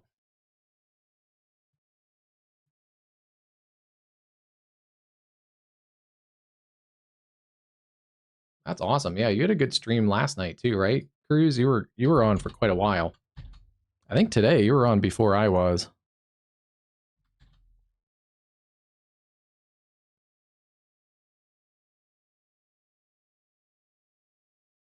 You know, interesting. Even though these storms are getting closer, I'm not seeing as much lightning on our Grand Forks camera. This is looking west from Grand Forks, thanks to the University of North Dakota.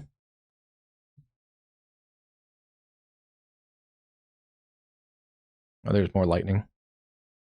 And maybe it was just refreshing. Storms are still decently far away. Northeast parts of South Dakota, we still have a pretty good storm. 70-mile-an-hour winds, quarter-size hail. The wind threat will continue. The hail threat should continue to diminish as these clusters start to line out. But yeah, Groton, Bristol, Clark, Claremont, Langford, 70-mile-an-hour wind, considerable threat. And then a big mess of storms down here into, yeah, southeast South Dakota. Also being warned, considerable threat for 70-mile-an-hour winds.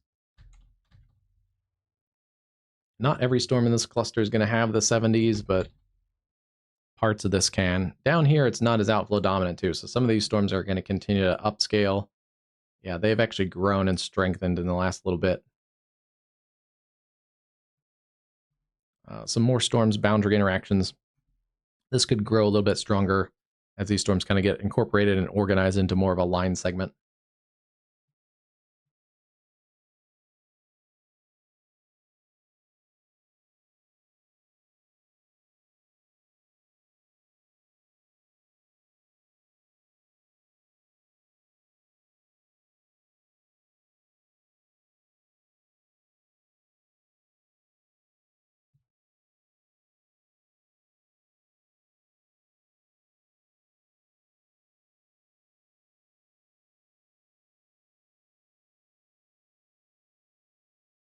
Oh, okay, Cruz.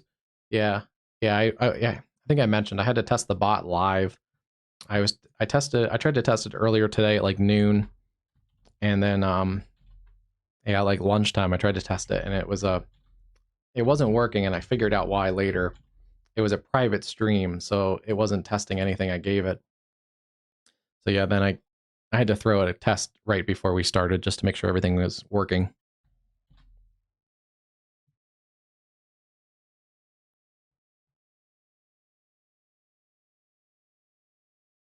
If your stream crashes, Bauer, it might not be as much of a computer issue. It might be more of like an internet issue or something. But it also depends what you're using to stream. Like different streaming software. Ooh, that's an interesting feature. That like a super zoom. Different streaming software has more processing power and stuff. But you can, especially for this kind of stuff, it's not like high intensity gaming. You can use a fairly low streaming platform, and you can keep the settings fairly low. Still seeing some gusty winds near Salina, Kansas. Luckily, nothing like last night.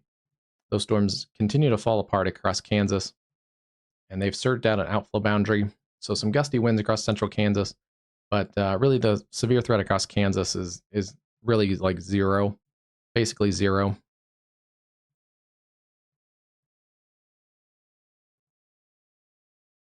Same for Ohio. Looks like the cluster storms that was severe earlier across the Indianapolis area. I think we caught, what, three QLCS tornadoes with debris signatures. That has diminished. Still some thunder, lightning across Cincinnati up to Dayton and up towards Sydney. That may make its way towards Columbus. Some other stronger storms also across northern Ohio. There is a flash flood warning there for Fremont. I think that came in a little while ago, but Ottawa and Sandusky counties, northwest Ohio, 2.5 to 3.5 inches of rain, and additional 1 to 2 inches more. That is a concern. We're into June now, and June starts really kind of flash flood season across a lot of the South and really a lot of the U.S., but some highly flood-prone areas. Obviously, the Texas Hill Country and a lot of Texas, but also the Ozarks, a pretty decently flood-prone area. Also down into western Arkansas with some of the mountains there. And then where we have flash flooding today and where we have flood watches, the Ohio Valley actually has quite a bit of flash flood risk as well. All these areas get a lot of Gulf moisture off the Gulf and can get clusters of storms working through this area. And especially in the summertime, some of those tend to sit over the same areas. So slow moving clusters of storms with a lot of heavy precip and moisture. That's kind of the recipe for flash flooding.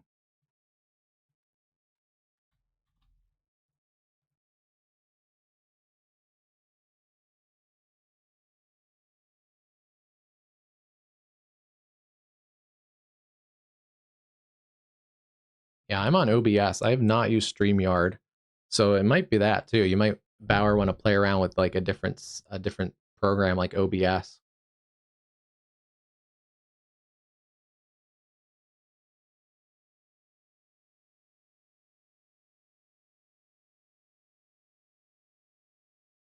Yeah, it just takes time to like practice. You just got to kind of like set it up. And I'm not like an OBS expert too.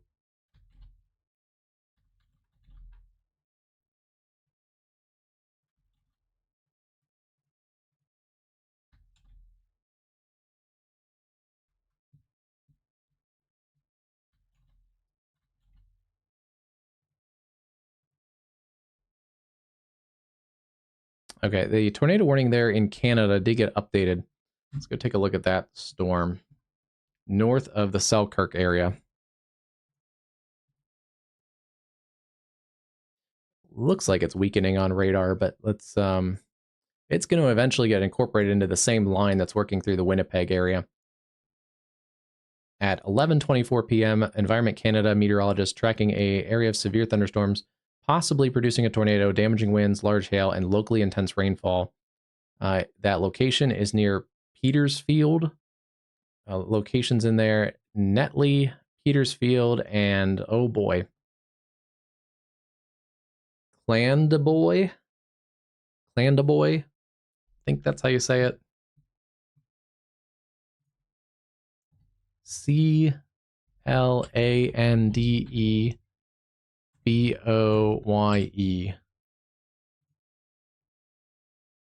Yeah, that's this area in here.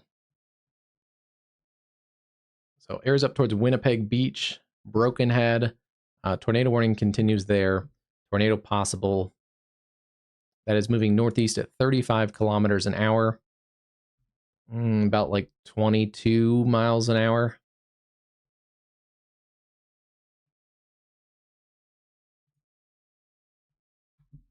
That is slowly starting to weaken. It is slowly going to get incorporated into the line segment. Some other good news here is this storm is also weakening. Still a strong severe thunderstorm on the west side of Winnipeg. It does have a little bit of an outflow boundary as well. So you're going to get the gusty winds first.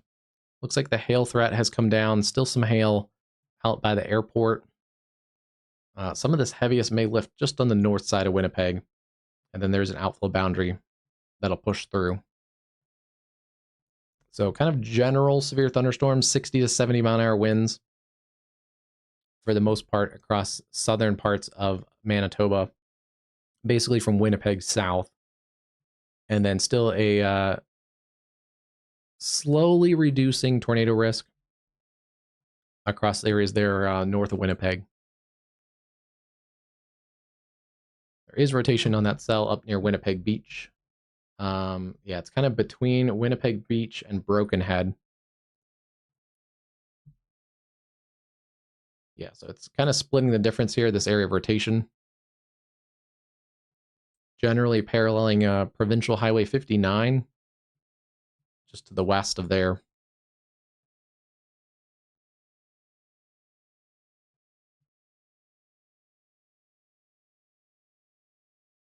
Yeah, I gotta fix that one. I gotta fix a couple of the messages, but it seems to be working.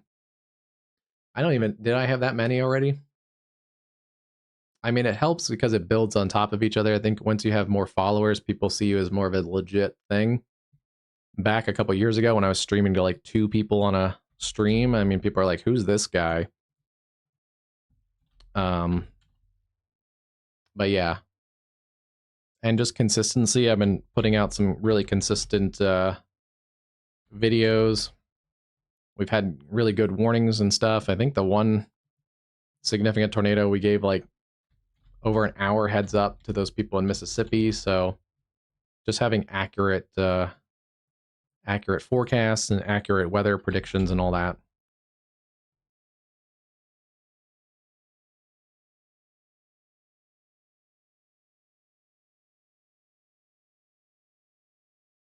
Yeah, that's the big one. Cruz, you're consistently streaming too, which is nice. That's probably why your numbers have also gone up. And I think the YouTube algorithm also likes consistency, so not only being consistent that pushes you out to more people, but the YouTube algorithm then pushes you out to more people because the YouTube algorithm sees you're serious. Big cluster storms, a lot of lightning in this. Let's see. This cluster storm's in southern parts, west of Sioux Falls. Just in this cluster has about 2,000 lightning strikes. So yeah, these are very electrical storms.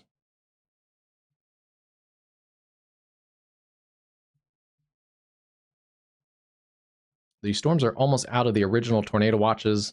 They'll continue to trim those off. Oh yeah, they end in 17 minutes around Jamestown, and then back through areas around Fort Thompson, through the Valentine, Nebraska area.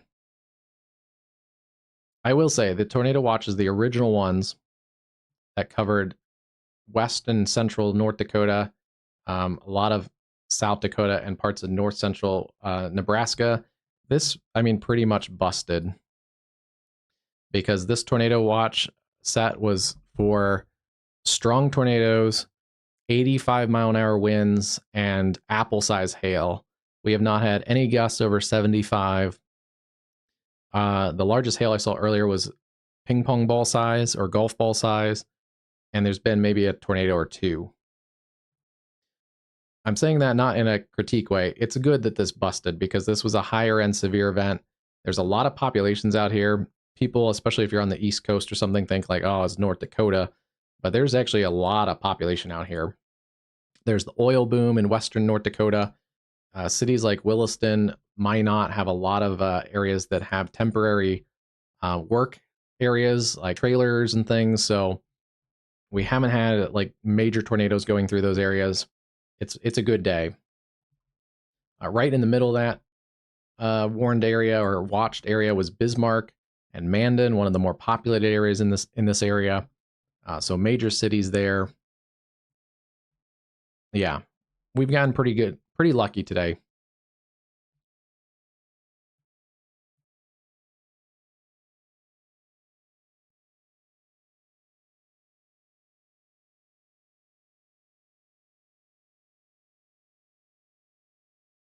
Yeah, and it also, I think, it also makes people not want to chat because back when I started streaming, I hardly got many chats, and if people popped in, they might have been saying like, "Hey, what's going on in Bemidji, Minnesota tonight?" Like they weren't. They might have popped in to ask like what their community is doing, but they weren't like sticking around to chat because it was just me. And it's almost just like if you get literally put in a physical room and there's one other person there. Like if you're in a waiting room, like a waiting room for the dentist, and you're just like staring at someone across the room, like that's just an awkward feeling. Where if it's like a room with a party and everybody's talking and discussing, then people feel more like welcome. So yeah, it kind of builds on itself once you get to a certain level. So you'll get there too, Cruz. Have a good night, Bauer.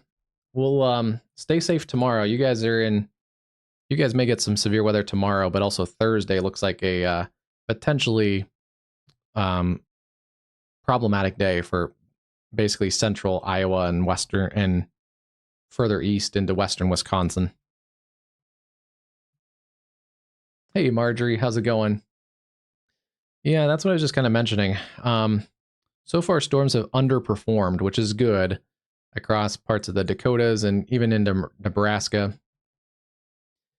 Things are still, you guys are in northwest Iowa in a tornado watch. It's a late night tornado watch. It goes until 3 a.m.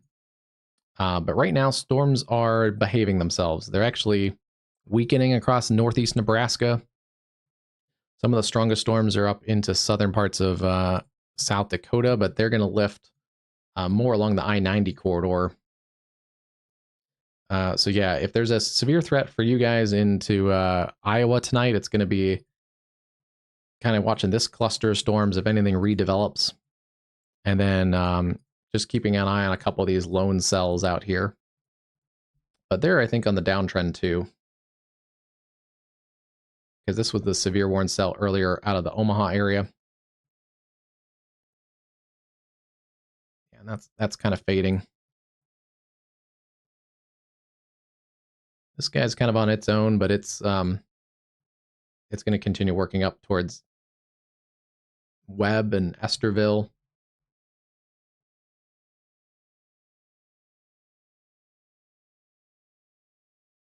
Yeah, Roland, Iowa.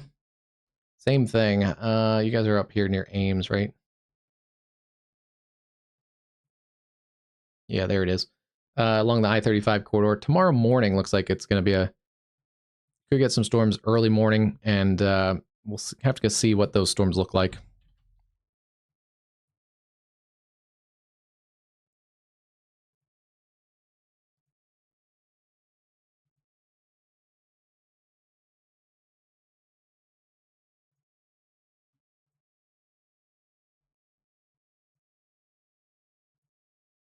Latest model data. Let's see what this does. Wow. Big changes. Big changes to the latest model data. I always preference this is one model run. Things can be different than the model, but it continues to basically downtrend those storms across western parts of Iowa, and just kind of keeps scattered showers and storms in the area, but nothing like organized, no big severe cluster coming towards you guys. Maybe still some storms hanging on by 6 a.m. before things push out. And then, yeah, we'll have to see what happens in Iowa tomorrow. We have to watch kind of that I-35 corridor. Could start to see more increase in storms in that 11 to midday kind of time frame. And then into eastern Iowa, we'll have to see how stuff clusters together, if it clusters together, or if we get more supercell development. Latest modeling tends to favor more clustering, but we'll see. And even then, even if we get more clustering kind of along the Mississippi Valley, there are hints at some prefrontal, some pre-cluster storms that could be supercellular too. Just the last couple models we've looked at, it tends to have shifted some of that convection north. Wisconsin still looks in play for a lot of severe weather tomorrow.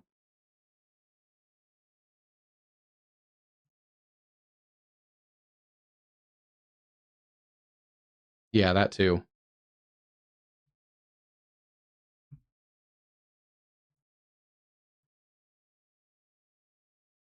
It's pretty action packed because even when not that much is going on, you still have to really think on the fly. Yeah, some of this activity has shifted across much of Minnesota, much of Wisconsin. Um,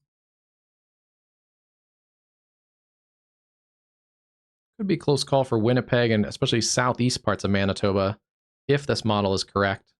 Could have some big storms tomorrow after lunchtime, developing in southeast Manitoba, and then lifting off towards the Dryden area. in Ontario. But yeah, tomorrow is a higher end severe day too.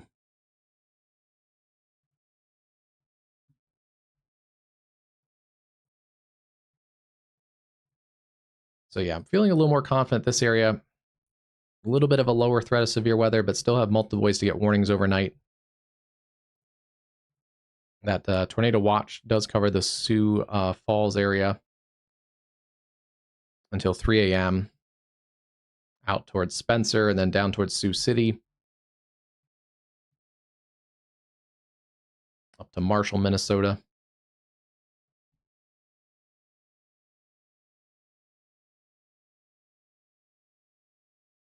Yeah, if you're at the 5 to 10 seconds, that's pretty good.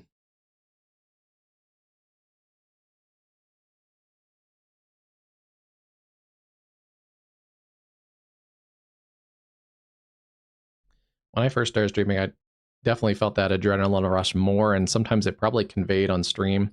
But as I've gotten more into the live streaming, I try to stay calm on those.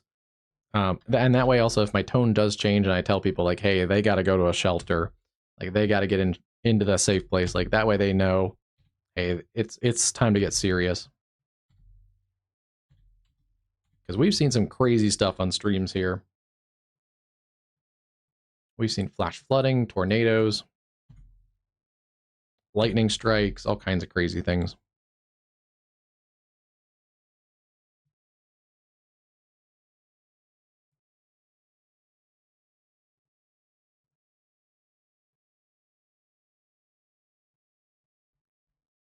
I feel like, yeah, this area still kind of hanging out west of Winnipeg. Let me just check Canadian weather. All right, some good news for you guys in Manitoba. No tornado warnings in progress right now across Manitoba. They've allowed or they've canceled the tornado warning up towards Winnipeg Beach, the areas north of Selkirk. That's still a strong storm. It still has a severe thunderstorm warning, but no longer tornado warned. So there are no tornado warnings in Manitoba right now.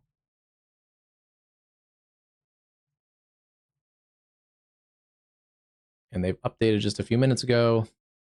Still tracking those thunderstorms capable of producing damaging winds, quarter-size hail, and heavy rain on a line from Woodlands to the North Dakota state border. Winkler, Altona, Winnipeg, Emerson, Selkirk, and St. Malo all in the path of that, moving east at 45 kilometers an hour.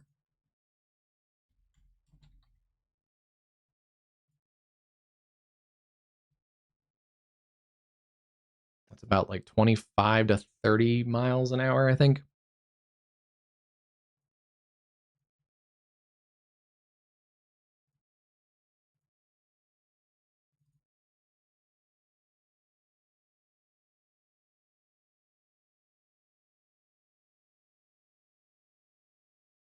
I'll say 30. I think it's like 28.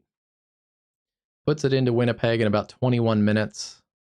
Dominion City, 35. Morris, about 15 minutes. And it's going to push through a lot of southern Manitoba, but that's just the next kind of in line. Lockport, you're going to get back into the storms about 27 minutes from now.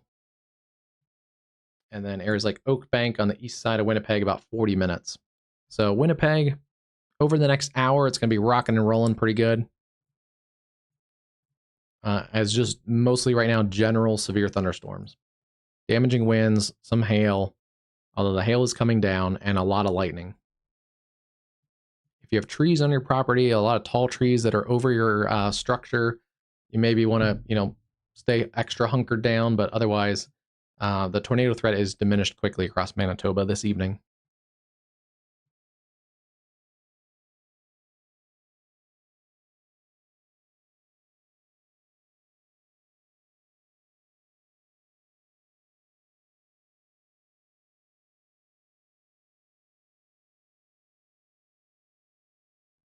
Say good night, Christian. Yeah, have a good night. Same thing on my end. Yeah. Oh, A new tornado warning has been get that issued. adrenaline back up. It's this cell near Millbank. Yeah, shear rate shows it too. A little bit of a circulation in there. It's surged out. Showing also on the spectrum width. Near Lily, South Dakota. Yeah, we're in South Dakota still. There's like Florence, South Shore, and Summit. Day, Grant, Clark, and Codington counties, northeastern South Dakota. It is also being warned for extensive straight line winds. It can produce tornadoes and straight line winds. That is 15 miles west of Florence, moving east at 55 miles an hour. Wallace, Grass Lake, Swan Lake around midnight, and Florence around 10 or 10 after midnight. All right, let's track this out now.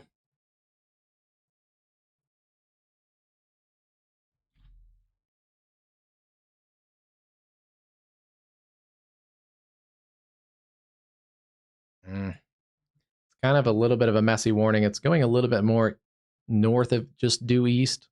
So areas like Summit, Florence, you definitely want to stay in your safe place. Wallace, but it's going to probably ride the northern part of that warning polygon.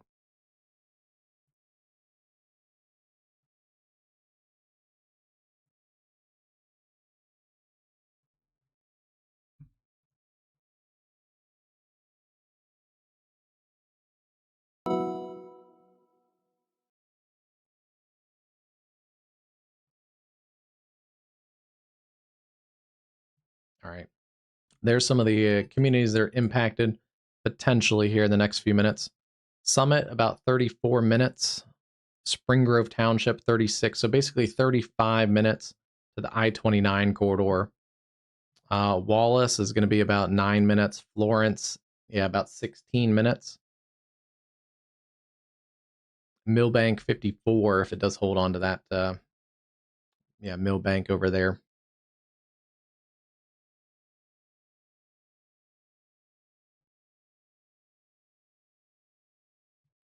Did you send that to me earlier? Let me double check. I may have missed that too earlier, Logan.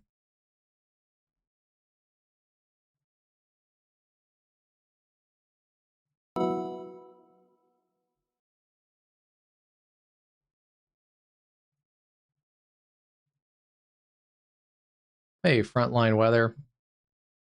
Just in time, you're back for a tornado warning in South Dakota.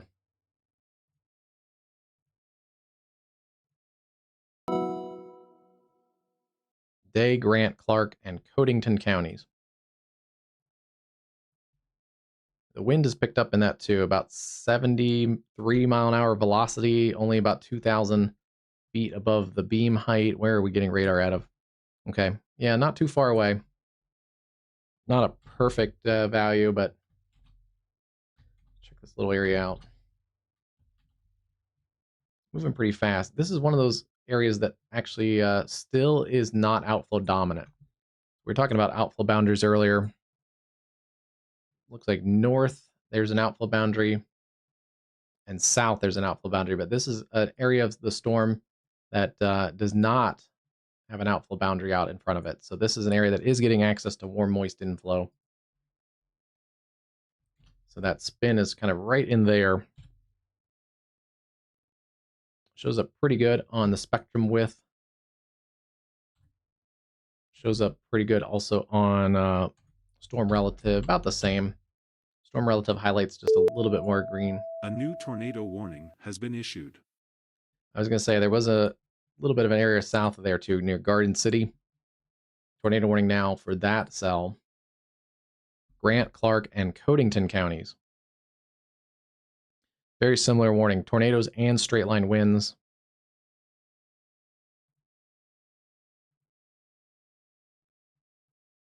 This is slowly also approaching the Watertown area, so a little bit more populated area.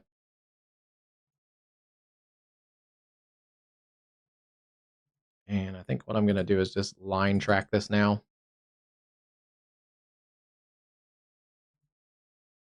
There we go. some other communities in there. Watertown, about 22 minutes to downtown Watertown. Summit, still about 29 minutes, about a half hour to the I-29 corridor. Florence, you're also in that overlapping warning. Florence, about 11 minutes from that other circulation. Waverly, 30, Troy, 36, and Twin Brooks at the end of the warning polygons, about 40 minutes from now. Cool.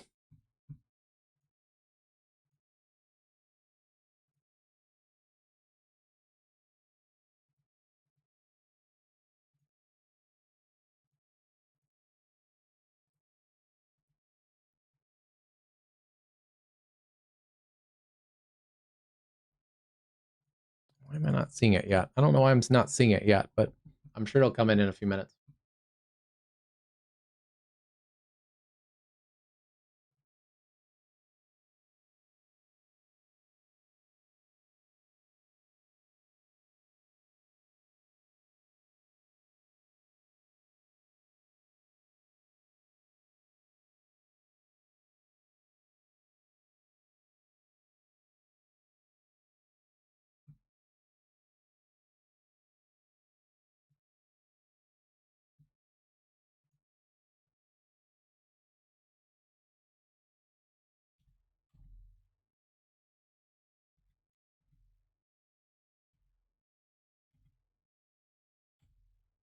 Don't see anything crazy on correlation coefficient.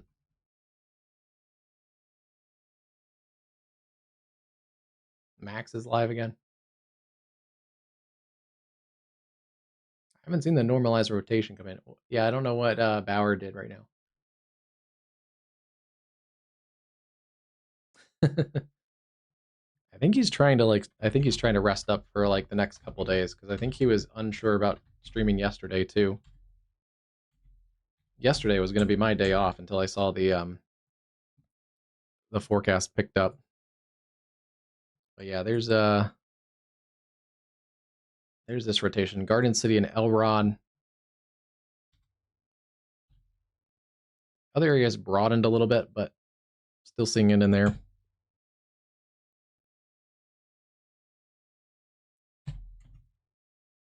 These little QLCS circulations can be sometimes don't last very long. So unfortunately, yeah, the warning was issued. That one has backed off fairly quickly. It's kind of overtaken itself. There still is rotation in there, but riding along the edge of that warning polygon.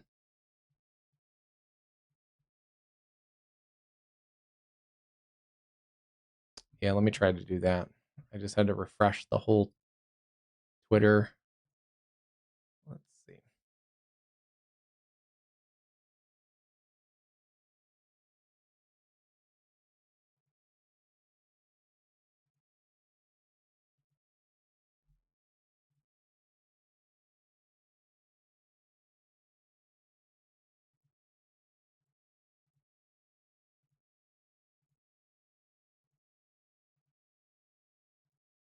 I still don't see it. Did you tag me, Logan? I don't see it right now. Bauer. I don't know what you said. I'll have to go back and check.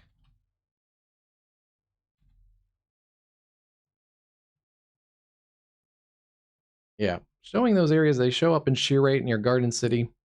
And then this one just north of the Wallace area. Curious if, yeah, they're a little more organized than they were just a little bit ago. But the one is approaching Highway 25, just northwest of Wallace. The other one just east of Garden City.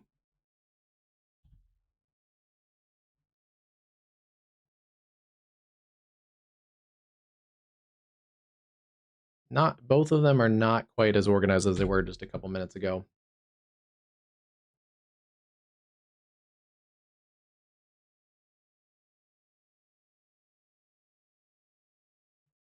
Yeah, the other one was much more organized just a couple minutes ago.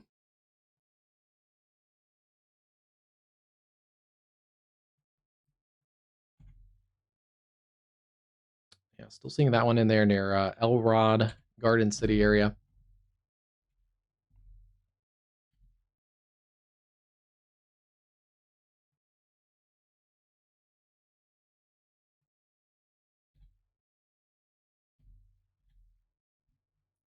Still a nasty cluster storm. Summit, South Shore, Florence continues to take your safety precautions.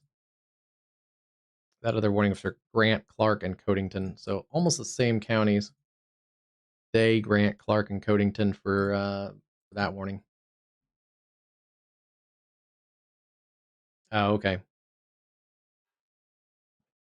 Yeah, I'll have to check and see. I think there's a limit on how many caps you can use, but I might have to let it use more caps just to because if you just come in and say, hey, weathercast, like we also have I mean, yeah, we have like capital letters in our tag, the live part, so I probably gotta go set the capital limit down a little bit.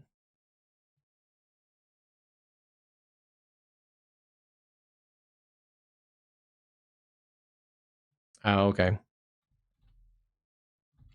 He must have that automated, I was thinking, because yeah, I haven't seen much lately, but I feel like I see like, especially on X and stuff, I see automated or not. I don't know if it's automated, but I see sometimes he'll post a tornado warning at like 4 a.m. when everybody else is sleeping. He either never sleeps or it's some sort of automated system he has.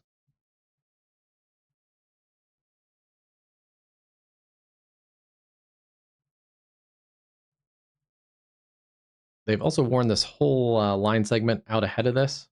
So all of South or northeastern South Dakota under a tornado possible severe thunderstorm warning, considerable threat for 70-mile-an-hour winds.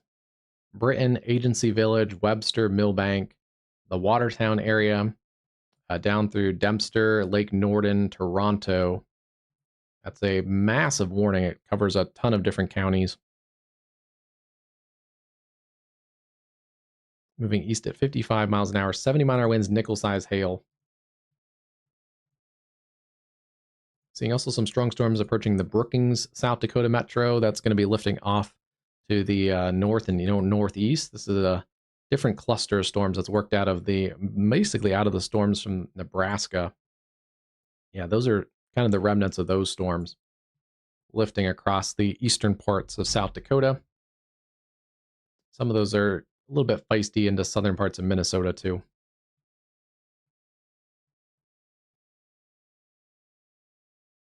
And yeah, interestingly enough, west of Grand Forks, those storms are still all outflow dominant.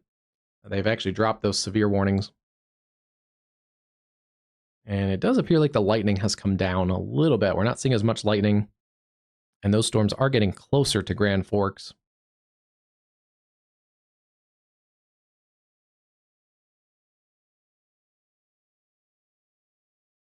Still a decent amount of lightning, though.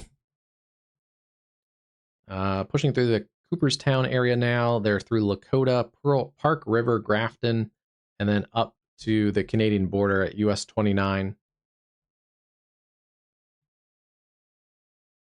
Up towards the Winnipeg area. They're through areas like Emerson, Morris, up to LaSalle, and then into Winnipeg now.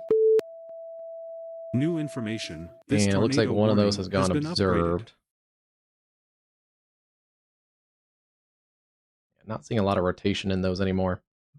Severe storms pushing through Winnipeg at the moment. And we got an observed one. That's the fun part about these leading edge circulations. They can flare up very quickly.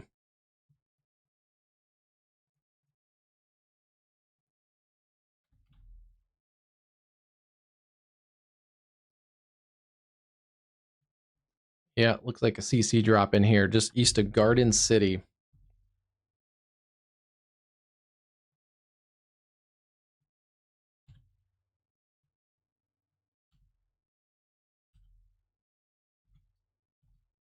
Still a weird look to that, but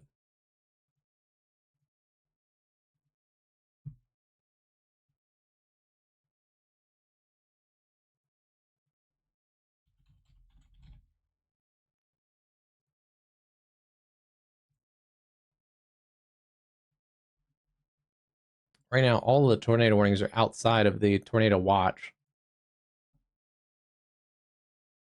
Law enforcement confirmed damaging tornado near Henry. So yeah, that's why it doesn't look crazy on the correlation coefficient, and also it doesn't really look like much of anything on velocity.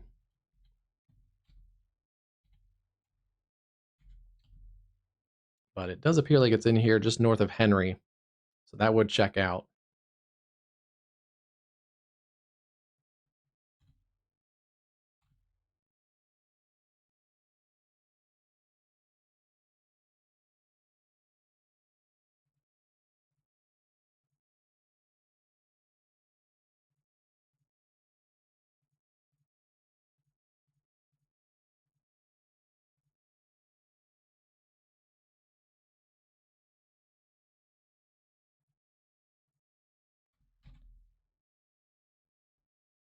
Two tornado warning storms, eastern South Dakota. Damaging tornado reported by law enforcement.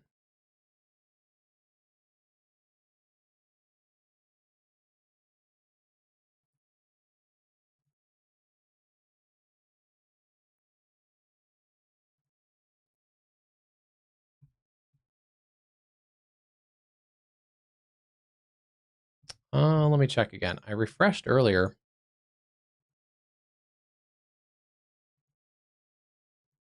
Internet's working great. The stream looks good, so it must be an X thing. I don't know why it's not giving me notifications.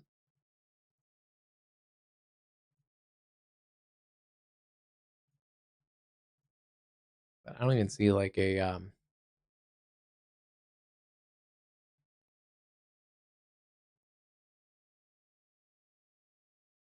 yeah, I don't see any notifications. I see other people have tweeted at me today or posted at me.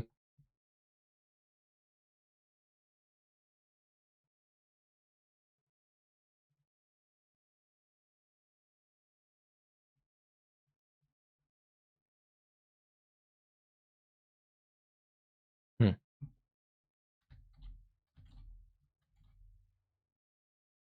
New radar scan coming in. There's the tornadic circulation still showing up just to the north and northeast of Henry.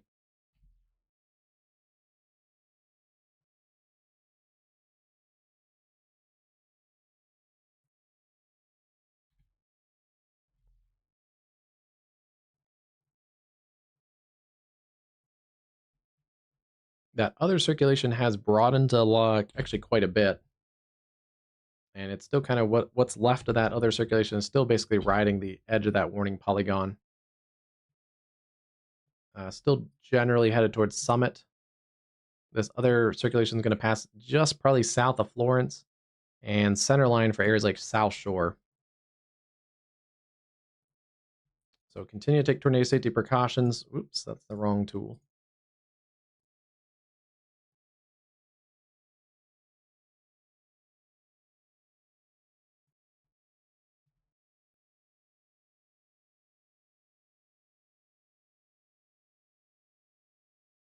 Probably about like that. Florence, roughly 4 minutes or less. Waverly, 22. Troy, 27. And Twin Brooks, about 34 minutes to the end of the warning polygon. Getting a little closer to Millbank. Millbank, you're going to want to keep your eye on that one in eastern Grant County. If that gets extended out, that's about 43 minutes from now.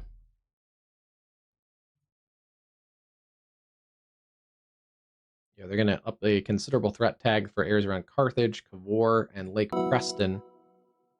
Oops, ignore that. Still had that tool. Considerable threat for small hail and 70-mile-an-hour winds. Penny-size hail. Brookings is in that warning polygon. So getting busy here with storms on the eastern edge of South Dakota. Yeah, there are storms lifting across the Brookings area.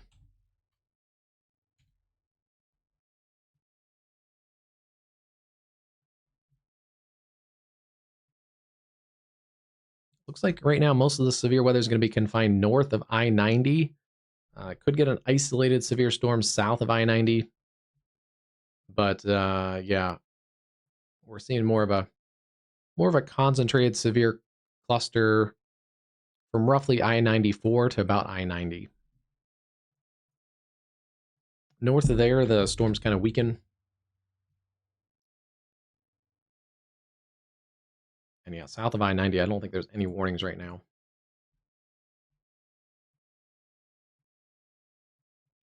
I have before cruise. They just they took quite a bit of work, and they weren't getting a ton of crazy views. And then also, they generally have a lot of the same information that every other forecast video puts out. So for a while, I've kind of been focusing more on the live part of it, but I do put out forecast videos every now and then for, some mostly bigger events, but or especially like higher confident patterns and events and stuff.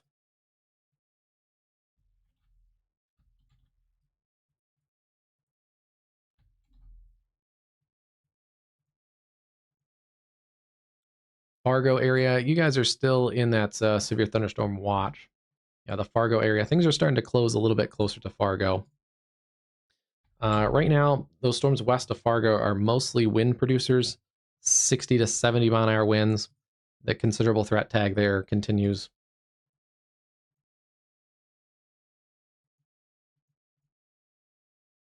So yeah, Fargo, I mean, those storms are coming. North of Fargo is where things get a little bit less severe, but yeah, 45. They're moving east at 45 still.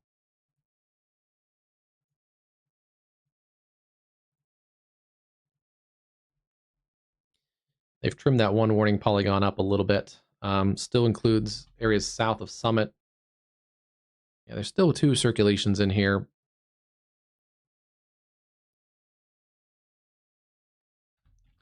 And that one is passing basically through the Florence area right now. Doesn't appear like it's on the ground at the moment, but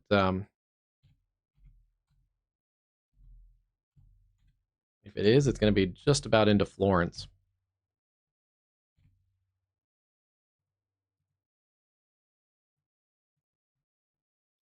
Yeah, good news for the Fargo area. Mostly it's going to be a damaging wind risk.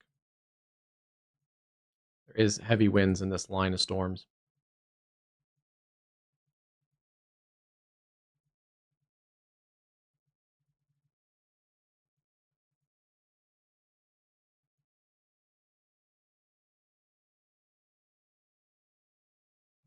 At Jamestown, North Dakota, a little bit ago, about 17 minutes ago, Jamestown reported 70 mile an hour winds, quarter size hail. So that's probably the main threat right now is small hail and those gusty 70 mile an hour winds. Yeah, Minneapolis, these storms are still very far away from you guys. Based on the model data, it looked like it was going to be probably 3 to 5 a.m. that storms come into Minneapolis. Tornado threat should diminish as they continue to work to the east. And we haven't had a big tornado threat all day. But yeah, by the time they get to Minneapolis, it's mostly going to be a damaging wind risk.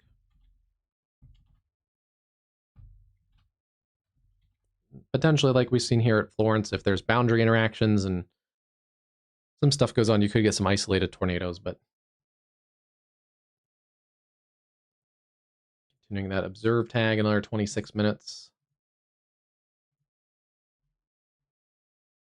Yeah, they've trimmed it up just a little bit.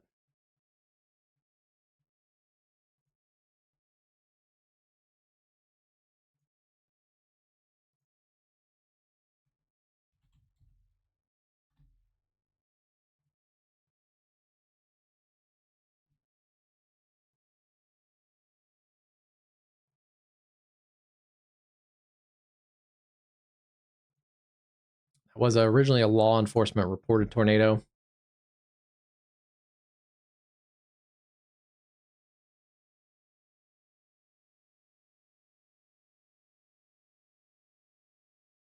Yeah, they just updated it. Confirmed tornado located near Dakota Sioux Casino or near Florence, moving east northeast at 55 miles an hour. Law enforcement confirmed tornado. So they've continued the warning there. Observed, which it looked like it was still potentially in there near Florence. I don't see a debris signature anymore, but yeah, there is a still a pretty distinct signature in here.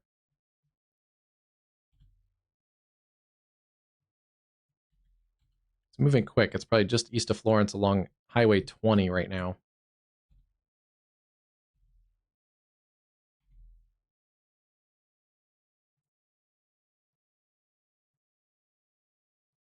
So it's going to approach areas just south of Summit. Twin Brooks, you guys are still basically center line for this. Tornado safety precautions, lowest level interior room. That one has worked a little more northeasterly. Whoops. Do this.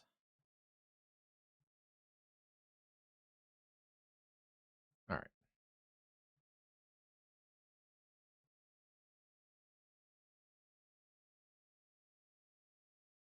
It's moving pretty fast, so ignore some of those towns that are way out in front of it. But back here towards the warning polygon, it's going to be about 13 minutes to I-29, 16 minutes to South Shore, and 22 minutes to Marvin, 26 to Twin Brooks here at the end of the warning polygon. If it does pull a little bit more towards the north, I want to get Summit included in there. Yeah, Summit would be about 17 minutes if it starts to pull towards the north. Dangerous storm. Yeah, Minneapolis is definitely going to be loud overnight. Just make sure you have multiple ways to get warnings. Make sure before you go to sleep tonight in Minneapolis, just make sure you either have a NOAA weather radio, make sure that's charged and ready to go. Or if you don't have a NOAA weather radio, and actually it's good to do both, just make sure you have your phone alerts turned on, the emergency alerts in your settings.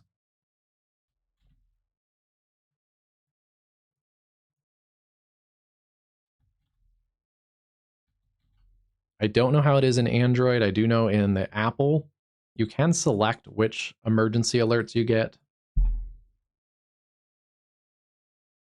The official and obviously public safety side is activate all of your emergency alerts, but if you only wanted to activate the weather alerts, that is possible, at least in the Apple settings.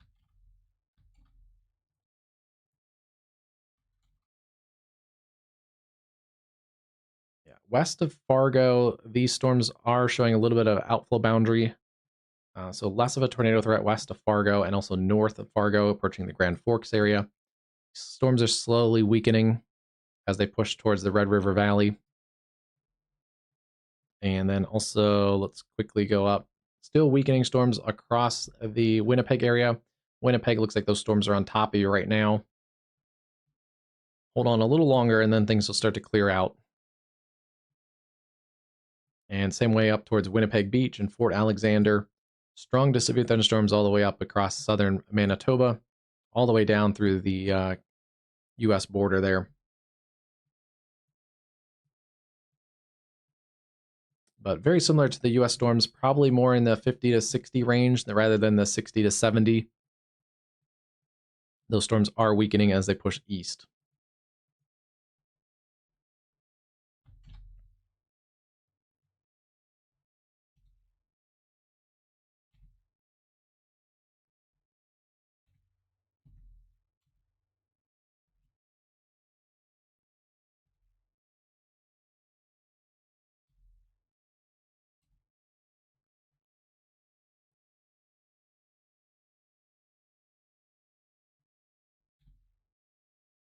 It's hard to say if that's clear air or CC drop. It's right at the line between clear air, but that may be still in progress right there.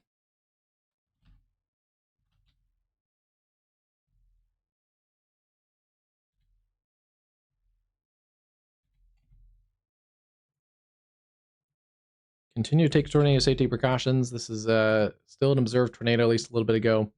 Law enforcement reported tornado.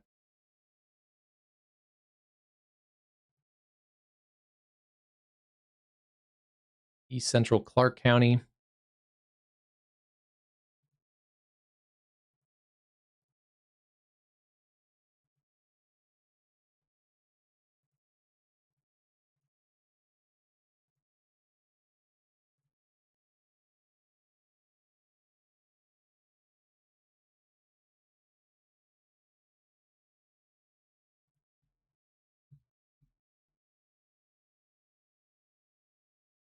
Hey, nice. Yeah, thanks to everyone that subscribed today. We have a pretty cool weather community, I think, too. You guys in chat have made it special too, so that definitely contributes to the growth. And hopefully, as the channel grows, we obviously impact more people and can get this out. This is life-saving information that we're getting out, so I do appreciate everybody liking and subscribing. That definitely helps the channel get out and gets these warnings out a little bit faster and a little further. Still seeing a lot of lightning in that storm. It is. It's a pretty good community.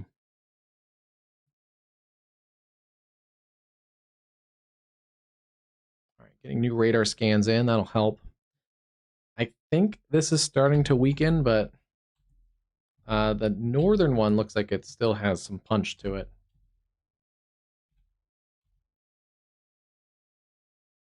Yeah, not seeing it much anymore here on actually on a lot of things on velocity, but also spectrum width. Northern one still shows a little bit on both of those. Approaching areas around Summit, just south of Ortley. And yeah, if the other one's in here, it's still east of Florence, basically kind of paralleling Highway 20, just west of Highway 20, South Dakota Highway 20 and I-29. It's going to be kind of like right in there. Good news, this is the Watertown Metro. It is going north of Watertown, one of the bigger communities there along the I-29 corridor.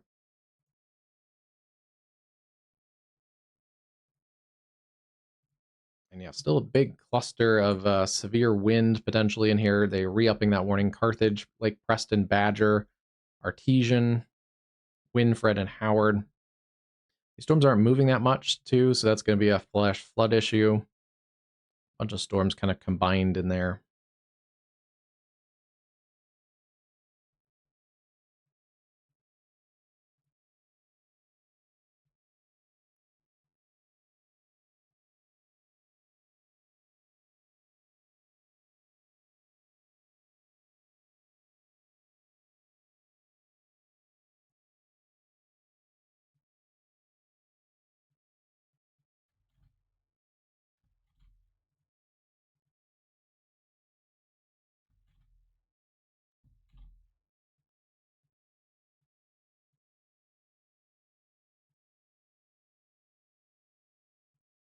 Overall, a general weakening pattern to those storms. It's still going to get very loud along the I-29 corridor, Grand Forks down to Fargo, and still severe storms back west of Fargo. Let's check some new storm reports and see if there's anything crazy that's come in. Here's a recent, oh, that's the Jamestown, the 70 mile an hour gusts, quarter size hail, 70 gust at Ellendale a little bit ago. It's right on the state line. 66 at a Mesonet station at Claremont. Here's one of the higher gusts, I think, today. A train spotter report 77 mile an hour gust earlier in South Dakota. So yeah, definitely a history of considerable threat. 65 to 75 mile an hour gusts in here. Nothing like we were dealing with yesterday. And yeah, not seeing any new large hail reports. The hail has come down in intensity. Let's check over here and just see if there's any. No. No new damage reports out of the Indianapolis area. We definitely saw some QLCS tornadoes with some debris signatures, so I'm curious to see how that looks tomorrow morning. Hopefully it just maybe stayed in some wooded areas.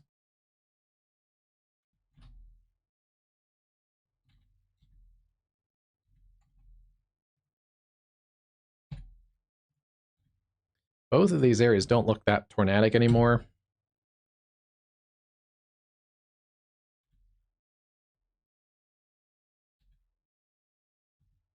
The wind is actually kind of starting to surge out ahead of those storms. So it is becoming a little more outflow dominant. I'm guessing they probably are weakening circulations. if they're still on the ground. We'll see if they update the observe tag or not.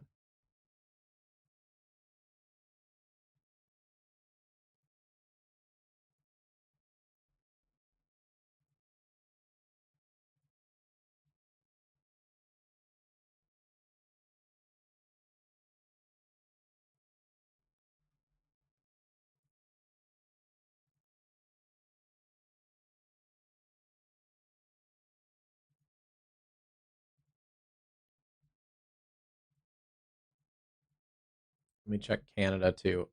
Still no tornado warnings. Still the severe thunderstorm warning continues around the Winnipeg area.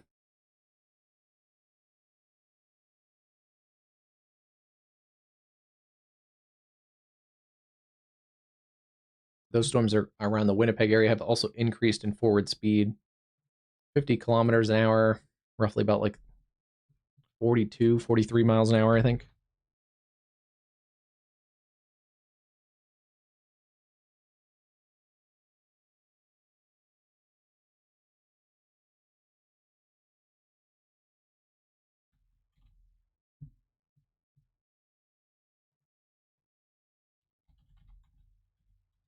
Yeah, those Canadian storms are also coming down in intensity. So that's a good explanation. Or that's a good thing for the Winnipeg area. That's a really big populated city. The storms look like they peaked west of Winnipeg, and yeah, there's no tornado warnings. I just want to scope this line real quick. Damaging wind risk east of Winnipeg, but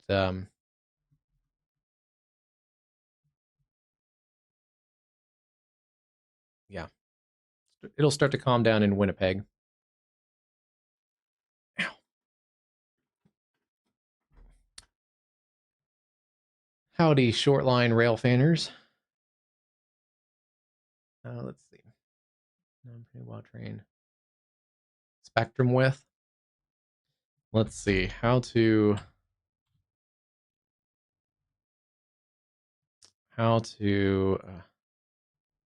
explain spectrum width. So velocity, like the velocity scan shows. I don't know if we have a good, not really a great.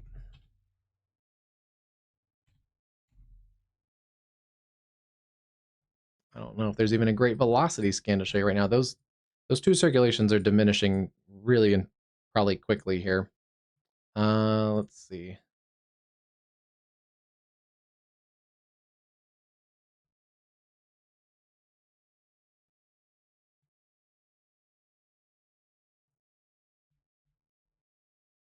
All right, well, I'll step it back, I guess. Okay. So like cruise, if you're looking here at the velocity scan, you have the greens going towards the radar, the reds going away from the radar. Velocity tells you which direction the raindrops and the targets are moving on the radar. The spectrum width, if I go back to that same point,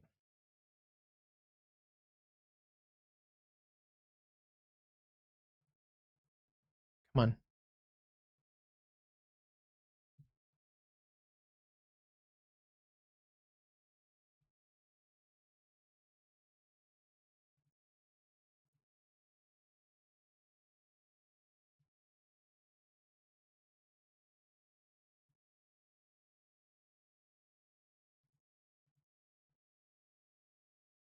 I don't know why it's not letting me go back to that same point, but the spectrum width, how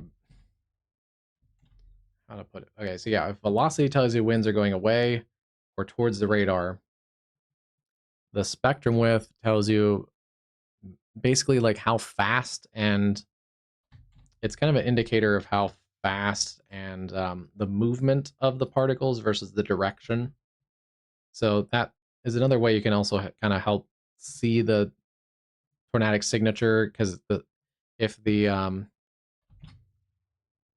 if the winds are going towards the radar and away from the radar, and you see that on velocity, and then that kind of you can overlay it and correlate it with the spectrum width. It's another way to kind of spot the circulations, because you'll see these this isn't a great example, but you'll see the higher wind values. This is um, faster targets on the radar. So if you see this faster targets and they're basically correlated with winds going towards and away from the radar, it can kind of just basically help validate that there is a tornadic circulation in there. I haven't explained or even thought about spectrum width that much. It's kind of just comes second nature, so it's a little bit hard explaining it, but that's, I guess, the best way.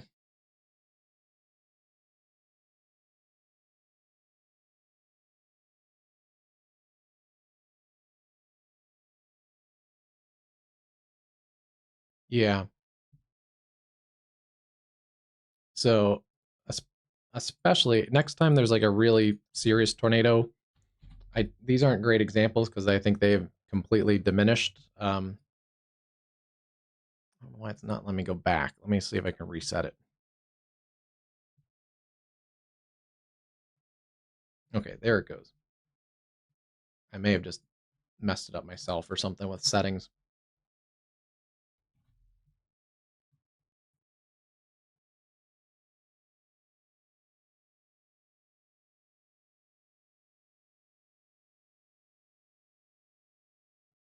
Okay, let's see if we can see it here. This is back. This is not live radar, guys. This is, you can see our shear rate detector shows the shear in here. Our velocity scan shows that there's greens going towards the radar. I'm just going to see if this all lines up on its own. Where is our radar? Okay, our radar's up here. Sometimes moving around the radar, moving around the map, it's good to check where your radar is sometimes too. So we have winds going towards the radar, winds going away from the radar. That checks out. Circulation right in here where they interface with each other. Might have started producing now. Correlation coefficient was a little messy, but probably a good example because correlation coefficient, we don't see like a super deep debris signature, so it's not for certain. We can check storm relative. It takes out the forward motion, just shows you basically the velocity differences. That also correlates with that same area of circulation. And let's see, spectrum width. Not going to give us a great example, I guess, but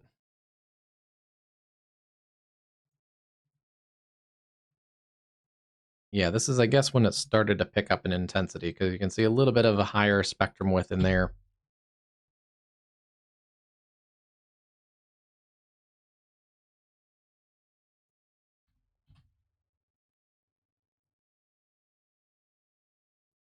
I don't know. That's not probably the best example.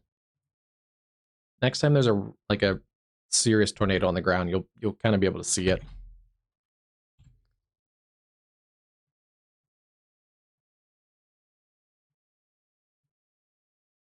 Yeah, there's not that many great examples right now of the spectrum width.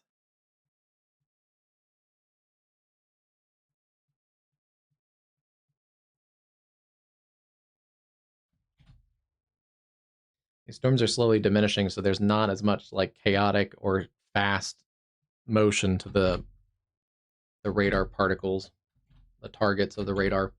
Some of these storms are probably not even considerable threat anymore.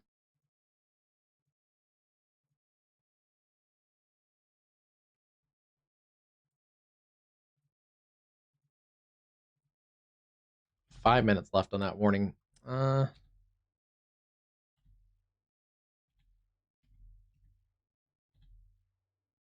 seeing a little bit of rotation in there.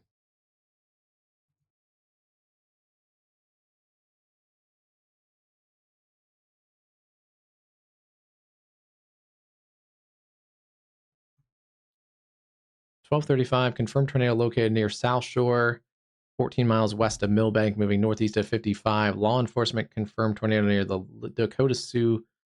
So they've updated the timing, but they haven't updated the information because that Dakota Sioux casino was back towards the Florence area. Continuing that tornado possible severe thunderstorm warning. I'm sure if you hang out long enough, crews, like in the next couple days, we'll have some really good examples to use spectrum with.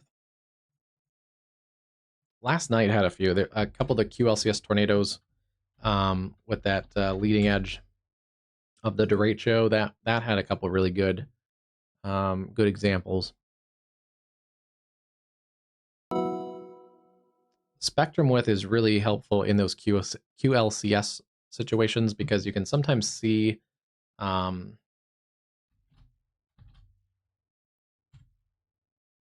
there's not a lot of great examples. Sometimes with spectrum width on the edge, where some of those areas of rotation don't look that impressive on velocity, they can sometimes be seen in the spectrum width because you can kind of see the curly Q nature to them, and then that can be where that tornado hangs out. Actually, I just that's a little bit of an example of one. This is a little bit of a little QLCS circulation. Probably not tornadic, but there is a little bit of rotation in there that I kind of spotted based on the spectrum width alone. Because you can see this higher speed kind of circular tail pattern. That's what spectrum width kind of shows.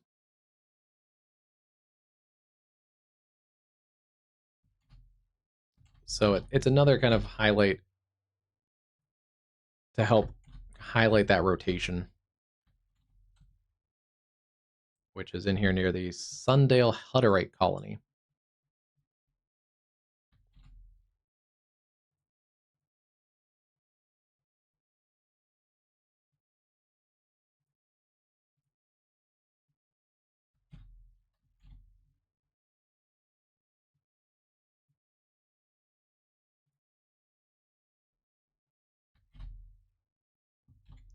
Quick spin up tornadoes like this on the leading edge of these line segments, we probably are underestimating how many of those there actually are. Especially if the line segment is a damaging wind. Some of these are not that strong, so this could be a little. This is the one I think I found on the spectrum with. Yeah, like that could be a little bit of a quick, brief spin up, a little micro vortice, but it may only have winds of 60 to 70 miles an hour. So you may never realize it because just behind that, there's a big swath of 60 to 70 miles an hour. And, if it's like yesterday, there's a big swath of 90 to 100 miles an hour. So we probably underestimate as a whole how many of these little small QLCS tornadoes, at least the small and weak ones, and then micro vortices and things like that on the leading edge of these complexes of storms.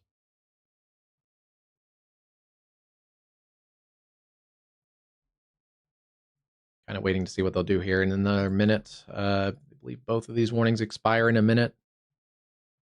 So we'll see what they do there. Let me check our Canadian friends. Yeah, still see severe thunderstorms into southeast parts of Manitoba. Severe thunderstorm watch now issued for areas into Ontario there for the overnight hours.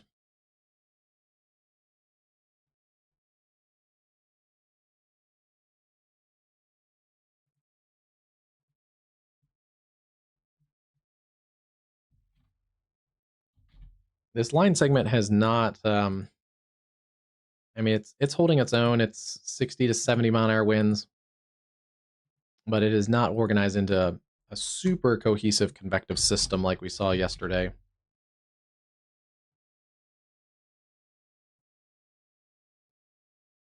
It's definitely not a derecho.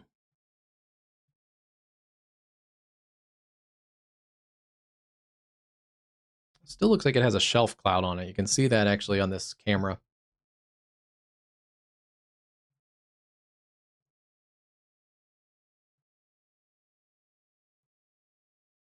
You can see the lightning kind of illuminates the shelf cloud on it. It probably looks really cool if it was in the daytime. You'd see the big shelf cloud and the leading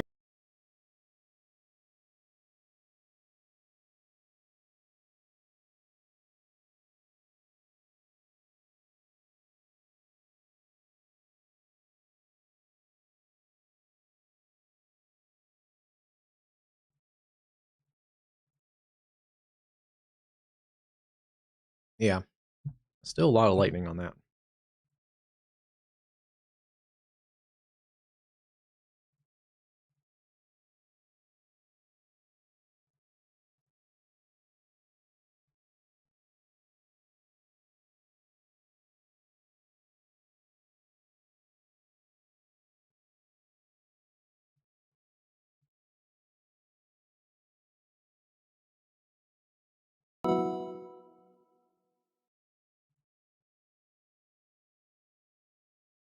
I believe this is their first warning in Minnesota tonight. Lac Qui Parle County and northern Yellow Medicine County, west central Minnesota. 60, A 60 new mile an hour flash winds. flood warning has been issued.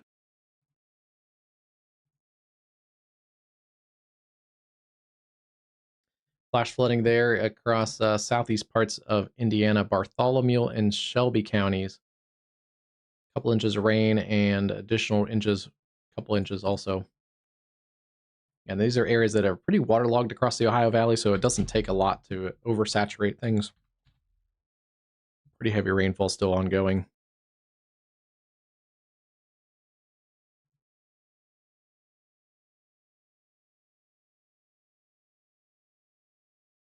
Yeah, pockets in here near Milford, Indiana had over inch an hour rainfall rates.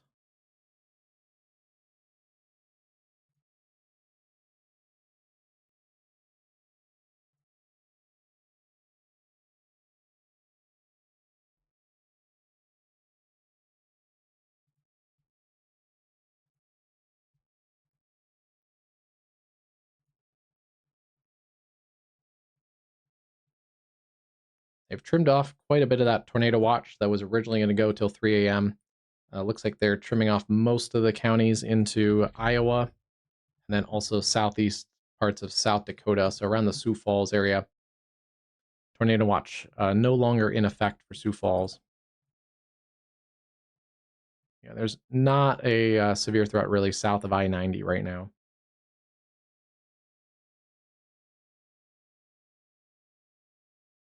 Oh, where is that? How's it going, Matt? Let's see. Osseo. Minnesota has a good chance at severe weather tomorrow. I'm just trying to figure out if you're in the northern part. Okay, yeah, you guys are in the Minneapolis, St. Paul area. It's going to be a couple rounds of storms. So you're going to want to stay on alert tomorrow through the day. Let's take a look.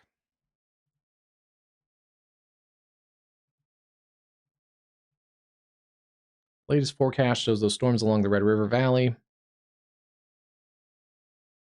It does downtrend those storms. It takes the strongest portions up into northern and central Minnesota. I still think like 3 to 4 a.m., still a chance at some isolated severe weather across the Minneapolis St. Paul area. Mostly, again, it would be a damaging wind risk overnight. But then, let's see, tomorrow morning, it'll be a warm and humid day. According to this model, storms get firing across eastern parts of Minnesota around midday. Really, kind of anytime after lunchtime, you may get some severe weather. And it may not be a one and done. There may be kind of clusters of storms.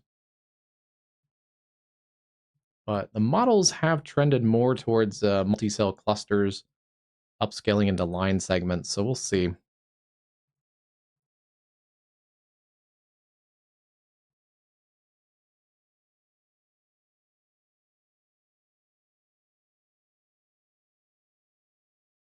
Yeah, the model run before that had a couple supercells, maybe isolated, discrete cells developing around that lunchtime. So yeah, any time or lunchtime after, you may get a couple rounds of storms that have severe potential.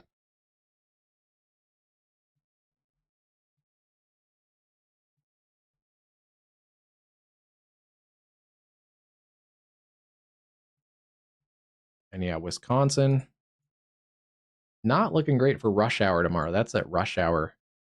Like if you're leaving Madison or Milwaukee at rush hour tomorrow, that's going to be not fun.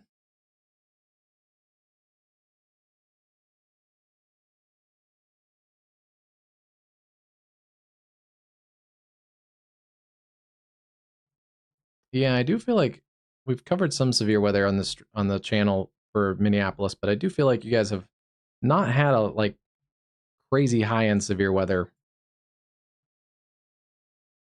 There was a couple times I think last year where severe weather went north of Minneapolis and it was actually stayed dry down there, or it stayed more along the I-90 corridor. Tomorrow looks like a day you do have to be weather aware, and especially if it develops like some of the models show, you have to worry about discrete cells early on. You may have to worry about another round of storms developing. That could bring damaging winds, embedded tornadoes, and hail. So you do have an all hazards threat: wind, tornadoes, and hail.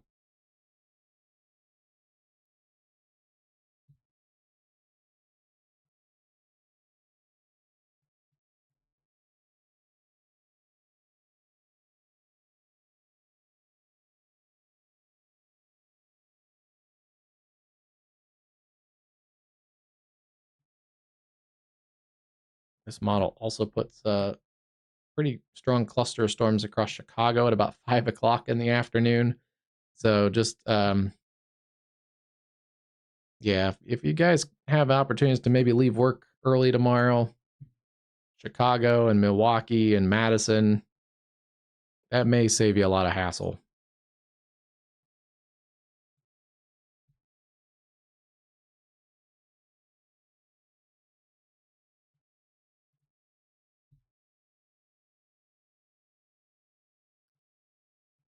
Yeah, tomorrow looks like I feel like one of the more higher end days for the Twin Cities in a while. And we'll probably get an update to the Storm Prediction Center here in the next couple minutes, but there's the current outlook, level 3 out of 5 enhanced risk.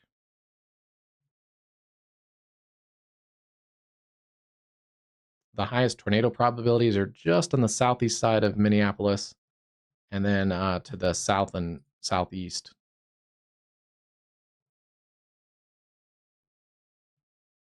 But just based on some of the modeling, I wouldn't be surprised if they push a little bit more tornado risk up towards Bemidji.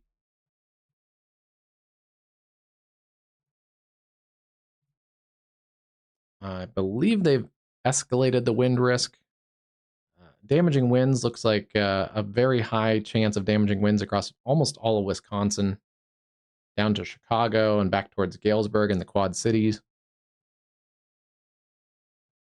And this is what I worry about. I worry about like hail the most. I don't know. Just me personally. I just don't want my car trashed or the house, shattered. So I feel like I worry about hail more than tornadoes or damaging winds. But yeah, if you have an opportunity to tuck your car away tomorrow in Minneapolis, or if you're going to work and a parking garage might be a little longer walk, I would maybe park in the parking garage versus the open parking lot, because large hail could be a big thing from Duluth all the way down to Ottumwa, Iowa. Good night, Frontline. Thanks for popping in. Sorry the bot got you early on. Oh, the shelf cloud has really, really well pronounced here. I'll leave you with a shelf cloud look, Frontline, but yeah, you can see kind of the lip on that. That'd be a spectacular shot in the daytime.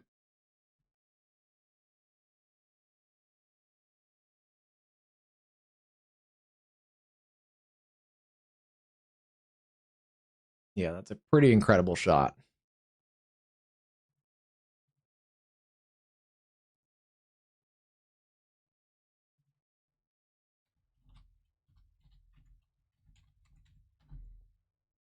Thanks to all the new people tuning in. I'll send the link to subscribe there. You can like and subscribe for free. We'll be covering weather tomorrow too across those areas like Minneapolis and Wisconsin and Chicago and Iowa tomorrow. Definitely planning a live stream tomorrow. Probably another live stream on Thursday, Friday, Saturday, potentially all the way to Sunday. It's a pretty active pattern of severe weather. Yeah, back into some of those same areas on Thursday. We talked about it last night's stream. I was pretty confident we'd get a risk for a Friday, and we did across most of New York, Pennsylvania, into the upper Ohio Valley. That's for Friday. And then Saturday, we go back to the plains. This will probably adjust and grow and change around a little bit. That's a 5-day probability, so it has a lot of changing to do, but they did note it, so that's important. Oh, nice. I was hoping to hit that by tomorrow, so I'm ahead of schedule. Thanks, Cruz.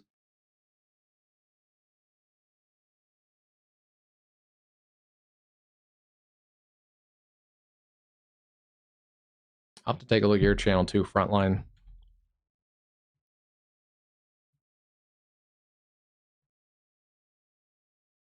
Yeah, that's awesome.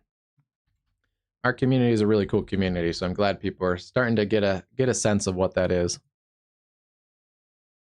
Storms are slowly starting to downtrend. We're not seeing as much of those considerable threat tags anymore. Still 60-mile-an-hour wind gusts. Maybe some small hail in pockets. They have dropped the considerable threat around the Millbank area. They do have a tornado possible tag, so continue to watch those areas.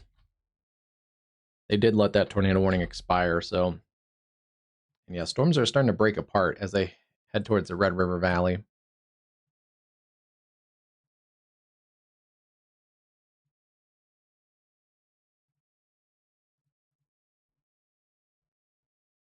Still going to be loud. Even some of these storms that aren't severe, they have a lot of electricity in them.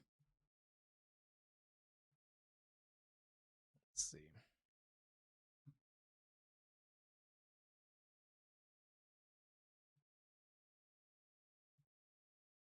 Yeah, this line of storms from basically the Canadian border all the way down to the border, the southern border with Minnesota, has about 4,700 lightning strikes. So it's not the most electrical, but that still is a lot of lightning in here.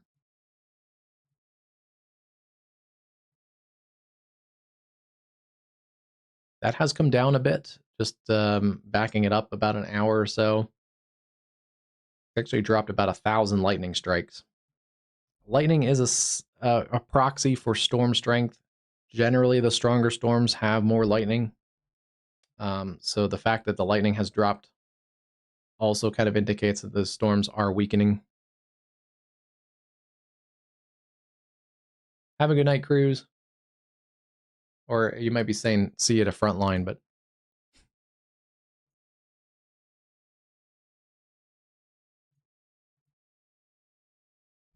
yeah, starting to lose those warnings basically north of I-94. Still watching that Fargo area, though.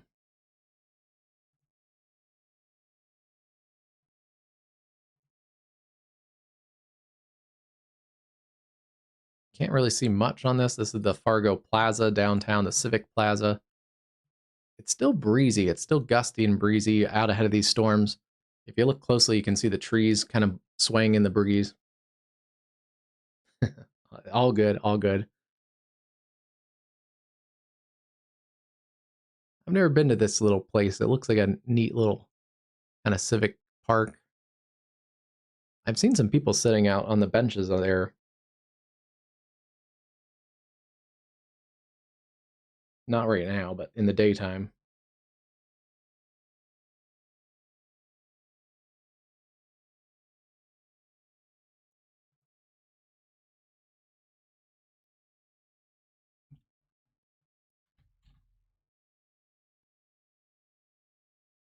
That's not as impressive of a view as this one. The shelf cloud is continuing to show more pronounced on this camera thanks to the University of North Dakota.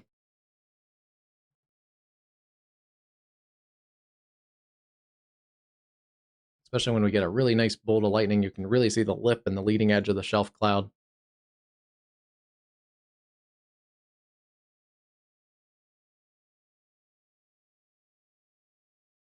And these aren't even severe storms.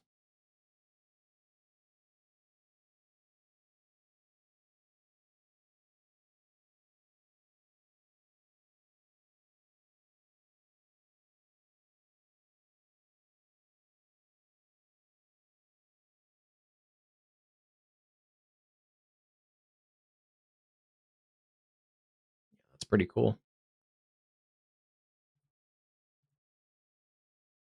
If you're new here, we do see a lot of crazy stuff on our live cameras, but I do try and show some of the beauty of weather too. We've seen some really cool rainbows on some of our live streams. The one in Texas, like 2 weeks ago, was really impressive rainbow over southwest Texas, the arid terrain. This is a pretty nasty cluster still storms. It's moving to the north northeast. This may get up towards the Fargo area, so if you're in those areas, especially south of Fargo, keep an eye on this storm. It is only being warned for 60-mile-an-hour wind. It was just a considerable threat a while back.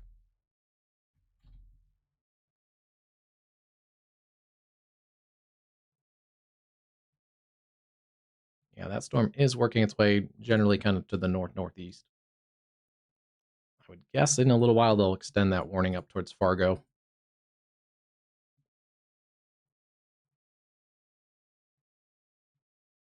These storms are basically done across Agency Village, Browns Valley, New Effington. Those areas around Summit, storms right now.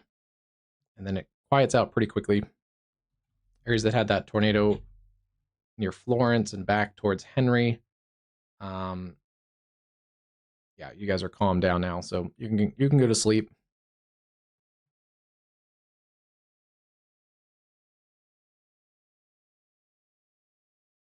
Oh, every time I look over at the not the Fargo camera, the Grand Forks camera, it gets more impressive.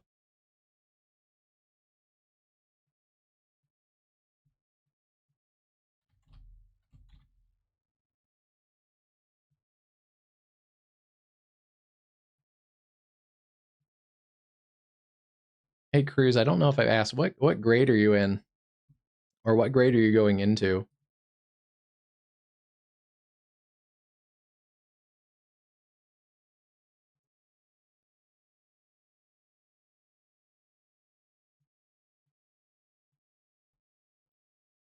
Ninth grade. Okay, cool. I don't know if you've done it in. I think you can start them usually in like middle school, but if not for this summer, you might want to look for like next summer, going into 10th grade. Like they have like teen weather camps. A lot of times, like local meteorologists where you are might run like a teen weather camp, or you're down in Alabama, they may have it at the Space Center at Huntsville. You might want to check that out too. But yeah, if you're interested in weather and being a meteorologist eventually, they have some pretty good like, yeah, I feel like middle school and high school weather camps are definitely like a thing.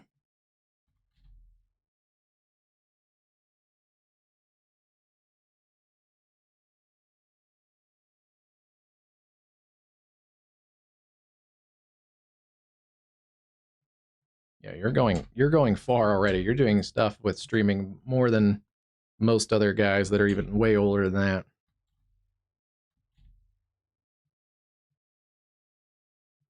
I think one of the reasons your channel is growing too is you hold yourself with a pretty good maturity that a lot of ninth graders don't have.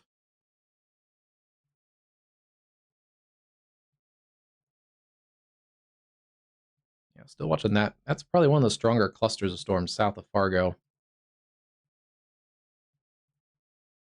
Get a timing on that. Northeast at 65. Okay.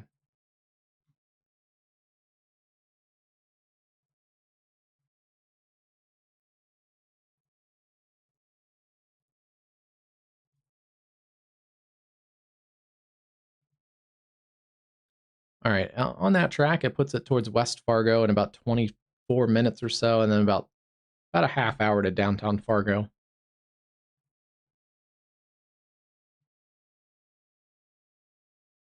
That's definitely starting to surge up towards the north and east. So looks like that's more of the storms that are in line for you guys across the Fargo area. Horace, Castleton, and then on the Moorhead side of things. Right? Yeah. Fargo, Moorhead is in Minnesota, West Fargo, down towards Frontier, Prairie Rose, Wild Rice, Horace. Pretty nasty set of storms still.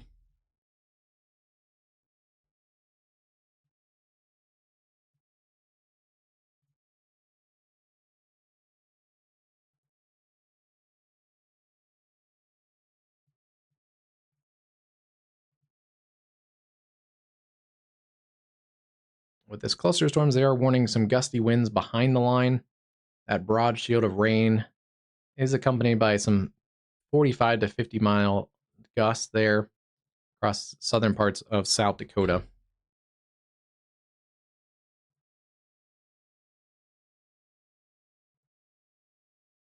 Yeah, there's still a ton of rain.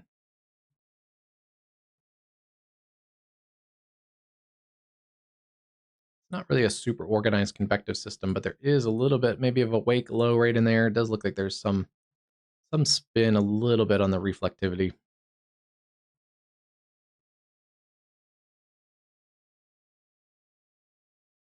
Oh yeah, and I totally forgot about that. Yeah. A lot of people don't realize that too. You can become a skywarn spotter. There's no age limit to being a skywarn spotter. Although I'd recommend probably at least middle school to early high school.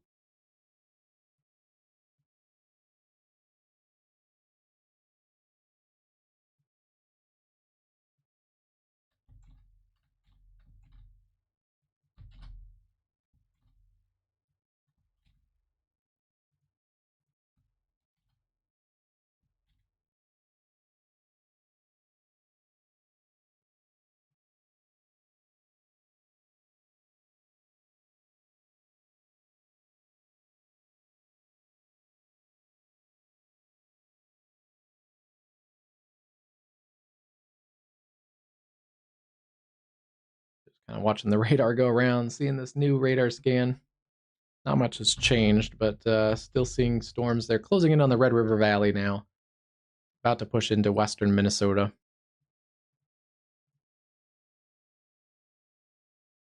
This color table is, oh, it's one that I grabbed a while ago and then I customized it even further. Let me see here. Where are my custom color tables?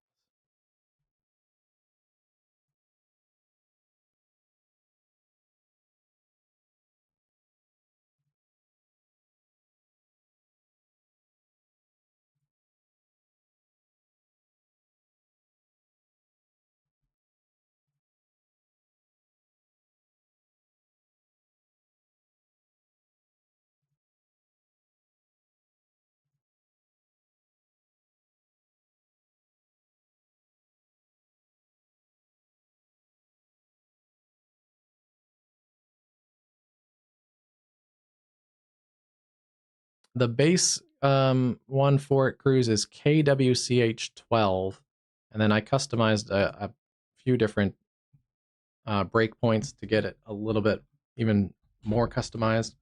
The one thing I like about this one is it's very detailed, and it shows the hail cores pretty good, even just kind of moderate hail cores, but especially if there's larger hail, it stays pretty true to the size.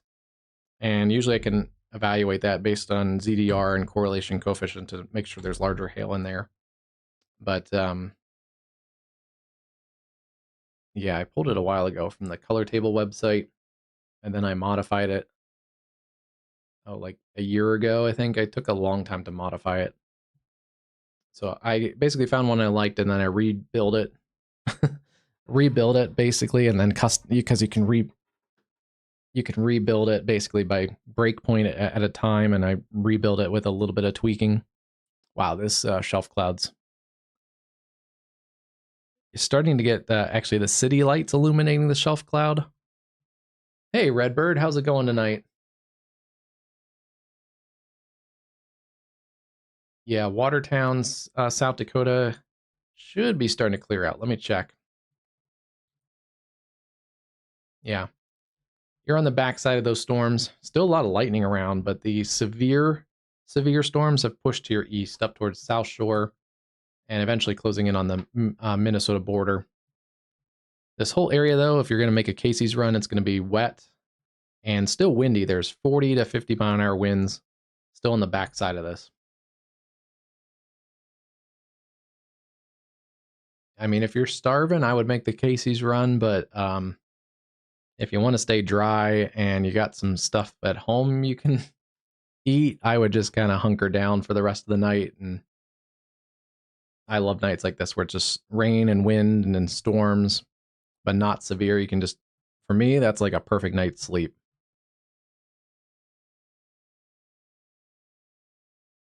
Yeah, that's pretty good. Yeah, thanks everyone for joining us.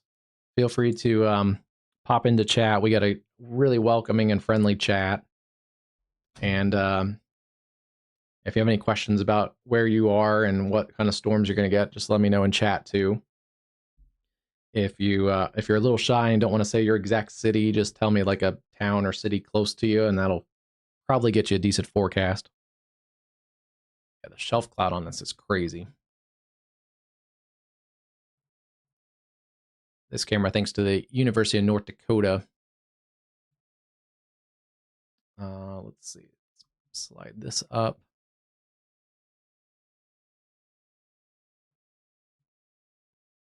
And I'll just slide it down. All right, I'll cover me up for a little bit. You guys have seen my ugly face for too long, so take a look at the awesome shot of this shelf cloud.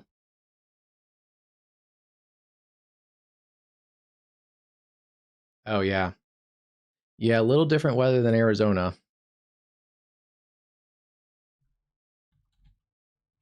Should start to clear out later tonight, but yeah, the rain and windy conditions are going to hold on a while there around Watertown.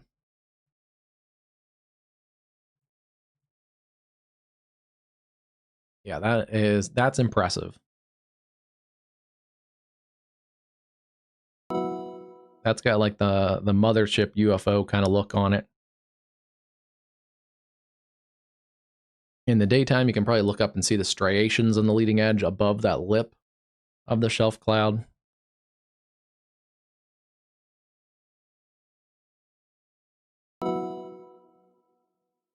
Yeah, I'm doing good, Redbird. How have you been? I know you've been busy working on version 3 of the Warnverly, right? I saw on Discord a bunch of people were bugging you because you said it was delayed or something, Redbird. A new flash I flood hope they're just warning has giving you been just issued. jokingly, because I mean it's free and it works, so you shouldn't complain about that kind of stuff. So yeah, I hope they're just kind of joking with you. Because yeah, if they're actually complaining because you had to delay version 3, that's just for a free piece of software. That's like, geez.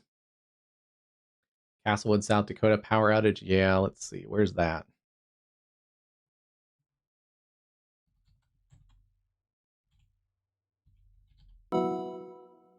Castlewood, South Dakota.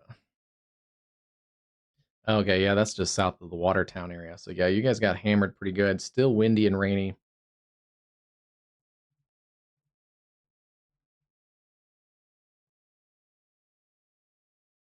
Oh yeah, that was a pretty nasty cell, part of that line that came through. The other problem with that is because there's still lightning and 55-mile-an-hour wind gusts in this rain shield behind the main line of storms, is the power may be out for a while because they A can't new get up flash and flood put warning those has been trucks up issued. with the heavy rain and wind.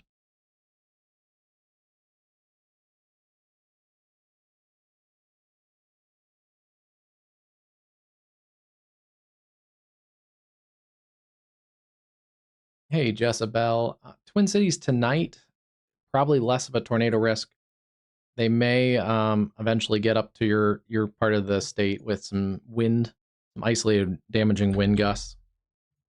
But this cluster is slowly weakening, but it'll get up to the Twin Cities in probably about 3 or 4 a.m. A Tomorrow looks new flash interesting. flood warning has been Tomorrow you're going to issued. have to be on alert across the Twin Cities. We've looked at that on the models, and definitely severe chances, especially into Wisconsin.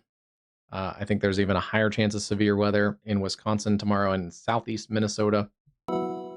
Minneapolis, according to the models, are kind of right on the edge of where storms are kind of expected to go up tomorrow. So as they go up in the afternoon with the daytime heating, there's the possibility they start out discrete, and discrete cells bring that all hazards threat, tornadoes, damaging winds, and large hail.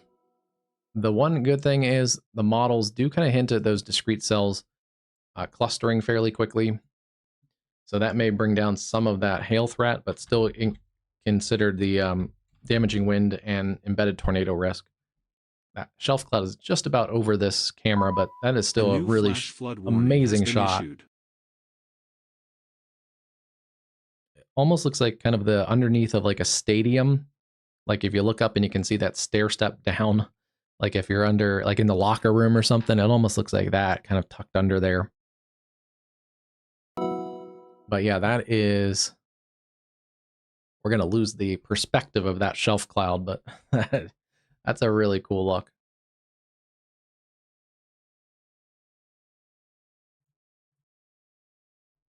University of North Dakota has a strong atmospheric science program. Twin Cities, you got to be on high alert tomorrow. That's the main takeaway tomorrow with potentially rounds. It's not going to be a one and done. It does look like there could be severe weather from about noon on in the Twin Cities, with potentially some more storms later into the evening hours.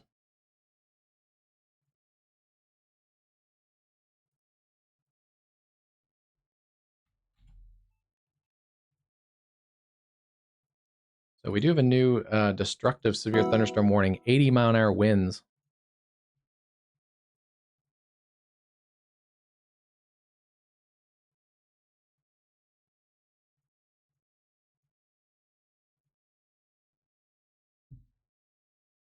A weather station reported 80-mile-an-hour winds. A new PDS severe thunderstorm warning has been issued. That's for the Lac Qui Parle, Minnesota, and Yellow Medicine, Minnesota. Areas around Bellingham down to Providence, Boyd, Porter, up to Montevello.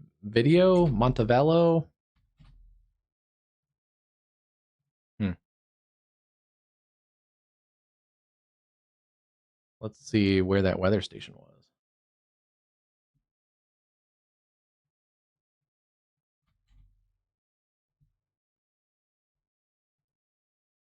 Hasn't loaded in yet, but that's an interesting wind report because we've mostly seen winds in the 60s to near 70. There wasn't a 78-mile-an-hour wind report earlier, but that was over a half hour ago.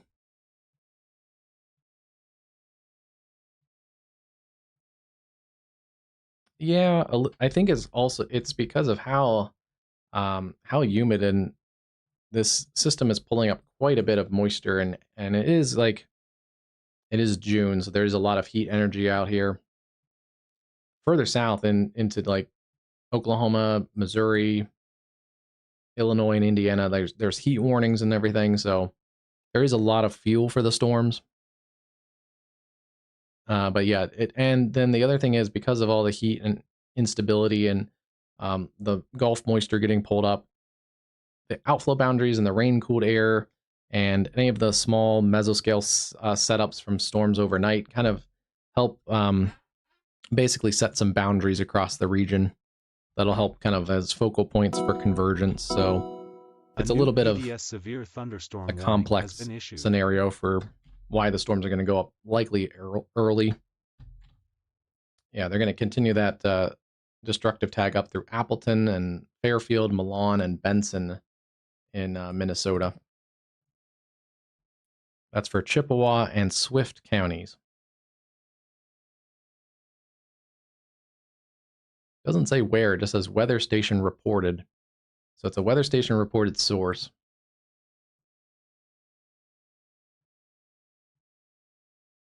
Sounds good, Cruz.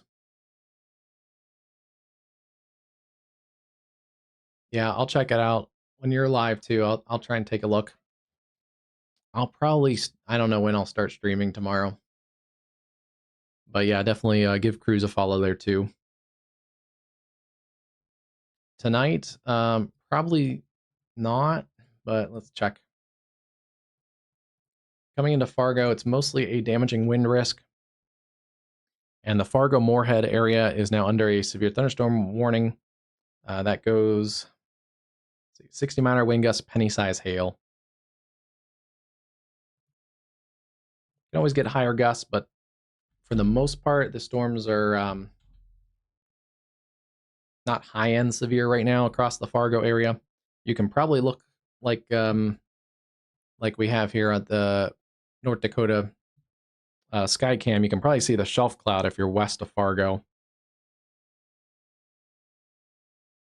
Just a super impressive look.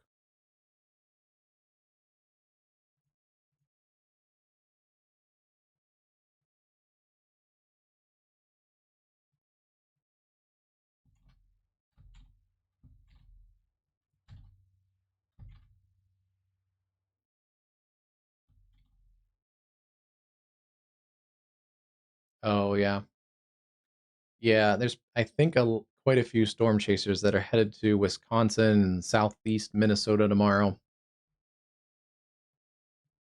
I think I heard some kind of skipped out on some of this weather up here in the Red River Valley to head basically towards Wisconsin tomorrow. Yeah, Fargo, it's south side of town for the Fargo area.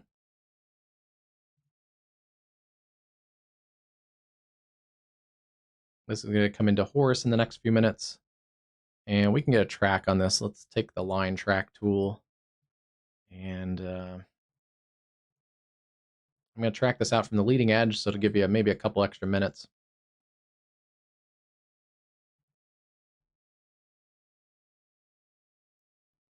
But roughly puts it into downtown Fargo in about 18 minutes or so. Mapleton 9. And Horace, yeah, about 5 minutes or so, maybe a little bit more since I tracked it out just ahead of the line. Moorhead, about 20 minutes. And then up towards the airport, like North River, 22 minutes. Stockwood, Minnesota, about 30 minutes from now.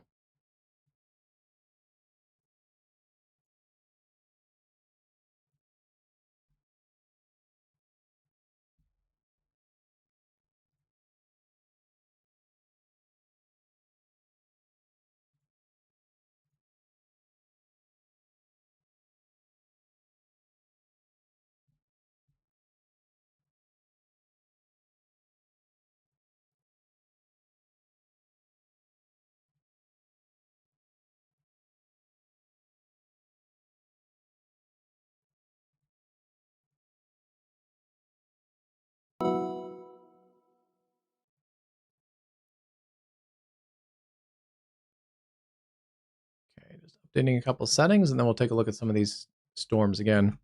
Yeah.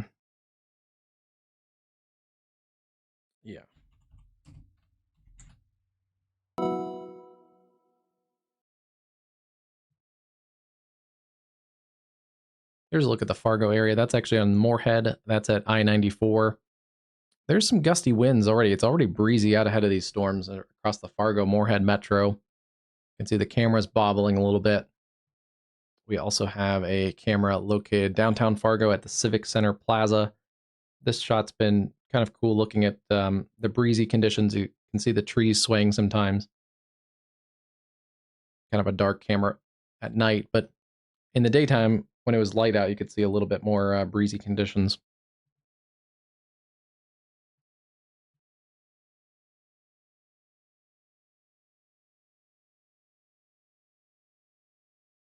Hey, Ashley, how's it going tonight? No worries. Just keep us on. We'll ride it through together here across the Fargo Metro. South side of town, you're probably hearing the lightning and thunder already, but right now it's maybe some small hail, quarter-size hail, 60-mile-an-hour winds. Checking it for rotation. I don't see a lot of rotation in this part of the storm at the moment.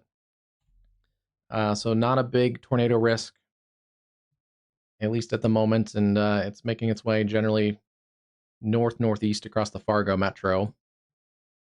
West side of town, you can see this outflow boundary in here. This is going to be some gusty winds that predate the storms, so you'll get the gusty winds first, and then you'll get the rain and thunder behind it. Pretty much the outflow boundary means these are non-tornadic storms west of Fargo. Still is a little low risk of a quick spin-up tornado south of Fargo.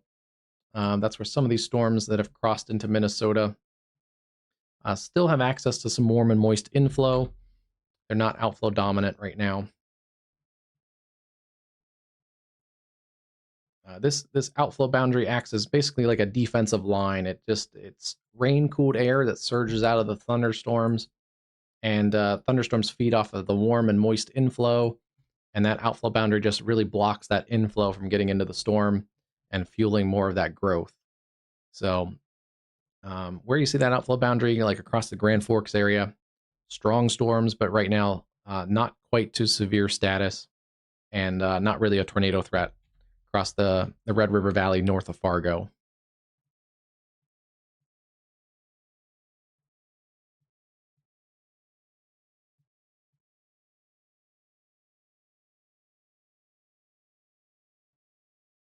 Hey, winter bub. No need to be scared. It's just you just want to be prepared, and it sounds like a lot of people in the Fargo area are up right now, so that's one positive is they're getting the warnings.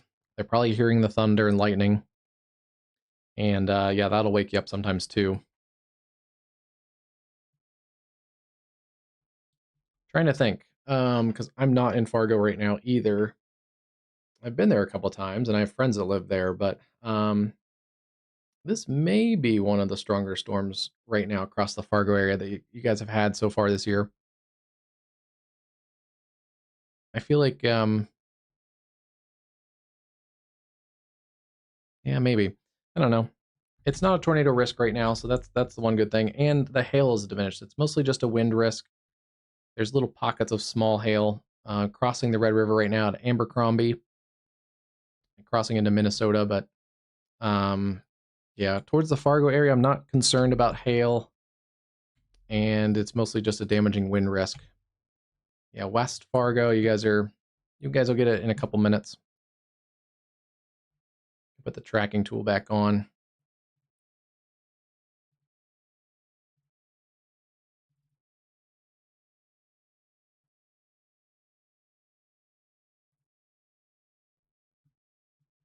I drew it kind of out at the leading edge. You may get some burst of wind with that outflow boundary first, but roughly to West Fargo, it's about 10 minutes or so till you start to get into the heavier precip and definitely the heavier wind. But yeah, about 10 minutes to West Fargo and about 15 to 17 to downtown Fargo. The storm does continue to downtrend just based on the radar scans. Going back a little bit, you can see more of these like darker purple colors and darker reds in here. This is about a half hour ago. We have lost some of those as this has worked towards the Fargo area. More oranges and reds rather than the purples. That does indicate a little bit of weakening. Some of those purples are still down in here. That's generally headed towards Barnesville, Pelican Rapids, and some of those areas that are south and east of Fargo, down along I-94.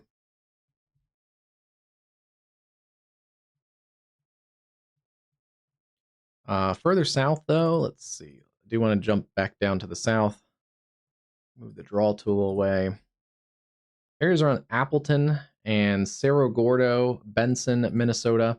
We are seeing there destructive severe thunderstorms, Chippewa County and Swift counties. If you know anyone down there, maybe give them a text or call, let them know. This is a little bit different situation than the Fargo area. 80-mile-an-hour wind gusts. You do want to treat that a little more similar to a tornado. Hunker down into your room, away from doors and windows.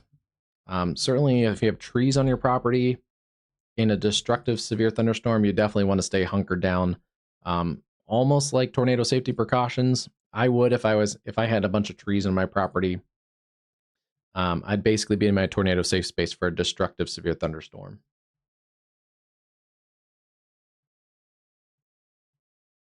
Oh, you guys get all kinds of severe weather though down there, winter bubs. We've covered all kinds of crazy storms in Texas. And they have issued a new severe thunderstorm watch. We had some people, I think, earlier from Minneapolis area. Let me get you the details on this. It's just gone live. and it is going to be a late night and early morning severe threat. So this covers basically central and eastern parts of Minnesota, as well as parts of western Wisconsin. A couple tornadoes are possible, isolated hail up to ping pong ball size, and scattered gusts up to 70 miles an hour are likely. So this weather watch, kind of a medium level weather watch on the intensity categories. They're just kind of covering a kind of a mid-level all hazards threat. A couple tornadoes may get a couple spin ups. The good news is the hail, it's under 2-inch in diameter. Ping pong ball size hail can do damage, but not as much as like apple size hail or lime size hail. And then the wind risk has come down a little bit from some of the earlier watches, 70 mile an hour gusts. Some of that is dependent on if some of these storms can regain strength. That right now, some of the storms across southwest Minnesota are not severe. So some of this is, dependent on if this storm cluster continues to progress towards the Minneapolis-St. Paul area and is able to tap some more energy. Because right now, those areas around St. James, Mankato, Fairmont, just seeing basically general thunderstorms.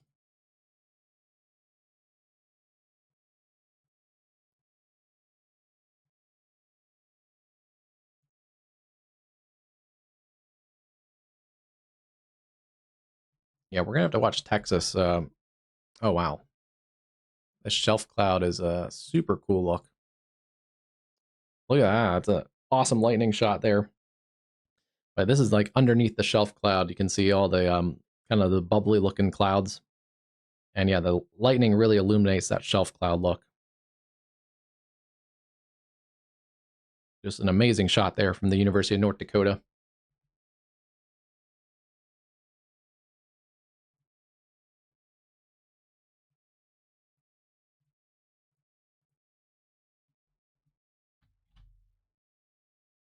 So those gusty winds are starting to come into West Fargo. Yeah, we had you guys in the chat just a few minutes ago. You probably start to feel some of those windows shaking with those gustier winds. They're about into the Fargo Moorhead area. Let's see, we probably can capture that on some of our cameras here in a couple minutes.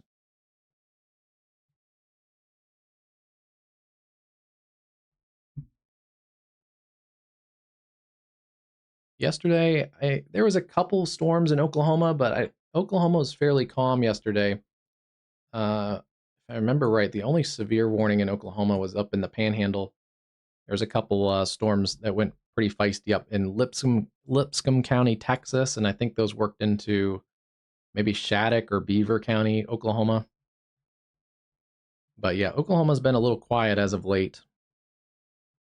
Our storm track has pushed a lot of the severe weather across the northern plains lately.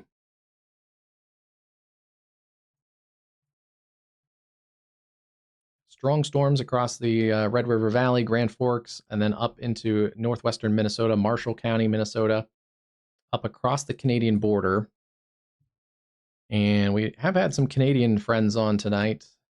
Looks like things are starting to clear out in the Winnipeg area. Still gusty winds, lightning, thunder, some heavy rain, but the line of severe storms has worked into eastern Manitoba, east of Steinbach, Manitoba now, and then up east of Fort Alexander into some of the really wooded and remote country there in eastern Manitoba.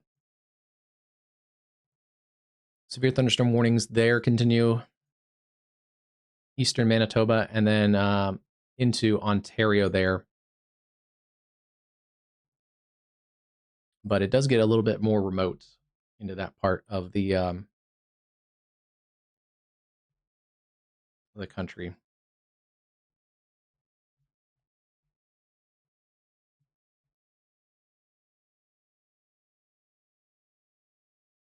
I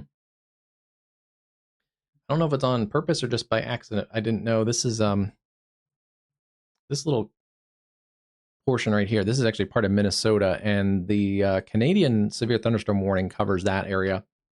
I don't know if that's just by accident and just their polygon work, or if they actually cover the weather. in that part of Minnesota because that is actually technically like cut off from the U.S. The only way in and out is through Manitoba, so they might cover some of that, but yeah, still strong storms. Severe in Canada, but not severe right now, according to the National Weather Service. Most of them are just below severe limits across the Grand Forks area. I hope not. If it would, then you have a bad apartment builder. It's mostly 60-mile-an-hour winds. Now, 60-mile-an-hour winds can do damage. That's why it is a severe thunderstorm warning. It especially can take down trees, and those can knock down power lines. Trees can fall on structures, and that can cause structural damage. But yeah, your apartment should be okay at 60-mile-an-hour winds. Once we start getting like those 70, 75-mile-an-hour, those hurricane force gusts, then you can start to see some, structural damage on properties. You can see roof shingles start to peel away, things like that. But yeah, this should be mostly a strong but doable thunderstorm for your property. Yeah, Alexandria, Minnesota. You guys are like central. Let's see.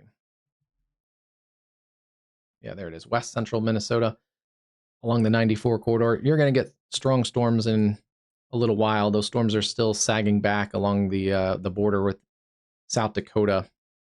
Watch out for this cluster of storms. This is that cluster to the south near Appleton. That's warned as a destructive severe thunderstorm. We'll see if they continue that, but that's going to continue lifting up towards the 94 corridor as well. And then 60-mile-an-hour winds, they've added that severe warning into areas around New London and Pennock, Greenleaf, Raymond, all those areas in western Minnesota. Pretty nasty cluster of storms working into Minnesota there.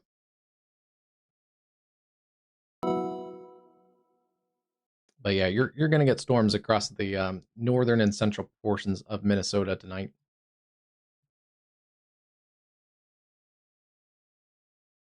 That's a cool look with the shelf cloud.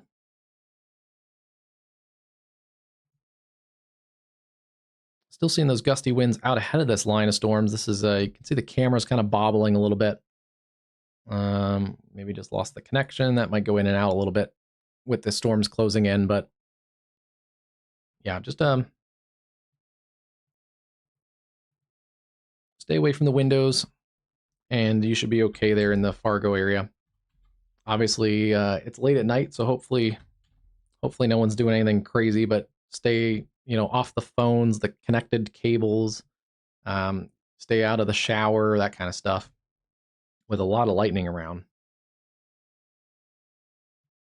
And lightning is obviously a hazard even outside of severe storms. So up towards Grand Forks and basically all the way to the Canadian border, you definitely want to avoid water. Don't be in the hot tub or anything right now. These are going to move through pretty fast. They're moving at a pretty good clip, about 55 miles an hour. And yeah, they'll get through the Fargo area pretty quickly, and then you'll be able to get a good night's sleep after these move through.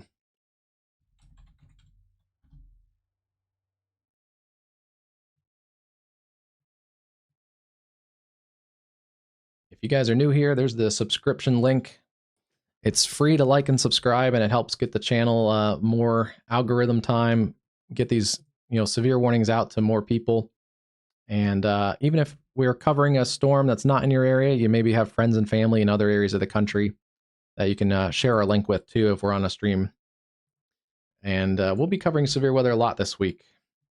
Minneapolis and eastern Minnesota tomorrow, Wisconsin as well tomorrow. And then Thursday, back into the Midwest. It's going to be a pretty stormy period. Should calm down a little bit across the Red River Valley the next few days, though. Let's see.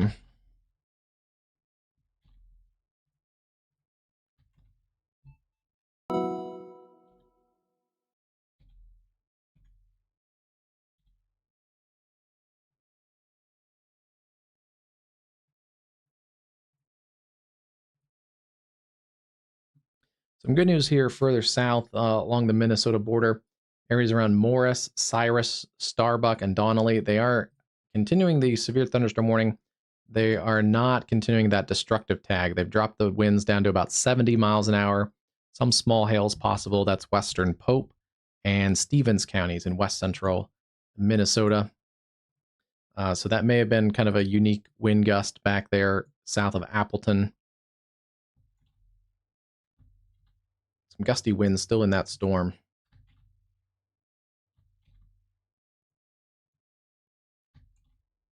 And yeah, for anyone outside right now or has a car outside, the good news is there's not a lot of large hail right now. It's mostly just that damaging wind risk.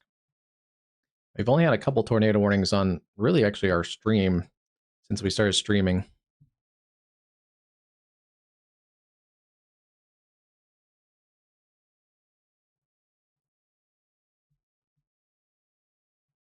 The storms actually continue to weaken west of the Fargo metro. You're still going to have a lot of lightning, a lot of heavy rain and thunder, but things are downtrending across west of Fargo along the 94 corridor and then up along 29 north of Fargo.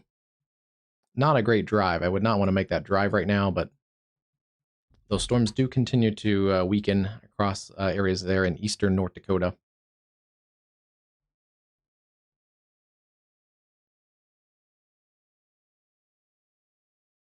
Yeah, you guys should be in the winds now.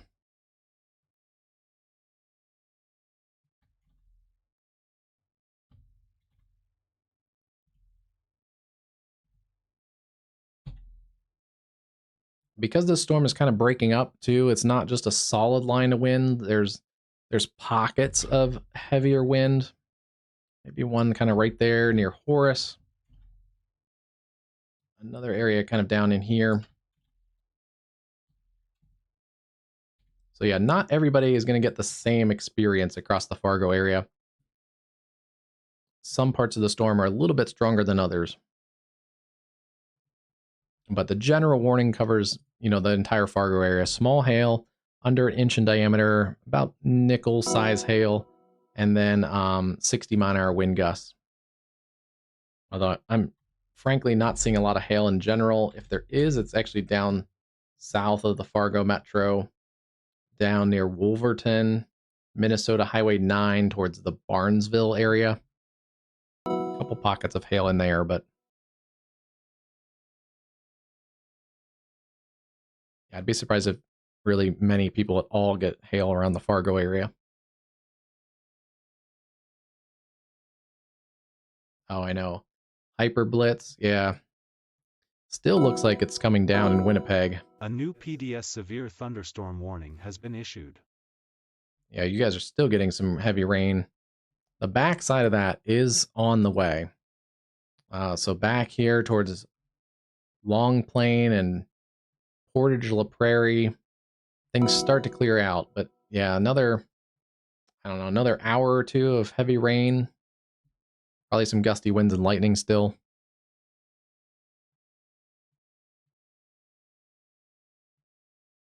There's that considerable threat warning that I came across for that storm down in the Pope County area. And once again, Pope and Stevens County looking at 70-mile-an-hour wind gusts, small hail, moving northeast at 45.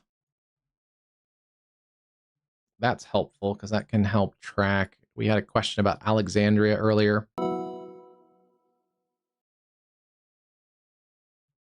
Let's see.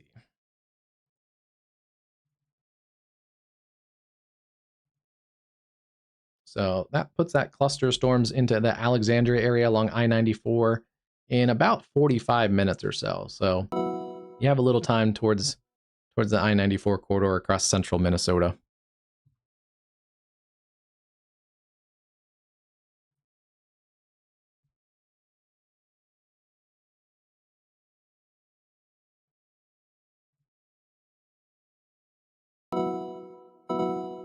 A new PDS severe thunderstorm warning has been issued.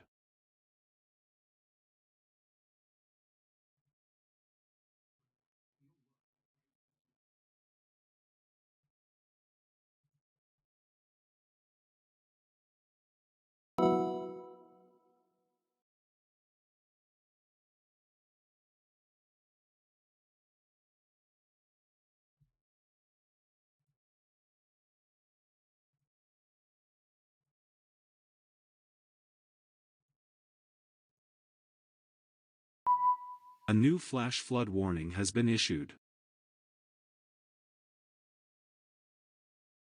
Oh, they need it refreshed.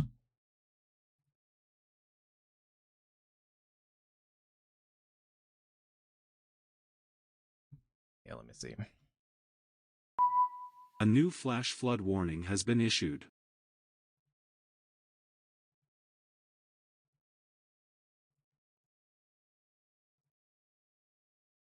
Might have done it.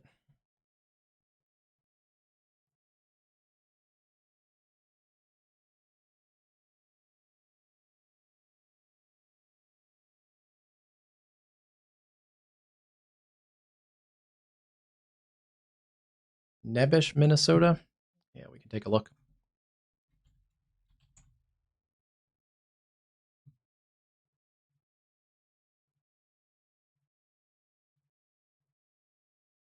There's another look at Grand Forks, Nebish Township, Minnesota.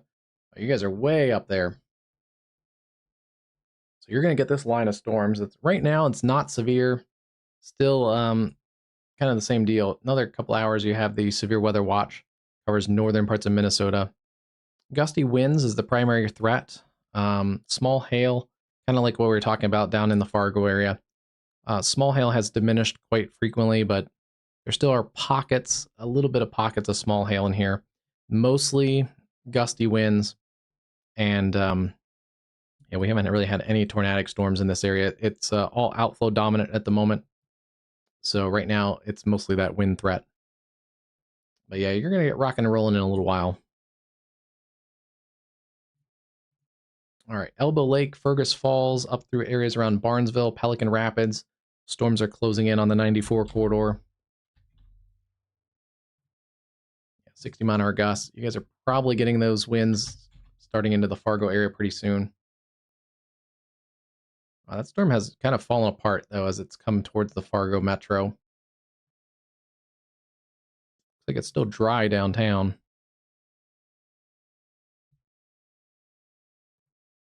Here's a look at the I-94. Looks like it might be starting to rain there. Yeah, that's right around the Moorhead area, just north of I-94. So starting to get a little bit of wind in there. And then here is the Civic Plaza. It looks dry still downtown.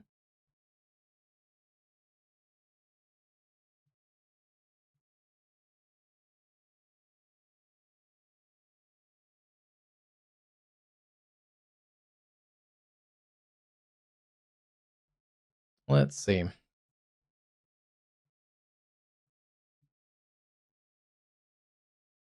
Where was that? That's over there.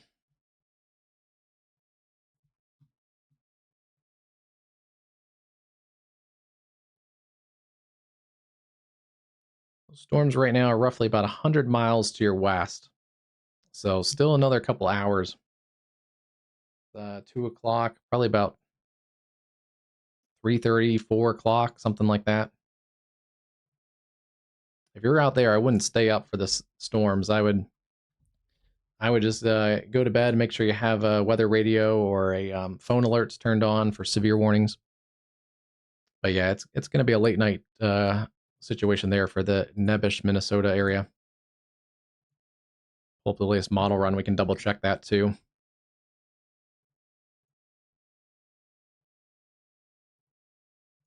All right, yeah, here's our forecast model.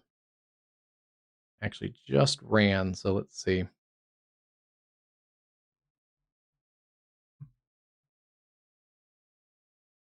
Yeah, Nebish right there. Okay, near Red Lake.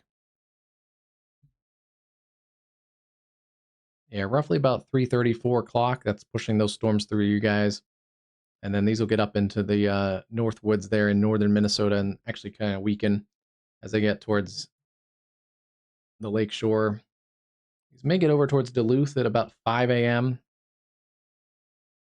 And then storms work towards the Minneapolis and the Twin Cities and St. Cloud in that 3 to 4 kind of range. This model isn't as aggressive on those storms, but yeah, there's a few more storms down here than the model's picking up on.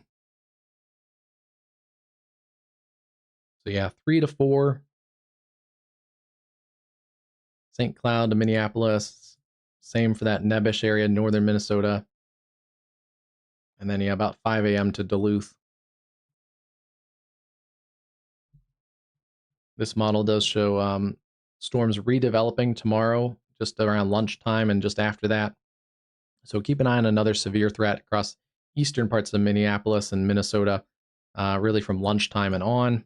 So more storms also maybe up towards Winnipeg and northern Minnesota tomorrow.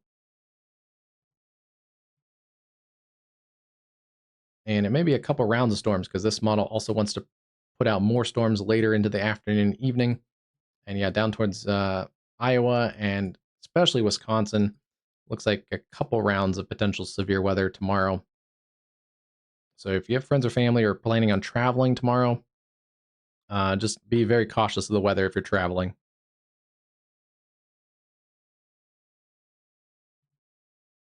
Rounds of storms like that is probably going to cause a lot of chaos in the flights too. If you're making that flight from Minneapolis to Chicago.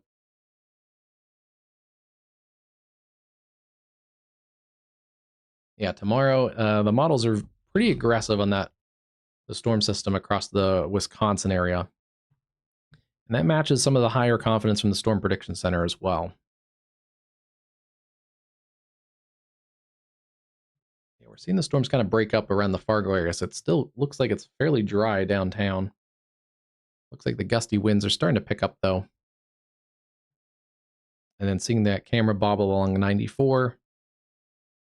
Still a lot of lightning around, even though the line is broken up a little bit. And even without the rain, there are gusty winds in there.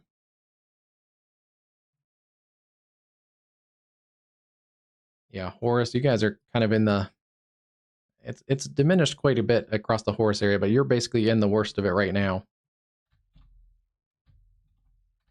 And then that leading edge is now east of Fargo, basically along the 94 corridor as it turns towards the south. Norwegian Grove, Pelican Rapids are up next.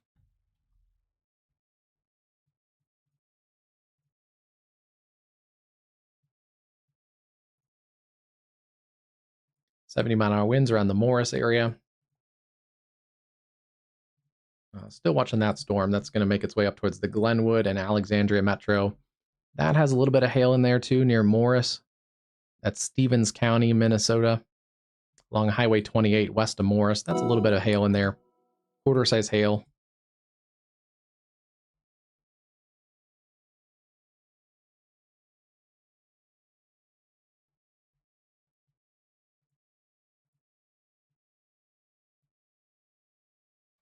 And they have warned that out east of the Fargo metro, all the way out through Ada, Detroit Lakes.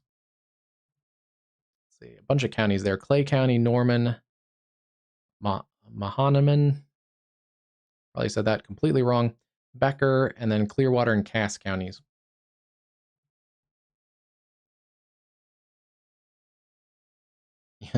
Was the yikes to how I pronounced that? I probably was. Yeah, if you're out there towards Nebish and Red Bay, um, the storms right now are not severe. It depends on personal preference. I've ridden out worse in a camper, but it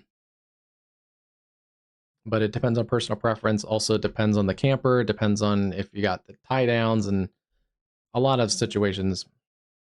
Some people may feel more comfortable going to a sturdy shelter now, a sturdy permanent structure just out ahead of this, just in case things flare up. Right now, they're kind of maintaining themselves, the storms, but they can always reform and also kind of re-strengthen. That's the word I was looking for. But yeah, gusty winds. And then yeah, I always worry about tree falls and things like that. So it depends also on like what your property the camper's on, all that kind of stuff.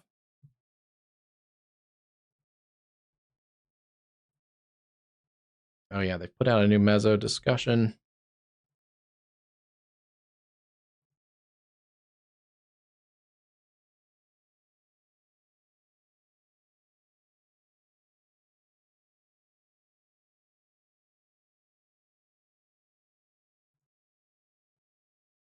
Yeah, it looks like they're going to put out a new watch that doesn't cover that Nebish area. So just keeping that in mind too. Yeah, small Boeing segments, west central Minnesota. Threat for severe gusts, damaging winds will increase into portions of northern Minnesota tonight. So the Storm Prediction Center is expecting some of that to re-strengthen as it gets into northern Minnesota. Isolated large hail, potential QLCS tornado threat will exist, and a new watch is possible across north central and northeast Minnesota within the next couple hours. So yeah, I don't know. I've ridden out worse in a camper. Was that a smart decision? Probably not. I would say if she can get to a sturdy, safe, permanent structure, that might be the better option if she's got some friends or family up there.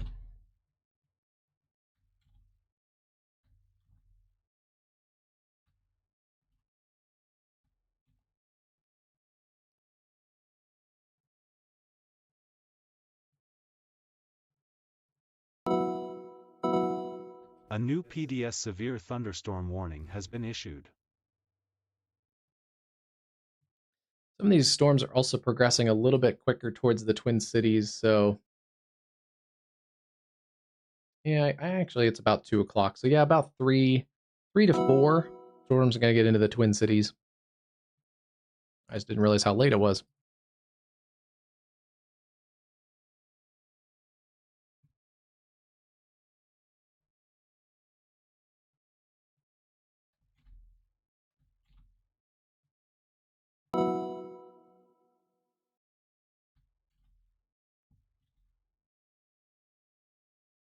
Storms tonight aren't really history making, although I guess technically Canada, um, the Canadian Weather Service had their second extreme level warning tonight or watch tonight. Um, so that's been the second extreme level that they've had this week, and it was the first time since like 2018 or 19. So I guess a little bit of trivial history there, but a couple of things strong tornadoes in Canada today. But otherwise, it's kind of the typical time of year when the northern plains do get active for severe weather. So it's really kind of on par. Tomorrow may be not necessarily a historic event, but tomorrow may be a more widespread severe weather event. A new PDS severe thunderstorm warning has been issued. Yeah, seeing those new warnings, 70-mile-an-hour winds, considerable threat. Todd, Douglas, and Pope counties, also Stearns County in central Minnesota. Yeah, the Fargo storm has diminished in quite a bit of intensity. Looks like Fargo got pretty lucky, actually. A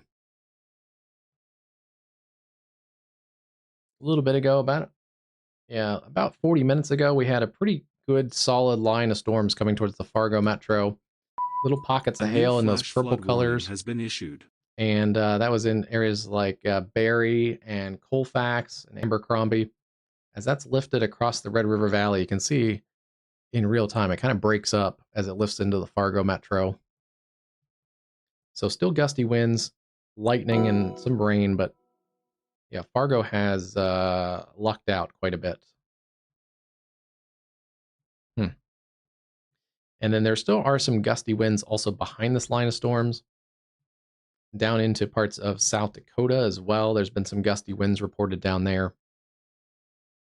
So still seeing some wind and gusty wind. Yeah, still a lot of wind and rain. Brookings, Millbank, towards the areas around Watertown. Basically the 29 corridors. Pretty nasty drive all the way down to Sioux Falls.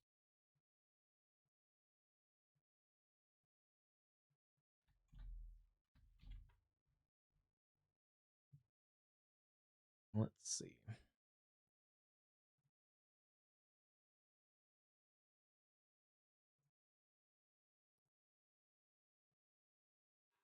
Actually, the weather for tomorrow, the Storm Prediction Center just put out their new outlook. This is the severe weather outlook and an enhanced risk, a level 3 out of 5. Enhanced risk for severe weather covers basically all of Wisconsin, eastern Minnesota, eastern Iowa, and then they have extended that. This is a new update. They've extended that enhanced risk all the way down through Kansas City area. And that also does include areas around the Chicago metro for all hazards of severe weather. Slight risk covers northern Minnesota. That's for early morning storms. This cluster will be working into northern Minnesota in the early morning hours, but also rounds of another round of severe weather potentially tomorrow afternoon. So a couple rounds of severe weather across Minnesota tomorrow. And then that slight risk does include much of Michigan as well, all the way down into northern parts of Oklahoma. May get a strong storm or two all the way down isolated into the Texas Panhandle tomorrow. And then some kind of typical southern pop-up storms tomorrow across the Gulf Coast. Also tomorrow along the East Coast, there's going to be a little bit more concentration of showers and storms. It's very humid out ahead of the system. So even an isolated severe storm or two across parts of the Northeast tomorrow. And then potentially some models showed some severe storms again back towards Winnipeg and points into southern Manitoba, southwestern or northwestern Ontario. Tomorrow, you can kind of just picture that severe weather outlook by the Storm Prediction Center just, essentially keeps going to the north, probably up like that if you had to connect the dots. So yeah, tomorrow's a busy day.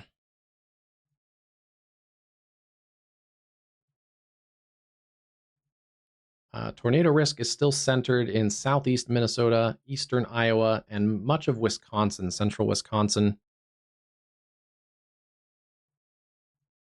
Oh, wow. They've upped the wind risk. This is a wind risk for, oops, sorry, that's tomorrow. Forget it's not the day 2 anymore. The wind risk is much of Wisconsin, basically from the Twin Cities. That's where your higher wind risk is, and then eastern parts of Iowa, northern Illinois tomorrow. And then the hail risk has upped. They've increased that hail risk, southern parts of Minnesota, back through eastern Iowa, and this is a big increase across Missouri and Kansas tomorrow. So the hail risk has come up. If you have friends and family down across southern Iowa, Missouri, or Kansas City area, I would encourage them to park the cars in the garage tomorrow. This is the day 2. This is now Thursday. Yeah, Thursday. It all blends together. Hail risk, not as big of a hail threat right now on Thursday, but the wind risk has come up significantly. If you have plans for Chicago or traveling or know anyone in northern Illinois, significant damaging wind potential. That could be 75 to 100 mile an hour winds potentially, with a concentration of severe storms on Thursday. And then that also brings a risk for some strong tornadoes from eastern Iowa all the way into western Michigan. So yeah, busy day of severe weather. Or busy few days of severe weather. Yeah, there's not, I don't believe they're hurricanes, but there are tropical storms down into parts of Mexico and El Salvador. Looks like that one tropical storm near Acapulco has come ashore, but there is still a tropical storm, Christine, that's off the coast of El Salvador. That'll be making landfall over the next couple days. Regardless of strength, it's going to bring a ton of heavy rain across El Salvador, Guatemala, and even into southern Mexico.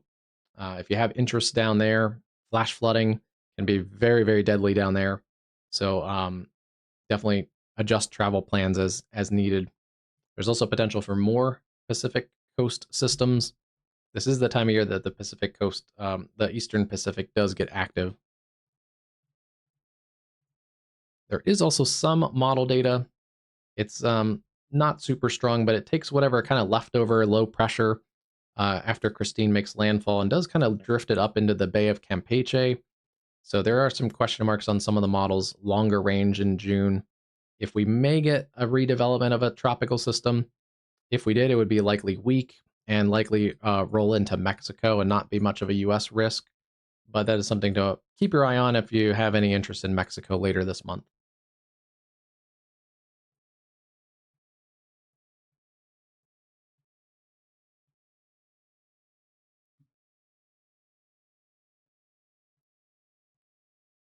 All right, let's see. 205. We'll take a look at the radar again, kind of top to bottom. Still seeing strong to severe storms in eastern parts of Manitoba, working well east of the Winnipeg metro. Winnipeg still lightning, thunder, heavy rain. That extends all the way down into much of eastern parts of North Dakota and also eastern parts of South Dakota. Heavy rain, wind, gusting up to 40 or 50 with rain and thunder. But the severe threat is diminished across those areas. And then looking into northern Minnesota, strong but not severe storms right now, all the way working through the Grand Forks area. We pick up those severe warnings now. Most of that is going to be east of Fargo and north of Fargo. White Earth up to Gary and Detroit Lakes. It's slowly going to start winding down across the Fargo-Moorhead metro. Yeah, there, the rain is coming down across the Civic Center Plaza.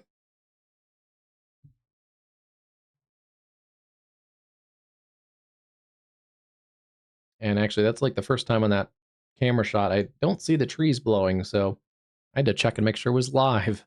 But yeah, the gusty winds looks like they've subsided quite a bit across the Fargo area.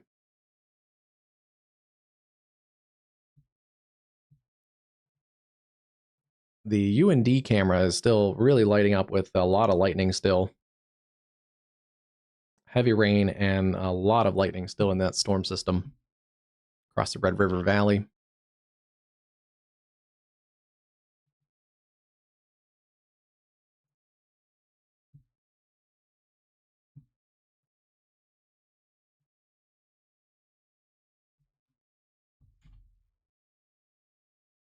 And yeah, those winds are pushing towards through Holly, Minnesota right now, pushing through Detroit Lakes in a few minutes. Pelican Rapids getting it right now. That cluster of storms continues to weaken a little bit. Still also seeing Douglas County, Minnesota, up to Todd County. 70-mile-an-hour wind gusts.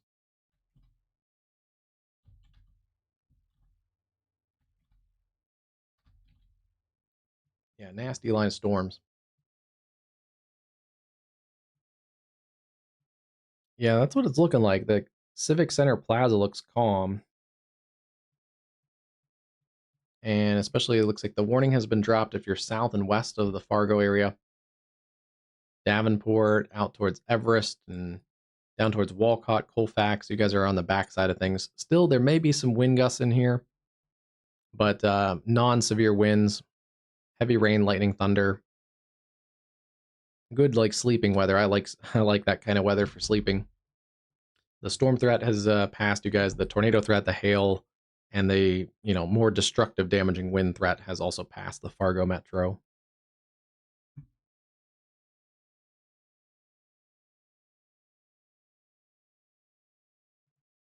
Here's a look at 94 right now, south of Moorhead. And yeah, this camera was kind of bobbling up and down a little while ago. It's not bouncing in the wind as much anymore.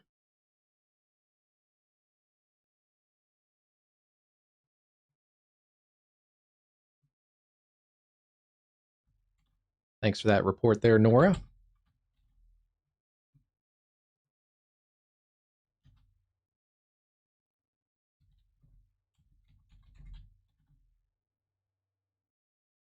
If you're new here, we cover severe weather quite frequently on the channel with severe weather live streams. We also post forecast discussions, especially mid-morning. A lot of times on severe weather days, we'll post a forecast discussion. Sometimes just a written one on the post. A lot of people still like to read. And then occasionally, especially for higher end severe weather events, we'll post forecast video discussions too. But for those, almost every other person that does weather on YouTube posts forecast discussions, so I don't like to add to the noise because it is mostly this similar messaging for those. On this channel, we do focus on kind of more basic severe weather coverage. Some of the channels have bots and a little bit more gimmicks, and we kind of keep it true to meteorology and science-based communication here on WeatherCast Live.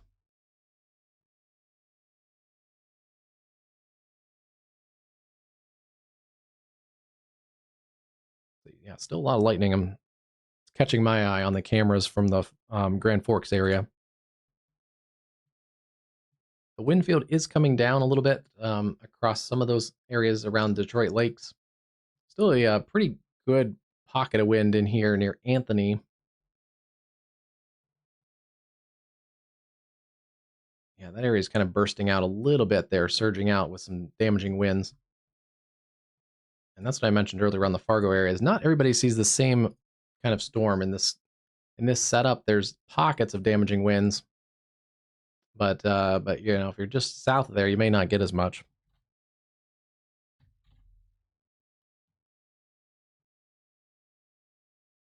Yeah, that storm is kind of surging up north and northeast from Anthony.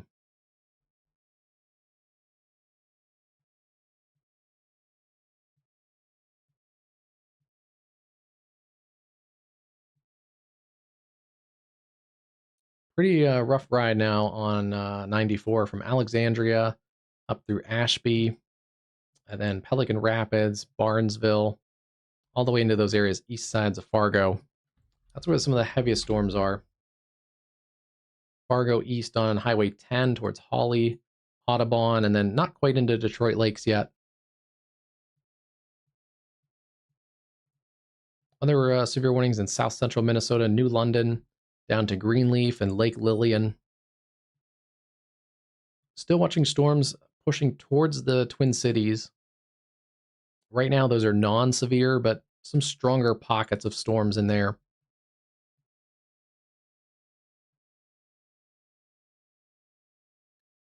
Storms have uptrended a little bit across the southern and south central parts of Minnesota, so they're not severe right now, but I wouldn't be surprised to get a few warnings out of these storms, especially if they continue to upscale. At the very least, probably 40 to 50 mile an hour gusts. And yeah, that leading edge is pushing through areas like, well, I think it's already through, yeah, it's pushing towards the I-35 corridor actually already. It's through the Mankato area, up through Madison Lake, Henderson, New Auburn, and then areas around Hutchinson. Again, not severe, but it's going to be loud and stormy across the Twin Cities in the next couple hours.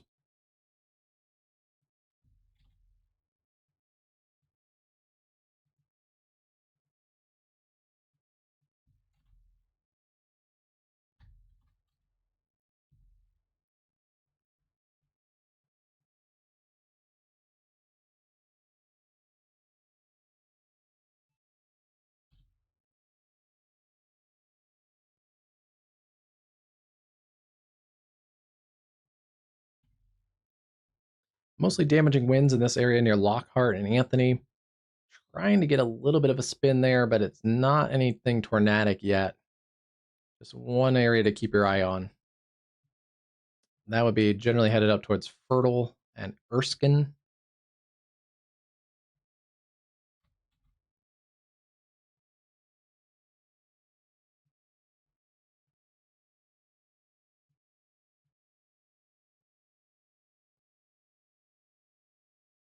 Also starting to see some new storms going up in northern Minnesota, out ahead of that main line of storms. So we may get some storms even earlier. And we were talking about the Nebish area earlier. If any of these new storms pop up, then that could get a little stormy there earlier than that timing of the main line.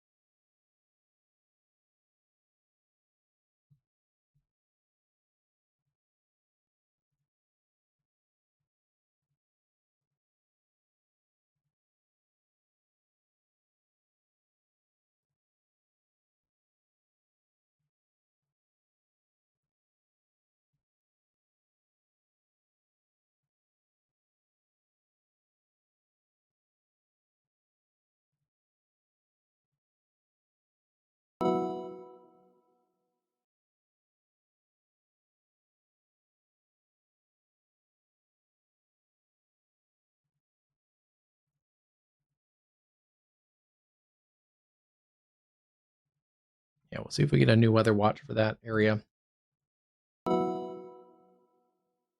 Storm Prediction Center basically highlights this kind of section right in here, as it's going to continue generally working through Detroit Lakes and eventually Bagley, Walker, eventually getting over towards the Hibbing area,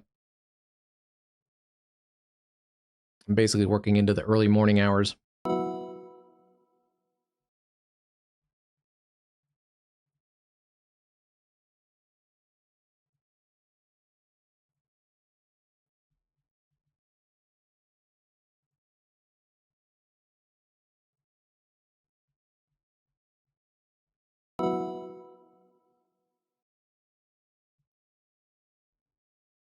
So new warnings there into west central Minnesota.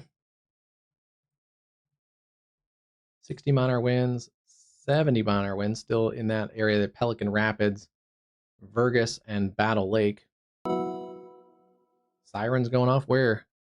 Where's that?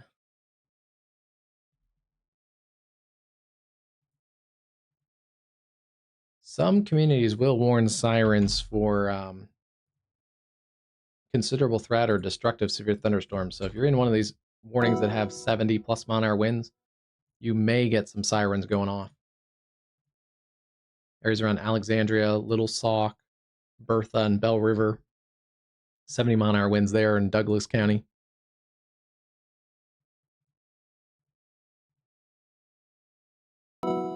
They've officially trimmed Fargo and Moorhead out of the severe weather warnings, so things will calm down there in the next little while. Basically, if you're west of the Red River in the Dakotas, your severe threat is basically over. Still gusty winds, still some lightning and thunder. Flood warning has been issued. But you're in much better shape across the Dakotas. Tornado risk, hail, and wind. Basically, good night.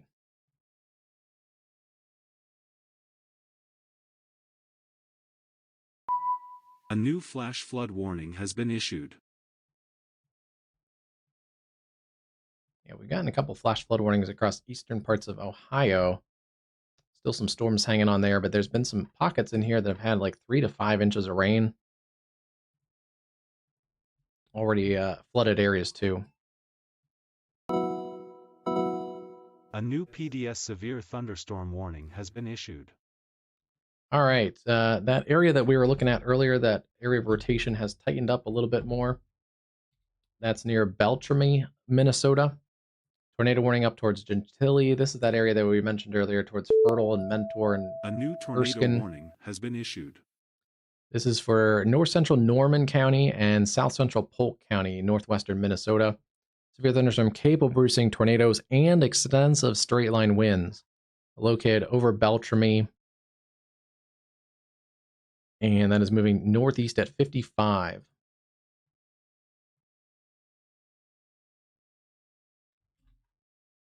Yeah, then this county should have their sirens going off now.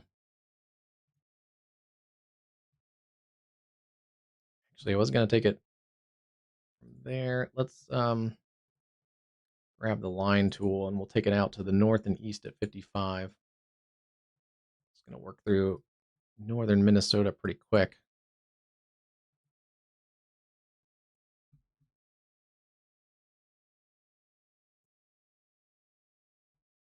All right, Beltrami, it's now.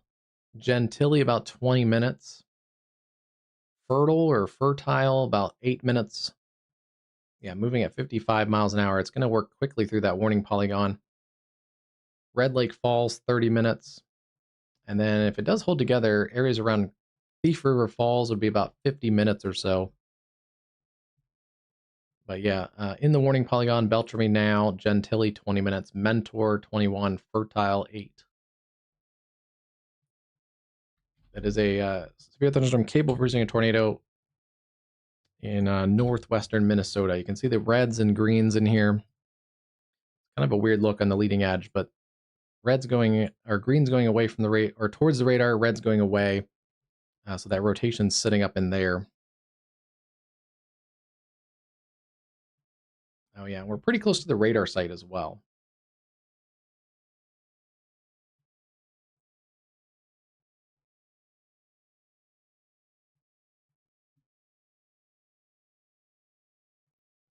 Yeah, this is that area that we saw kind of tightening up just on the north side of this big bulge of wind that came across the Anthony area. And again, that could be producing some 60 to 70 mile an hour winds over the Lockhart region along Highway 9, Minnesota Highway 9. Yeah, there's your air rotation just in there near Beltrami. It's going to come across Highway 9 and then 102 and areas just to the south and east of Crookston, Minnesota. You want to stay in your tornado safe space. Lowest level interior room away from the doors and windows. Put walls between you and the outside. Basement or storm shelter are your best options. If you don't have a basement or storm shelter, at least go to that lowest level interior room. It's typically like a bathroom on the first floor or a hall closet, something there where you don't have any windows. And if you can grab a pillow or a blanket or anything like that to protect your head, that's always a nice thing to grab in there too. At the same time we got that tornado warning, we also got a destructive severe thunderstorm warning.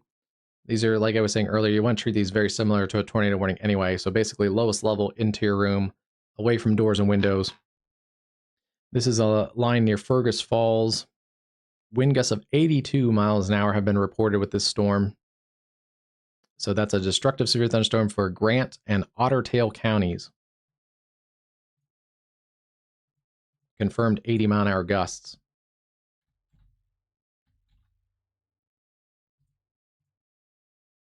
The storm may have some small hail in it too, as it's coming across the 94 corridor, Dalton, Ashby, Battle Lake, up to areas around Richville. That's a dangerous storm working north and east. And let's see here.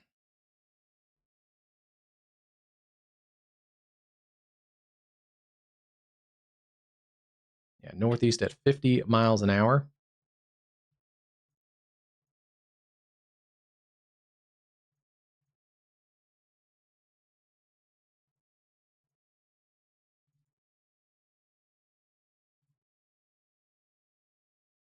Butler, about 42 minutes. That's the end of the warning polygon. Deer Creek, 35. Henning, 27. Battle Lake, 10. Otter Tail, about 19 minutes or so. Again, if you live in those areas, Grant and Otter Tail County, you want to treat that like it's a tornado warning as well. Lowest level interior room.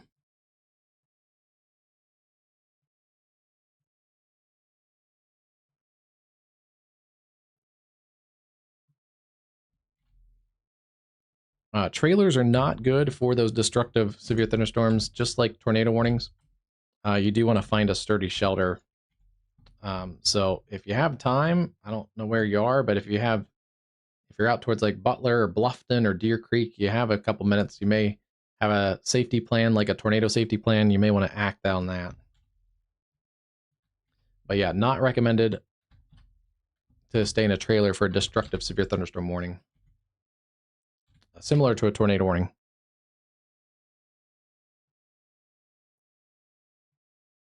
This wind surge is still coming up across the Beltrami area along Highway 9. Seeing some 60 to 70 to even 75 plus mile an hour winds in that little pocket of kind of reddish orange color. That's all winds going away from the radar site.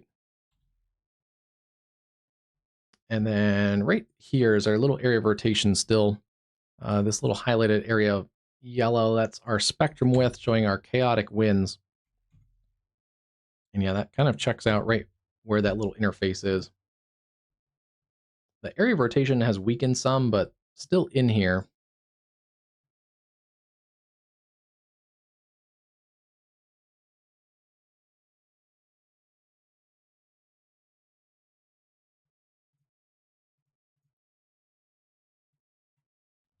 Just definitely stay calm.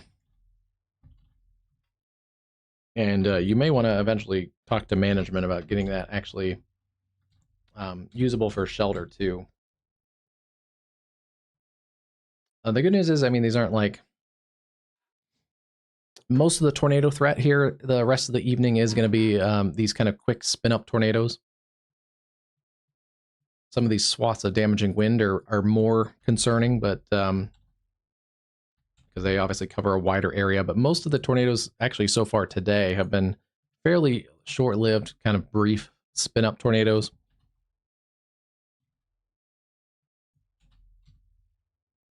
But yeah, that one has started to weaken again. So just like it just popped up, it's already started to weaken. Still seeing that gusty winds though in here. The gusty winds are probably going to continue longer than this tornadic circulation. Yeah, you're going to be in it right now for that area around Alexandria.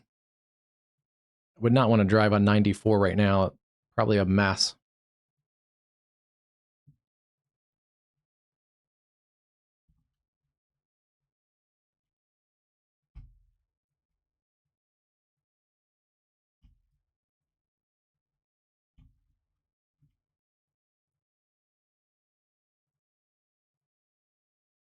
Yeah, the cameras aren't even loading at Alexandria, so they're having trouble connecting.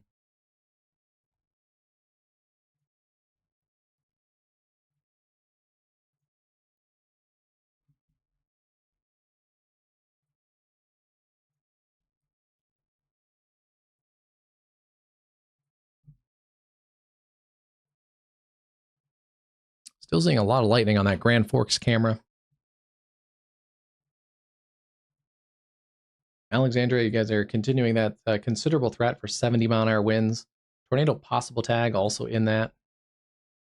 There is a couple areas of rotation just on the leading edge of that, but it's mostly through Alexandria. It's going to be just to the north and east of there. Leaf Valley, Little Sauk, Round Prairie up to Browerville, Bertha, Henning. Those storms are going to continue working into central Minnesota as they leave the 94 corridor.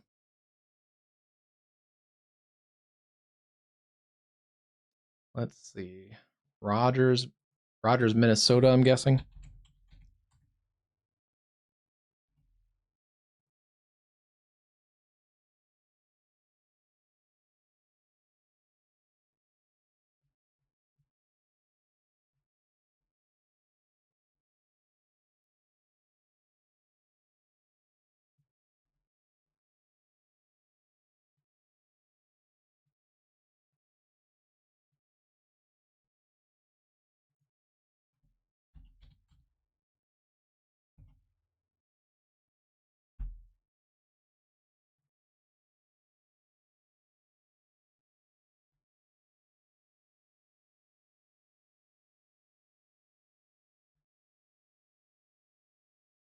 Oh yeah, along 94.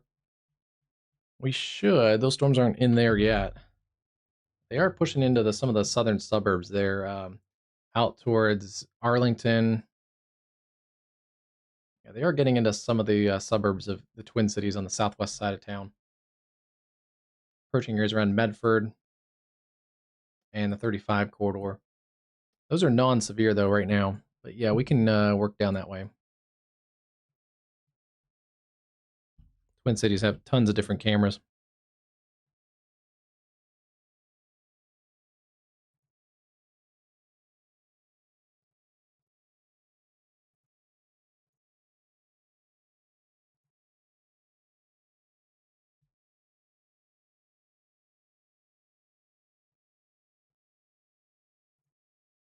Probably not going to show too much right now. It's pretty dark, but high and dry roads there on 94 right now in the Rogers area. Let's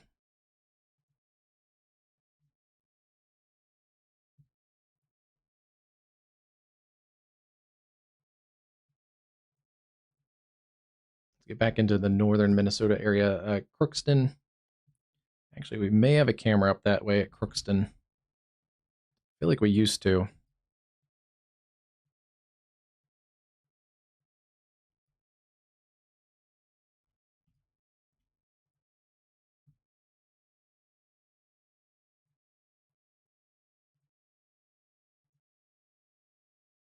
Maybe not.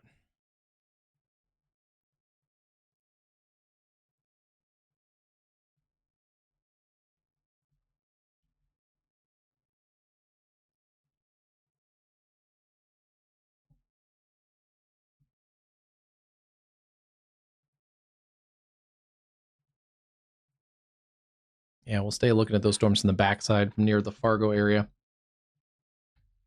couple still cameras up there, but that doesn't really help with the weather as much. Looks like that area of rotation has weakened. This storm kind of is breaking apart and not seeing as much rotation there on the spectrum width either. It shows us kind of how chaotic and how fast those raindrops are moving. So the brighter colors are faster, more chaotic raindrops.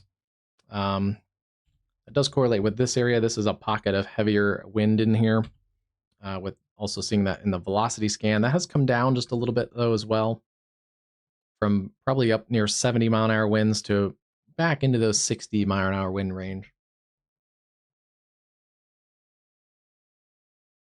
Bemidji, Minnesota, I mean, you're going to get storms later. Where is Bemidji? Why am I not seeing it right now? It's right here, right? Yeah. Strong storms are headed your way. Gusty winds. There is one tornado warning right now that has weakened some. So chance of an isolated tornado up here in north central Minnesota. But generally any tornado in this environment is going to be a brief, weak tornado. Still nothing to discount though. Good night, Redbird. Have a good one. Thanks for hanging out, Redbird, too.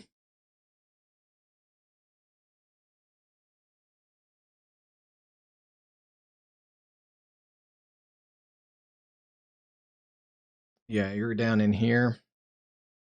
It's going to get windy here in the next few minutes, but that part of the storm is showing some downtrending. The winds are in there, though. Quite a bit of lightning still. Mostly just a gusty wind event.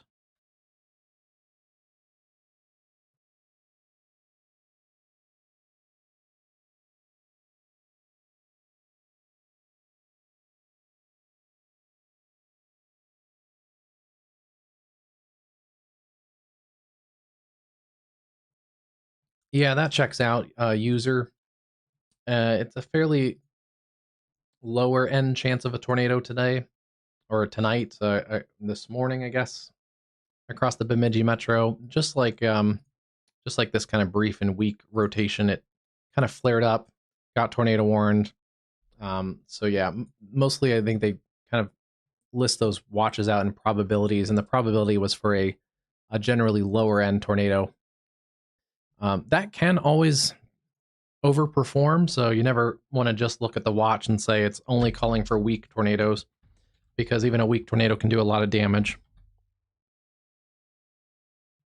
But yeah, gusty winds coming in here around the White Earth area.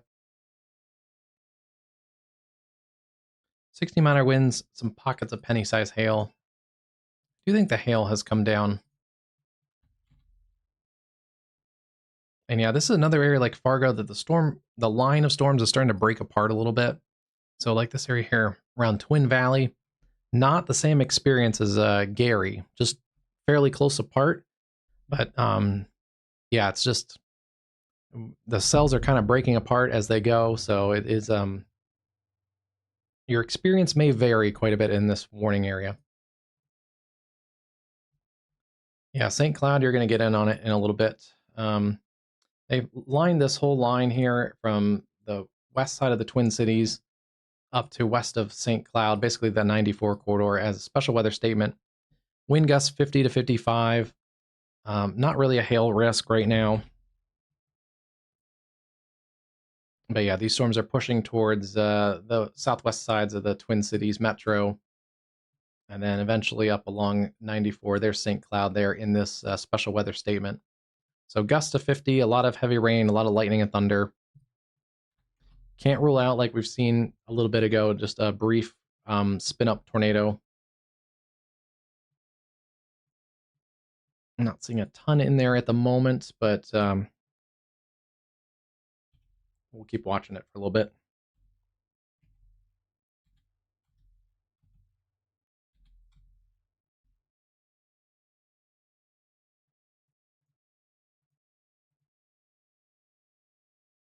And let's see, those are moving northeast at 45 miles an hour. So it's going to work its way across the I-94 corridor in a fairly short amount of time.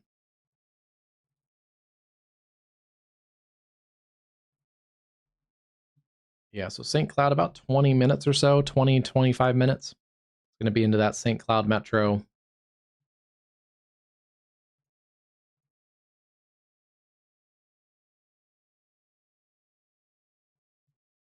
Let's see.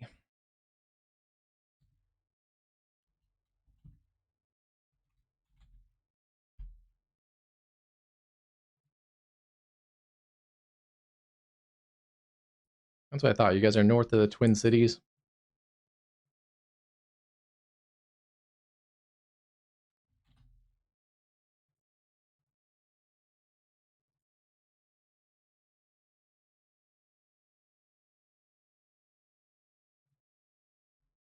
So that's kind of on the edge of this. About an hour, maybe a little over an hour.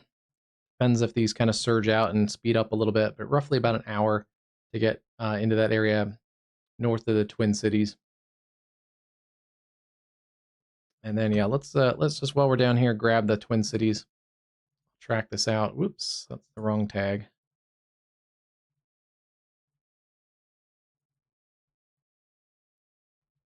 Moving across the Twin Cities at about 45 miles an hour.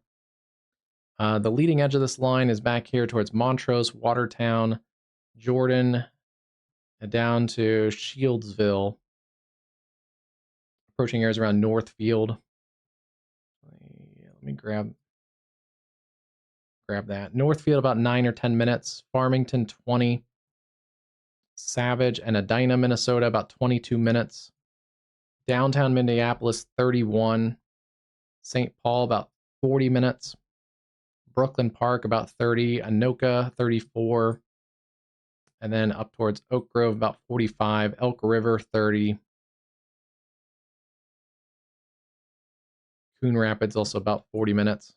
And then it'll be on the east side of town. Stillwater about 60 minutes or so. So yeah, within the next hour, looks like that line of storms is going to work its way through the Twin Cities metro. So no severe warnings though across the Twin Cities right now, but that storm has uptrended in the last little while. So yeah, there is a potential for some more severe storms. And then you'll have to watch later today, because this is not going to clear you out for later this afternoon. Alexandria, let's take a look. You guys are in there. Still severe warning around the Alexandria area, but that main part of the storm has shifted to your north and east. It's up towards Round Prairie and approaching areas around Bertha, Browerville, and Henning. So yeah, if you're Alexandria and west, the storm should start to diminish. Still some lightning, gusty winds around, but your tornado risk is gone, and your hail risk and all that is over. Could get some accentuated wind here where you see this is bulging out. That's a surge of rain-cooled air pushing that whole line out to the east. That's where you see that bulging shape. So that could accentuate this damaging wind risk north and east of the Alexandria area. Up towards like East Gull Lake and Belle Prairie, Clarissa. Keep your eye on those areas. Yeah, I know it's getting it's getting late. Pushing about 2:40 in the central time zone. So yeah. Oh, I still have my tag from the eastern time zone on. Let's see, I can switch that. There it goes. Yeah. If you're basically west of 94 there, Alexandria and into western Minnesota, your problems are over. Back towards Morris and basically back towards the Red River. Same for our Fargo people. You guys are done for the evening. Fargo, Moorhead, Horace, all those areas. Have a great evening.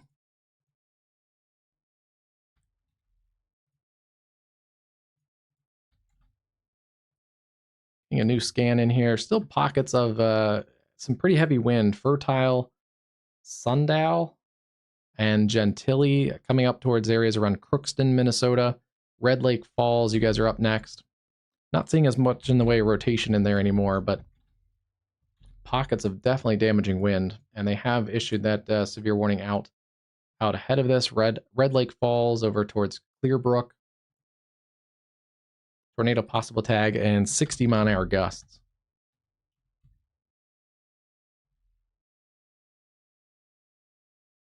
Yeah, definitely. Come back for more too.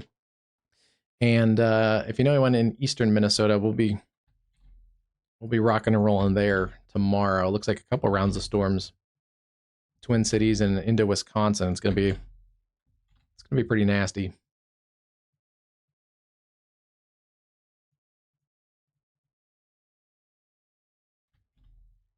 Yeah, our destructive warning continues. Tornado possible tag up to 80-mile-an-hour winds. Still working through those areas around Ottertail, up to Bluffton and Butler. But that also has cleared basically the 94 corridor.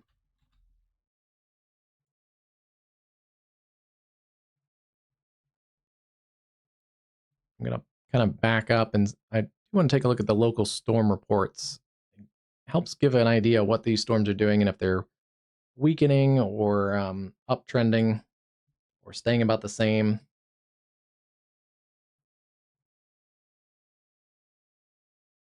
Earlier, we did have some 83-mile-an-hour wind reports south of Appleton. So those are those wind reports.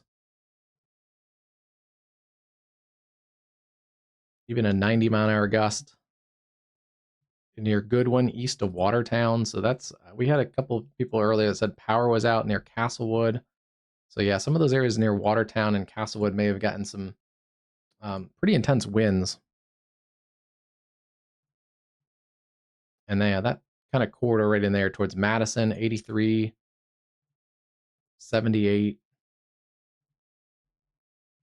That has basically been this area that's lifted across the Alexandria area. Not seeing as much of those 80-mile-an-hour wind reports, but some 72 blowing dust report.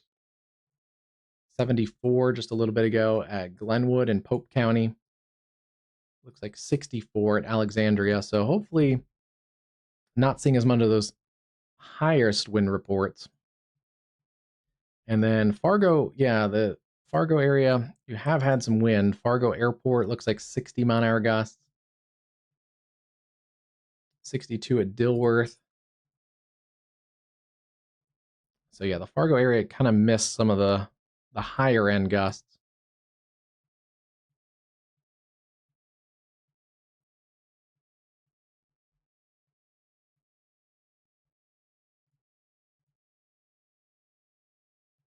And then one thing I'm also looking at is those storms that are moving towards the Twin Cities. So far, I haven't seen any storm reports like out of this area. That's a good sign. It means those storms are still staying below severe limits. If we start to see a bunch of storm reports populate, then we know it's kind of overperforming. There was a 44-mile-an-hour wind gust earlier near Olivia, but that was over an hour ago. So 40 to 50-mile-an-hour gusts, certainly a possibility there. The other good news is we haven't seen really much hail reports across western Minnesota and even into eastern parts of the Dakotas. So the hail threat, pretty minimal right now.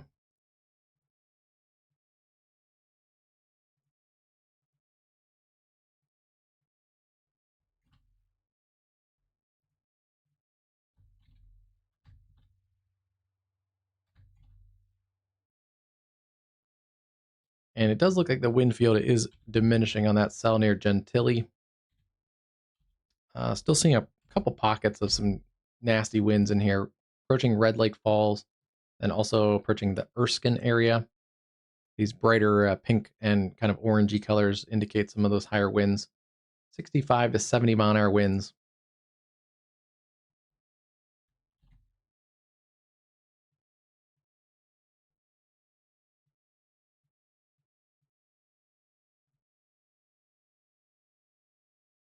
The Twin Cities Metro is under a special weather statement that's just below the severe limits.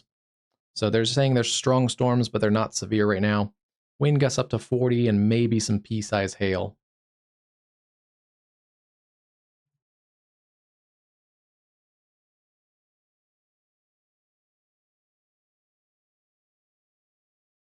Elmwood, Manitoba. Let's see.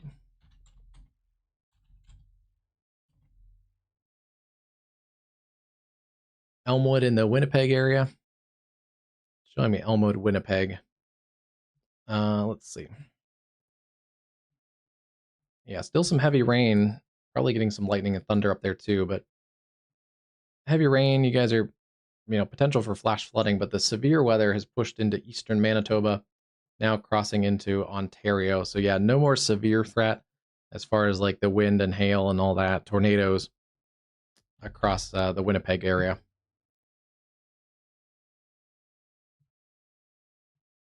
And yeah, it looks like most of the lightning is concentrating into parts of eastern Manitoba.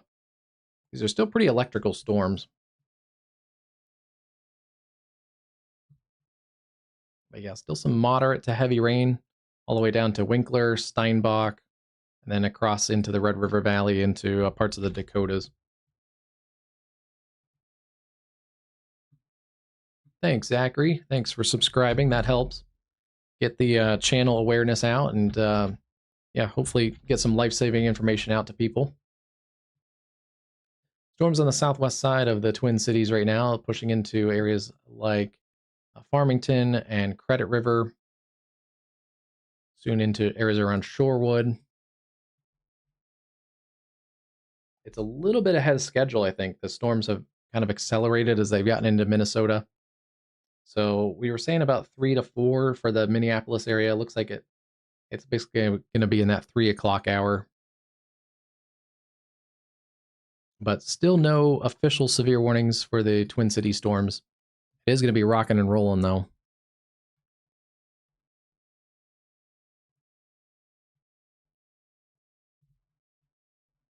Let's see, we can probably get some cameras over on the Twin Cities storms now since we are in a little more populated area.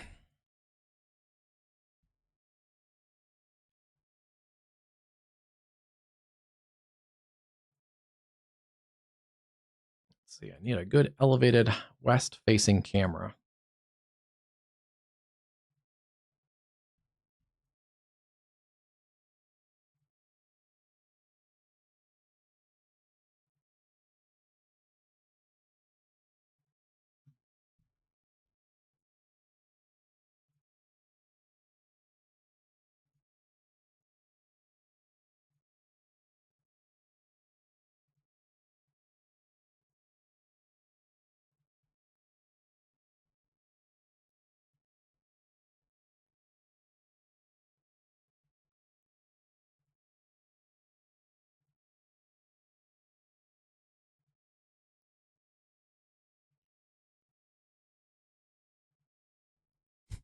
Finding all east-facing cameras. I need a west-facing one towards those storms. There we go. Perfect. This is at 494 and Lindale Avenue, looking west. So even though those aren't severe storms, it does look like there's quite a bit of lightning in those.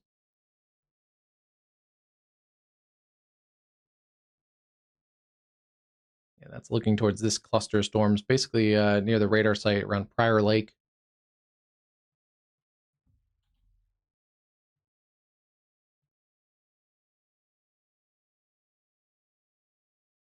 Yeah, let me take a look. Sartell.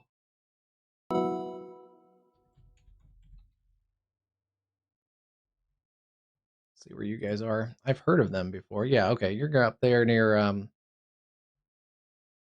yeah, the St. Cloud area. You're kind of in the same boat as the Twin Cities right now. These storms are just below severe limits. Gusts to about 55 miles an hour, very small hail. The severe limits start at 57 miles an hour. So they're just below severe limits. There's a ton of lightning in it, so it's a very electrical storm. Back here, this storm has a little bit more wind near Lake Lillian and Greenleaf, Bird Island, and Hutchinson.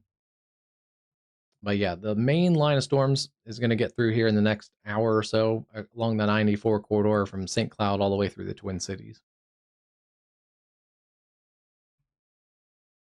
And then, yeah, so you're in line for storms now. Then roughly the Twin Cities area and even up into northern Minnesota, you have to watch for another round of severe storms starting at about 1 or 2 o'clock. It looks like based on the model data, and then maybe another round even into the evening. So You get a little bit of a break in the morning, and then things kind of flare up with daytime heating in the afternoon. Don't think there are. Northern Minnesota gets a little bit sparse for the camera situations.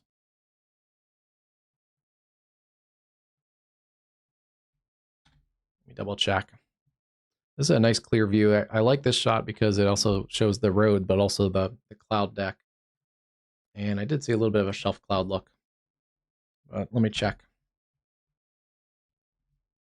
There are a few cameras in northern Minnesota, but most of them are not in a great spot for those storms. No. A couple still cameras, but they don't really help as much. That area is still clear, so if you're up there towards Nebish and Hines and north of Bemidji, you guys are still a little bit further away from the storms.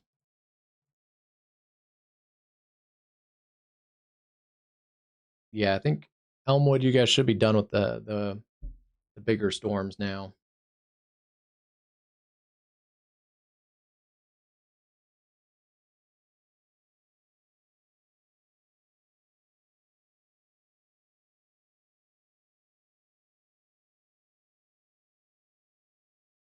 Checking the chat, making sure I'm caught up on everything. You guys are doing great answering some questions.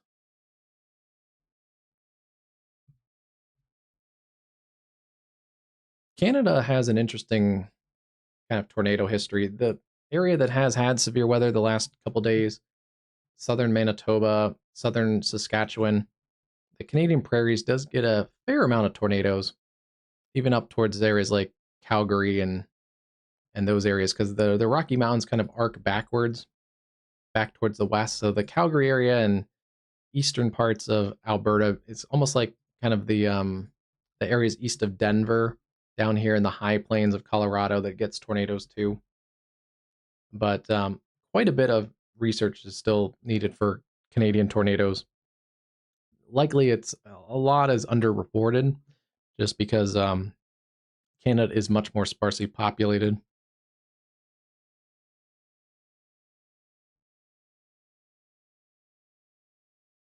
Let's see, we can take a look.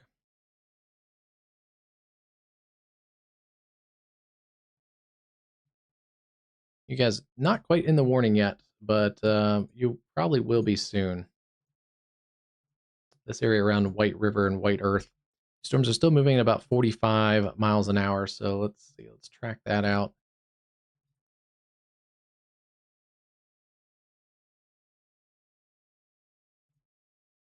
Roughly about an hour until those storms kind of creep up towards the Bemidji metro. If you live west and south of Bemidji, you'll have a sooner chance. Minerva, about a half hour. Guthrie, yeah, about an hour. We'll see if they hold on to their severe status. They are right now. They are still severe. 60-mile-an-hour winds is pretty much the primary threat. It's mostly a wind threat, frequent lightning threat. And this tornado warning, they'll probably just let that expire. That is more of a wind threat across Red Lake Falls, the Erskine area.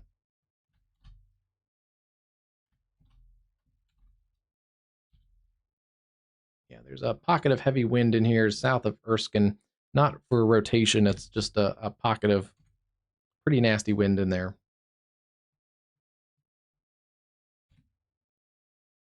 Those storms may have slowed down just a little bit.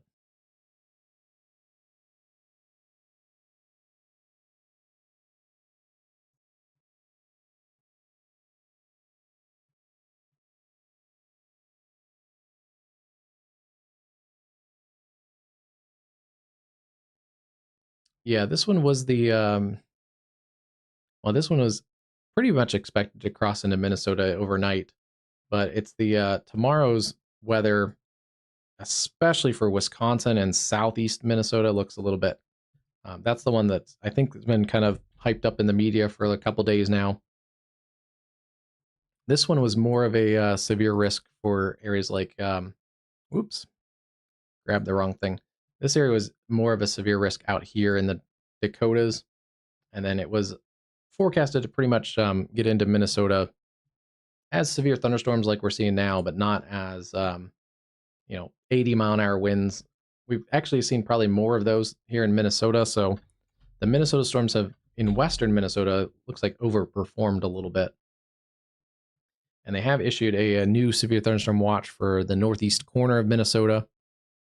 Pretty much all of Minnesota, except the far southwest corner, is in severe thunderstorm watch right now.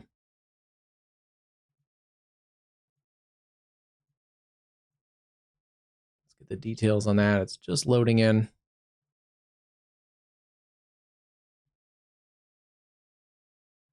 And yeah, you can see it there. It's for northeast Minnesota. It does not include areas out on the arrowhead of Minnesota. Kind of weird they didn't include those around Silver Bay, but it does include two harbors, Duluth, parts of northwest Wisconsin to Hayward and Shell Lake, and then up to Brainerd, Grand Rapids, Virginia, Moose Lake, and International Falls. It does include International Falls, the Hibbing and Virginia areas. I think I mentioned those, and all the way back towards Breezy Point. That goes until 8 a.m. A couple of tornadoes are possible, isolated hail up to ping pong ball size, and scattered gusts up to 70 miles an hour possible. It does seem like right now the scattered gusts up to 70 are probably the more likely. Haven't seen as much in the hail reports in Minnesota so far. And yeah, a couple tornadoes are possible. So I would say right now, kind of on that list, wind, tornado, brief tornadoes, and then hail would be kind of the least prioritized risk right now for this round of storms. Your next round of storms later this afternoon across Minnesota may have more hail and more of an all hazard severe risk.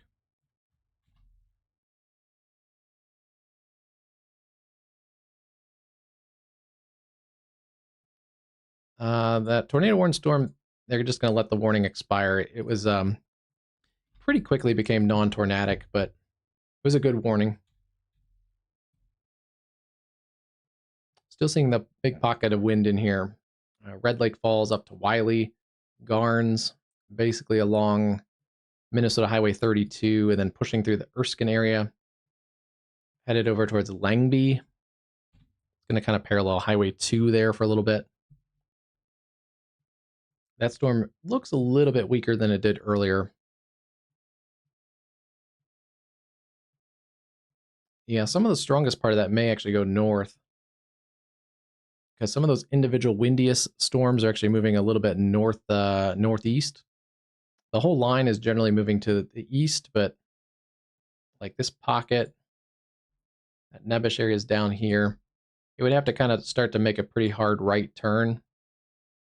This stronger cell near Red Lake Falls is probably headed more like up that way towards Plummer and Goodrich.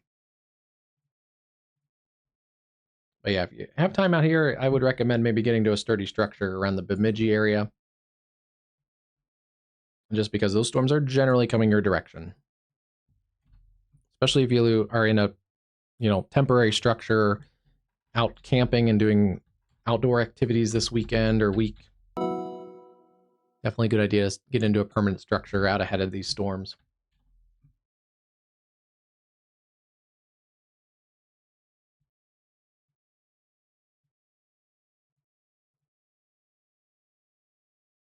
Storms are pushing through the St. Cloud metro right now. Again, kind of gusty winds,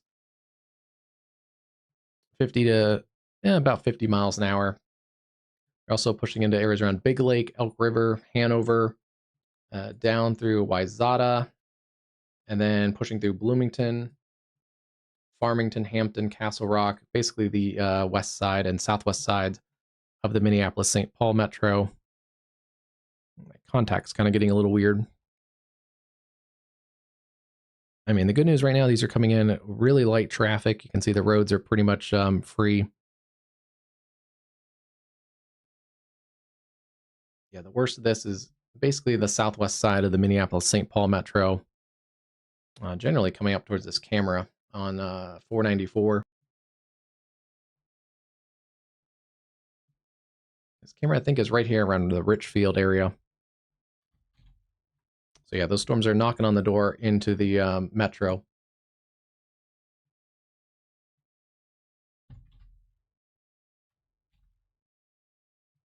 And yeah, this area is going to be an extended area of wind and rain and some lightning, but the primary severe threat is on the leading edge of this. So once you're kind of on the backside, that severe threat diminishes. This first round of severe weather. So yeah, that's like Blue Earth, Albert Lee, up towards Mankato and Skyline, those areas. Less of a severe risk for this rest of the evening. And yeah, those severe storms are kind of clearing out of the 94 corridor. I don't think we have any severe warnings right now on 94. Still gusty winds back into southwest Minnesota, but severe risk also diminishes there. We have the storms coming up towards Motley. 60-mile-an-hour winds, quarter-size hail, 60 winds, 60 wind, and a tornado possible around there around Deer Creek. Take a look at that area. A little bit away from the radar site, so that area around Deer Creek is a bit of a radar hole. Yeah,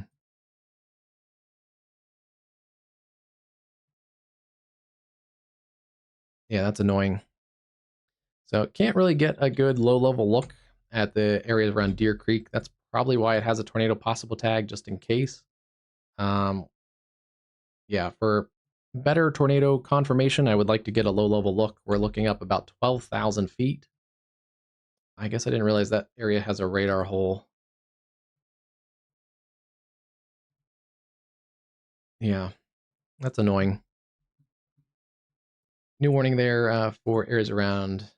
Yep, there goes the new warning.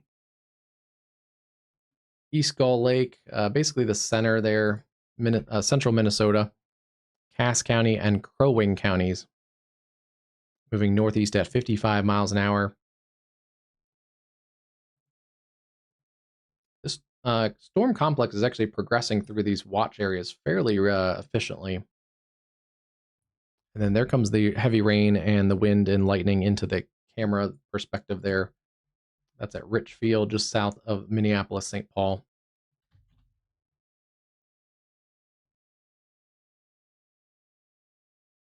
Looks like we're very close to the radar site, so we can get some pretty good low-level wind data.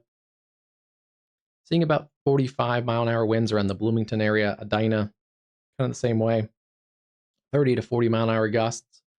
So that helps verify that this storm system is less than severe. It's kind of marginally severe. But yeah, that is a lot of heavy rain pushing into the Twin Cities.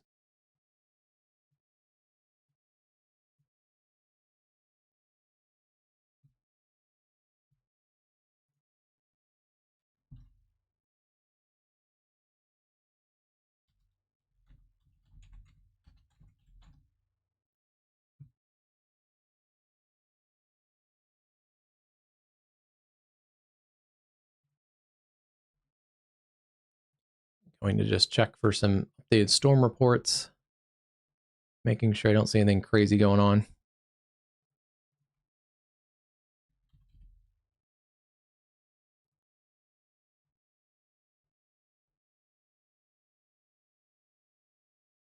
No, pretty much no new information by the Storm Prediction Center, so they're just kind of holding their own. Yeah, strong line of storms across central Minnesota right now, from the Twin Cities all the way up St. Cloud, Little Falls, Wadena, Detroit Lakes, Park Rapids, up to Walker, Bagley, and now east of the Grand Forks Metro towards Red Lake Falls, and eventually over towards Red Lake.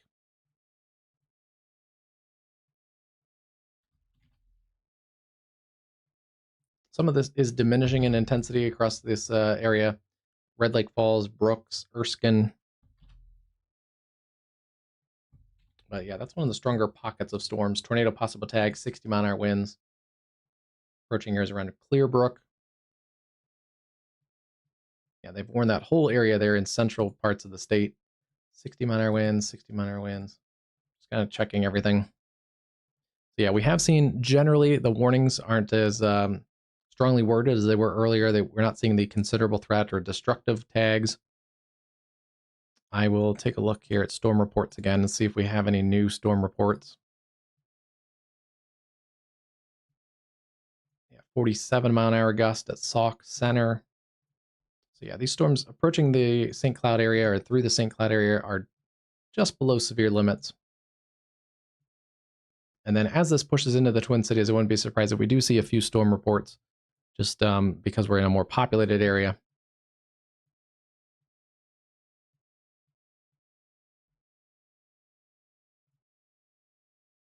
62-mile-an-hour gusts earlier at Otter Tail County. Generally, there's a little bit of a delay to get the storm reports in, so it generally doesn't pop up right along the storm, but it is good to see some recent storm reports in.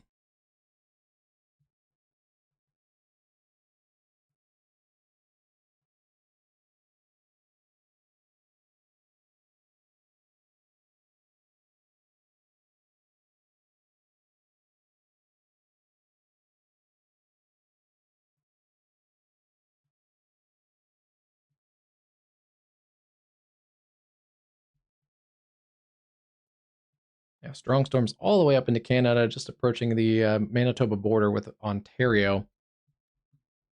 Some strong storms near Kenora, Ontario. And then crossing the Canadian border into northern parts of Minnesota.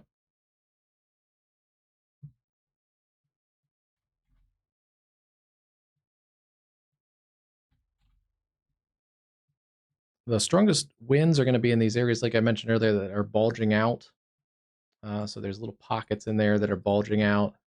And then this one down here, generally headed from Little Falls up towards Breezy Point. Those are areas that have more wind potential in those areas, those corridors. But yeah, things are slowly starting to settle down. 60-mile-an-hour gusts. We're getting a new radar sweep here. We'll see how these storms are behaving here, just to compare. Yep, still making progress. Pine Point, Evergreen, Butler.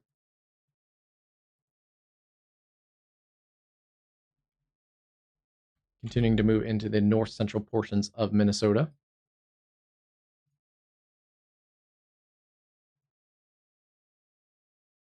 Yeah, that's coming down pretty good there. Let's pull that camera. We'll take it a little bit full.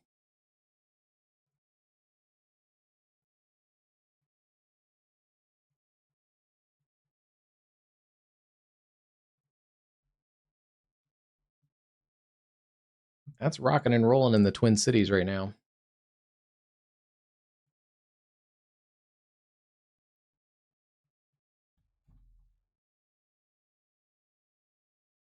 Actually, starting to see a pocket in here of some higher gusts. That's right about over the airport. Another pocket in here, close to 60-mile-an-hour gust on the southwest side of downtown. Wouldn't be surprised if we got a severe warning soon.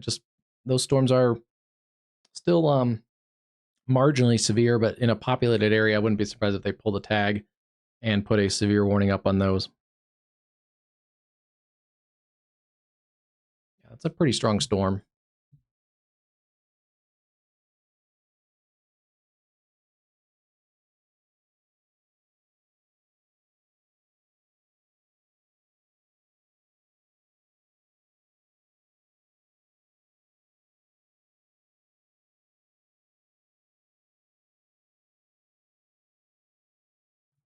Yeah, basically approaching downtown Minneapolis, St. Paul right now.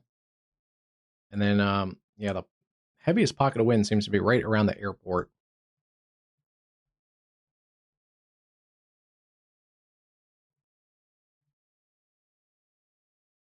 Still moving east at 45 miles an hour. These have progressed actually pretty quick.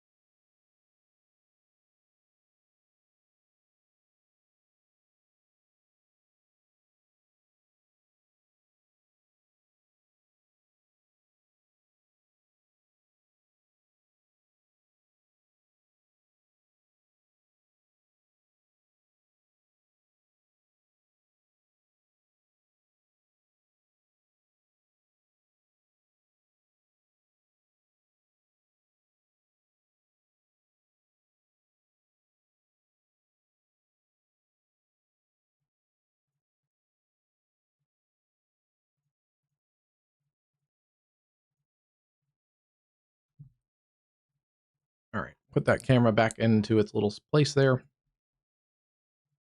It's got a new warning way up here.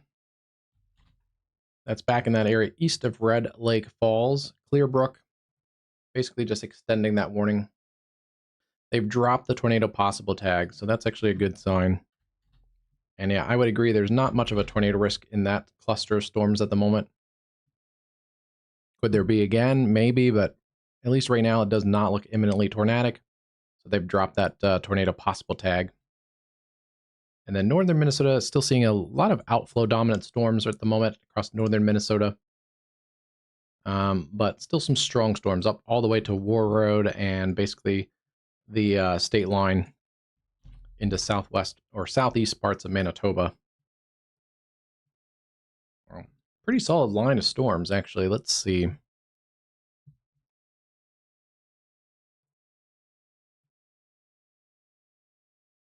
Actually, kind of impressive. About 600 miles of storms. If you take it end to end from up here in Manitoba all the way down to, there's a storm right on the Minnesota and Iowa border, just south of Austin, Minnesota. So that is an impressive storm system. It cuts fully across the state of Minnesota, which is a fairly large state, from north to south.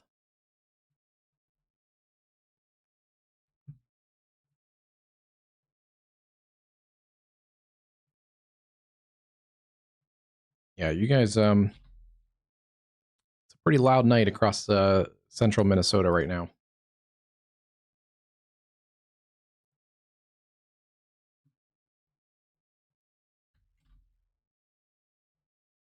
Pockets of gusty winds in here, approaching the University of Minnesota downtown, and then coming into the areas around St. Paul, Falcon Heights, Roseville, Minnesota, Little Canada up next. Again, I wouldn't be surprised if that area has some gustier winds in here. Kind of this corridor right in here. And I wouldn't be shocked if they put a severe thunderstorm warning out for that cell. One of the ways we're seeing that is because it's so close to the radar site. But yeah, that particular area has some gustier winds. Storms kind of relax a little bit. They're a little weaker up on the north side of town towards Brooklyn Park, Anoka, Andover, approaching areas around Blaine. And then still strong storms, Big Lake and Elk River, Princeton, Minnesota. The strongest part of the storms are through St. Cloud. They're pushing north and east towards Royalton and Morill. Still seeing those strong storms up towards Belle Prairie. And severe warned storms continue up in this area, Bluffton, Hewitt, Motley, to Bay Lake, Little Pine, 50 Lakes, all the way up to LaPorte and Guthrie. The storm seems to be weakening just a little bit in this area, but still some strong storms across central Minnesota, Park Rapids, Walker, and then up towards Foston, Red Lake Falls, and strong storms all the way up to the Canadian border.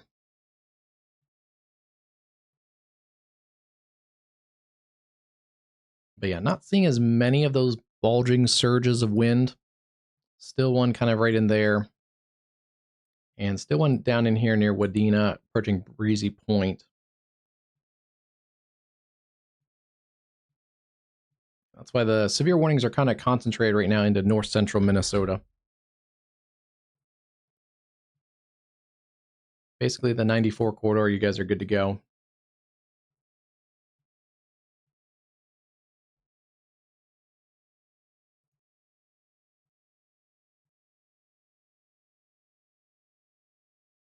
New radar sweep coming in. I'm not seeing as much lightning on some of our cameras that we were looking at earlier around the Grand Forks area. Not seeing really lightning there. Fargo, things have calmed down there.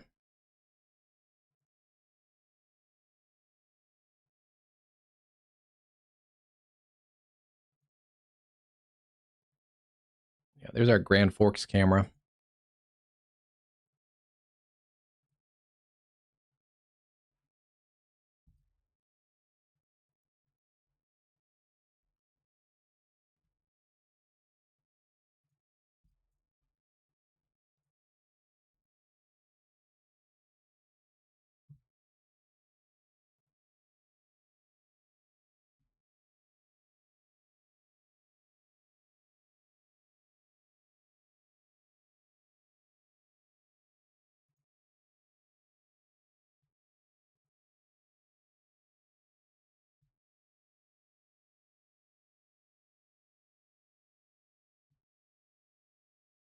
Here's a downtown look at St. Paul. The winds are definitely picking up there.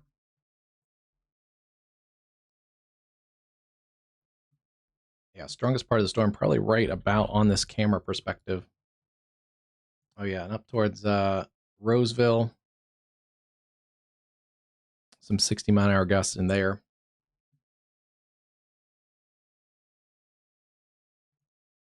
So yeah, I'm gonna see if I can readjust the camera up that way.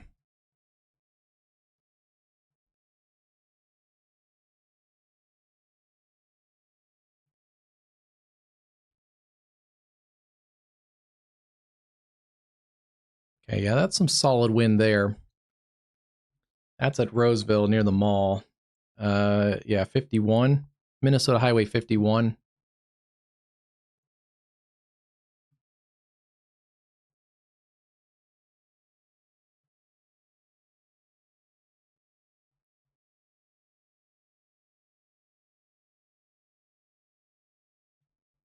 There's pockets in here that are close to severe gusts. That Roseville camera right there in some of the worst of it right now.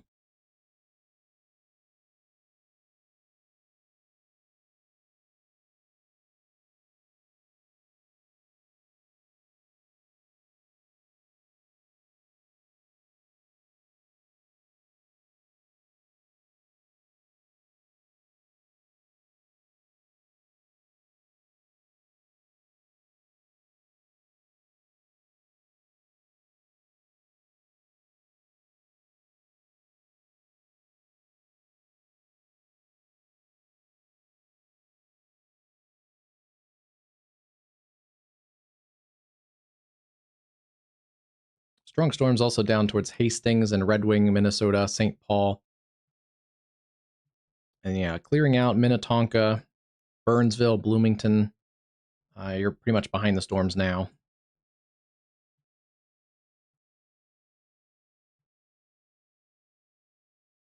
But yeah, there's a look, kind of a statewide. Let me zoom out and get a statewide shot.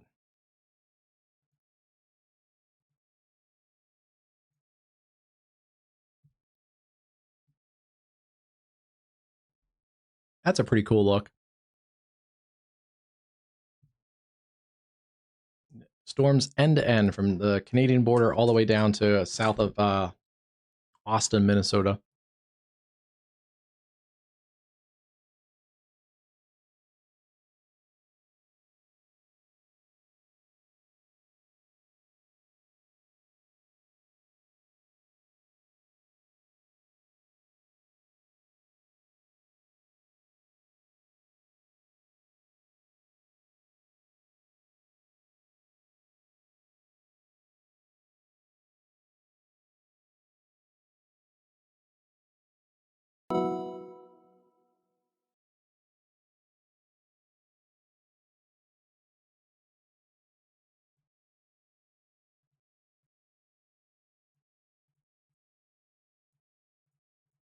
Yeah, that's a cool look. All right, I'm going to get a refill on the drink, and then we're going to keep covering these severe storms across Minnesota tonight.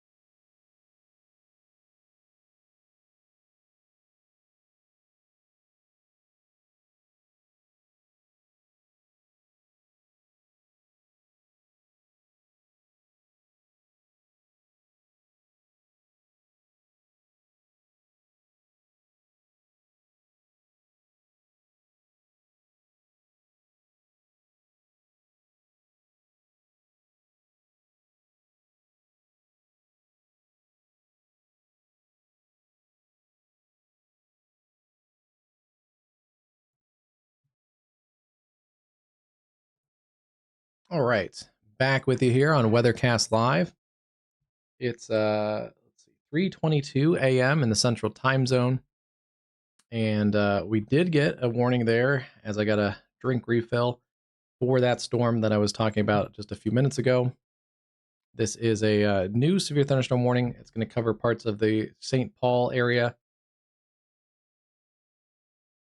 There it goes. Here's the newest radar scan. You'll see the sweep coming around. But yeah, if you're waking up, it's late at night right now in St. Paul in the Twin Cities. If you had a big bolt of lightning and thunder shake your house and you're wondering what's going on, there are marginally severe storms across the areas in southeast Minnesota.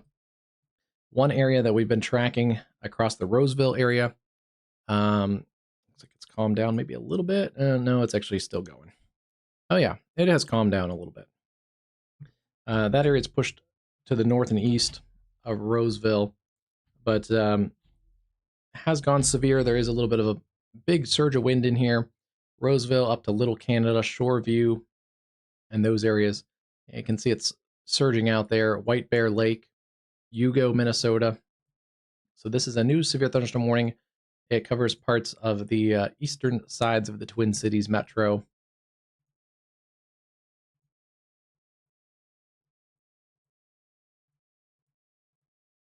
It's a standard severe thunderstorm warning. It's 60-mile-an-hour wind, quarter size hail. I don't think there's a lot of hail in here, but mostly a wind risk. Shoreview over Lake Elmo, and basically warning that line of storms. It's progressing to the east northeast at about 55 miles an hour. So that's going to work through the northeast suburbs of the Twin Cities, Centerville, Hugo, Columbus, and then eventually up towards Wyoming, Center City, and to the Wisconsin border around Dresser.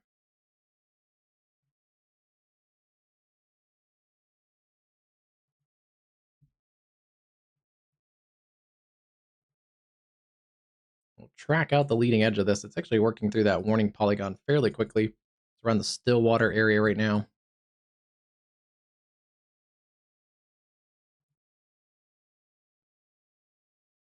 Yeah, that's going to get over towards Lake St. Croix in about 8 minutes or so. The leading edge of it, Stillwater right now. The pocket of strongest winds is probably back just a few minutes behind that leading edge. It's in here near White Bear Lake and North Oaks. But yeah, that's a nasty storm. Saw the wind blowing pretty hard there on the cameras a few minutes ago.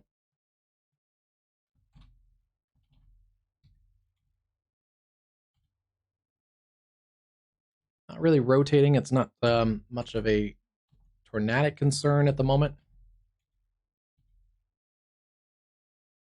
But yeah, there is a decent pocket of some strong winds in there. And that is one to watch further to the north and east. Once it gets up into Wisconsin, that area could always surge out and then try and tighten up a little area on the north side of that surge.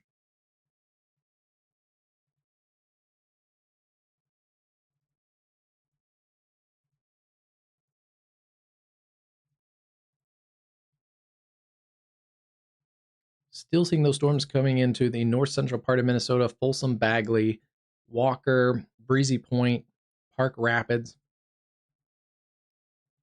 Haven't had any new tornado warnings up here, and I don't think those storms are imminently tornadic anymore.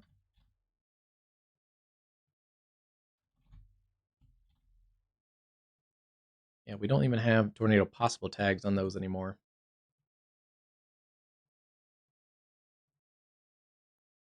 Strong storms all the way up to the Canadian border.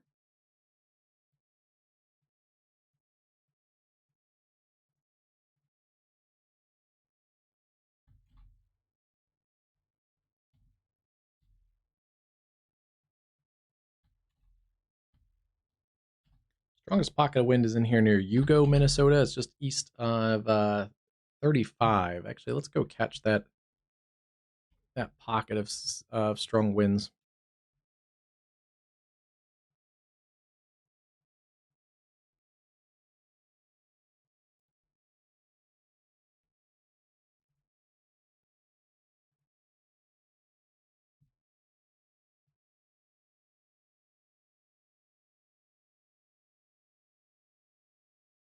See if this camera loads.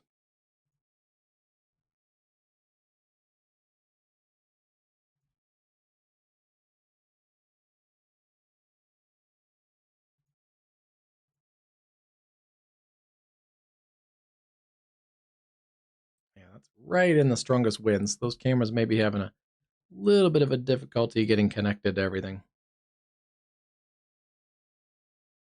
There we go. Wow, that is coming down. That's some pretty heavy wind right there. This is the Yugo exit on 35E. Yeah,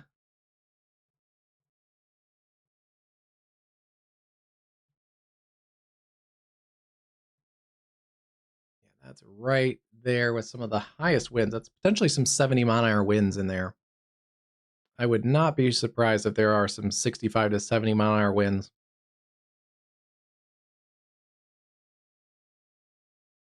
That's also near Lino Lakes, White Bear Township, Forest Lake, Minnesota. The northeast side of the Twin Cities metro.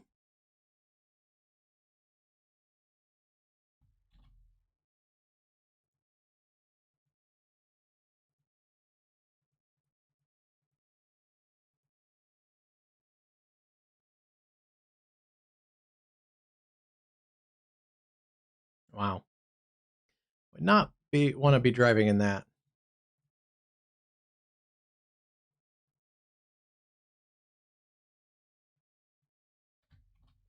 And that shows you how fast these storms can kind of escalate.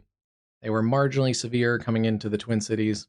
They're leaving the Twin Cities in a much little bit higher level state, more organized, and potentially some over 70-mile-an-hour winds in there. It's being warned for 60, but there's a pocket in there that's still pretty close to the radar site.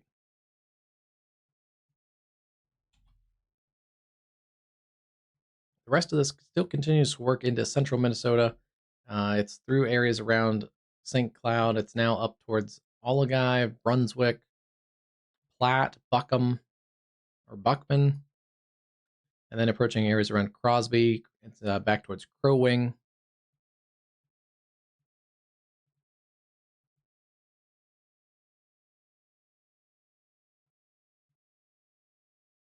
And then Lake George to Cass Lake, south sides of Bemidji.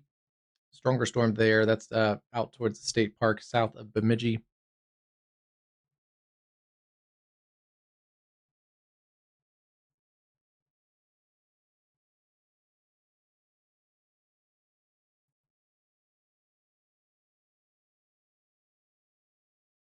Roughly about 25 minutes to get into the Bemidji metro area, then east side towards Turtle River, about 38 minutes. Nebish, hopefully saying that right, but 39 minutes, and then out along the US 71 corridor, about an hour towards Langer.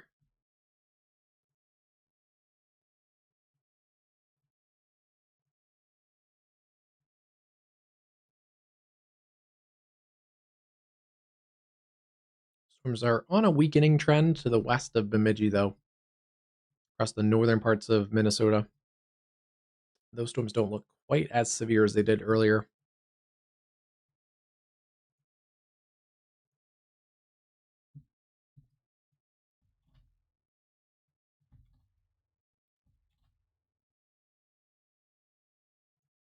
This area is southwest of Bemidji, back towards Park Rapids, and probably extending back towards Breezy Point. This is still probably some of the more organized cluster of storms right now in the state.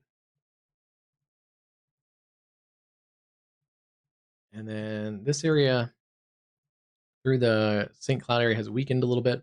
This area is also pretty organized back here, now pushing through the east side of the Twin Cities.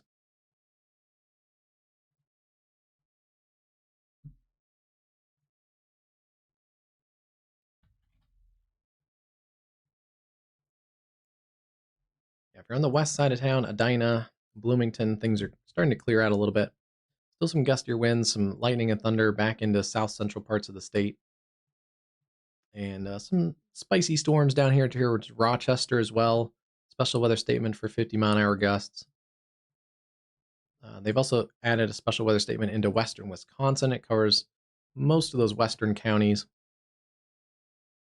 Washington, Barron, Pepin, St. Croix, Polk, Goodhue, Dunn, Eau Claire County, Chippewa, Pierce. Basically, warning for that line of storms that's going to work into the state.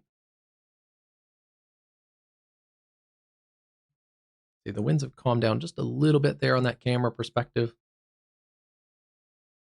Still gusting, though. Still really gusty winds. You go to St. Croix and then up towards Star Prairie, Center City.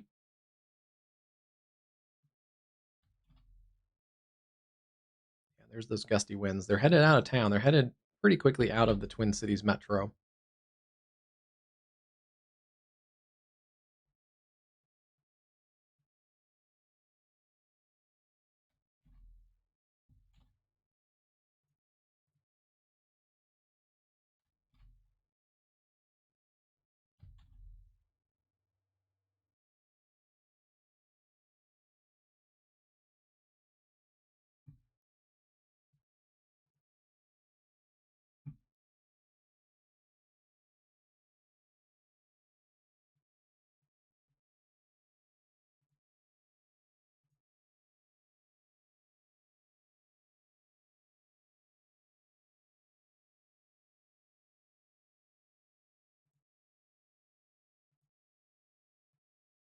And then interesting. They have a special weather statement out for the Arrowhead of Minnesota. Basically, kind of warning for severe storms are possible in the Boundary Waters Canoe area. Yeah, that's a really remote area. Several rounds of storms are possible early Wednesday morning. That's now. 3 to 8 a.m. Another round of storms Wednesday afternoon and after evening after about 2 p.m. That's up there. It's probably going to be after about 1 to 2 for areas like the Twin Cities and St. Cloud. But yeah, either way, afternoon and evening, there's more rounds of storms possible. Storms may produce damaging wind, large hail, tornadoes, and frequent cloud ground lightning, locally heavy rainfall. Yeah, certainly if you have plans in northern Minnesota, even outside of the boundary waters, this is good advice. If you're camping this weekend or this week, if you're going up there tomorrow, just be prepared for thunderstorms. Take those extra precautions to secure your campsites. Yeah, make sure if you're camping, you have the tie downs are all properly secured and all that. And yeah, stay away from those large and decaying trees.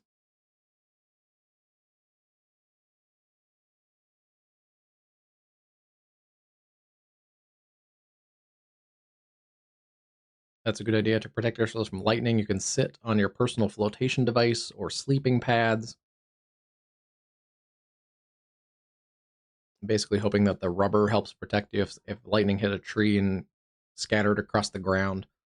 You have that rubber barrier, and then make sure you monitor your NOAA radio. But that's a good advice for across the northern tier.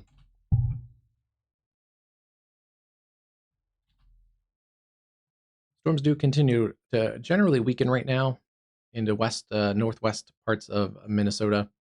Stronger storms still continue there. Park Rapids, Breezy Point, Walker, and then still also seeing those strong storms pushing into areas around Center City, Stacy, Wyoming, and the Marine Lake St. Croix. Yeah, the heavy winds pushing out through Lino Lakes. Probably trim that warning up in a few minutes. And strong storms pushing through River Falls down to Red Wing, Minnesota. The Twin Cities, lightning, thunder, you're starting to clear out though.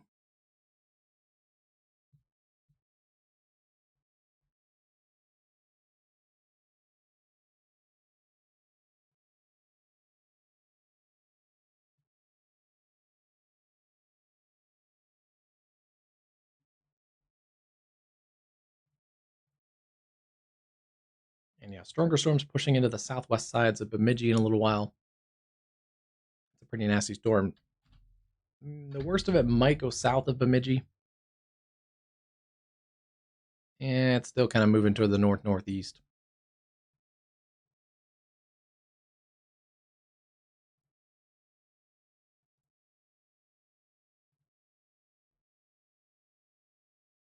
Bemidji about 15 minutes or so, and then Red Beet, that's up there on the lake about 37 minutes, Nebish 32, Hines 34. It's going to be a nasty storm, but not quite as significantly severe as it was earlier.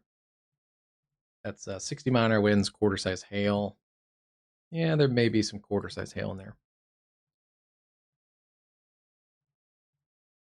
And you can see even in some of these marginally severe storms, there's quite a bit of lightning.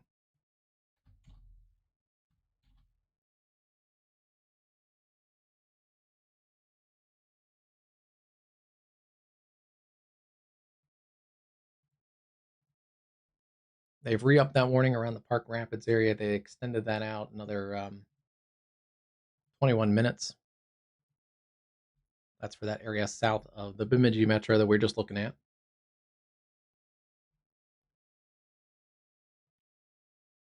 Back in the Dakotas, things are clearing out. Southwest Minnesota clearing out, and even southern Minnesota along the 90 corridor.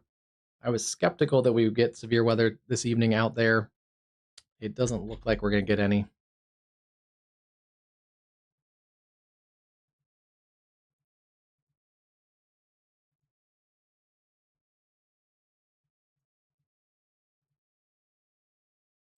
All right, latest model run. Let's take a look and see what this looks like.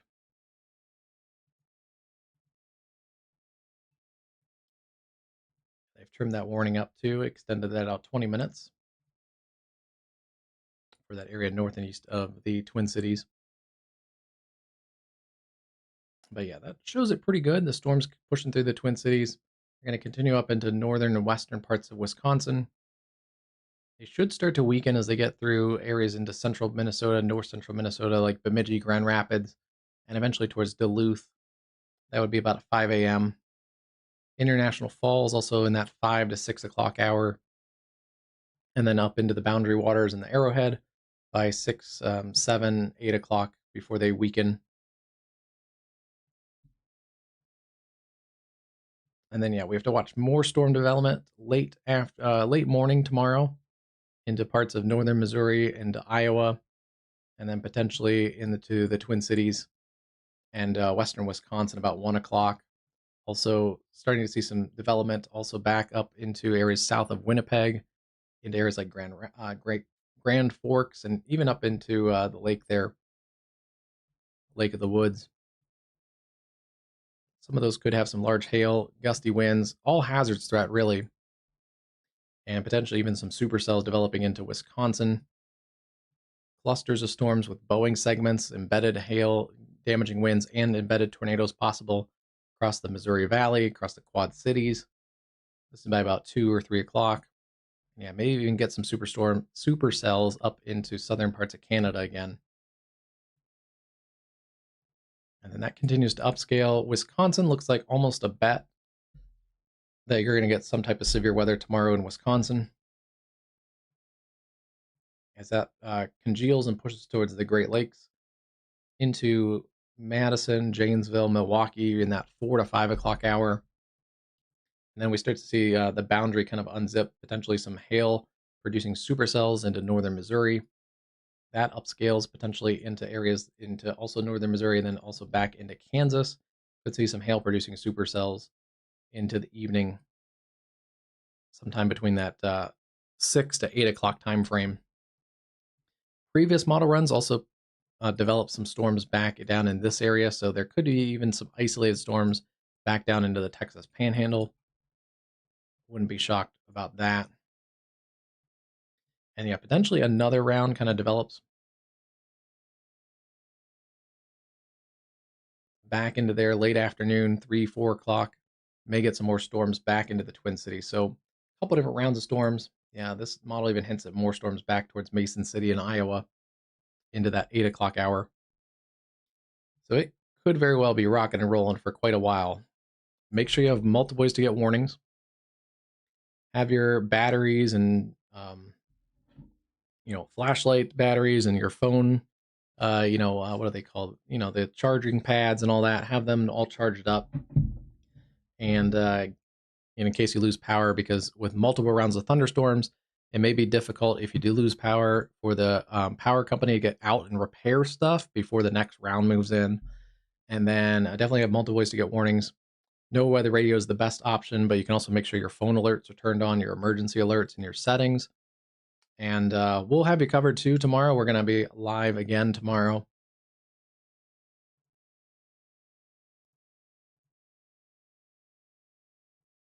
And then here's that latest updated risk as of the 1 a.m. Update by the Storm Prediction Center in Norman, Oklahoma. We have the level 3 out of 5. That's the enhanced risk. Covers much of eastern and southeastern Minnesota, eastern Iowa, southern Iowa, back to about Emporia, Kansas, including the Kansas City metro, Quincy, Illinois, northern Illinois, including the Chicago metro, even a piece of northern Indiana. And then around that, the slight risk is in the yellow, level 2 out of 5, stretches all the way down into parts of northern Oklahoma, back to about Lincoln, Nebraska, and then much of the rest of Minnesota is in that slight risk.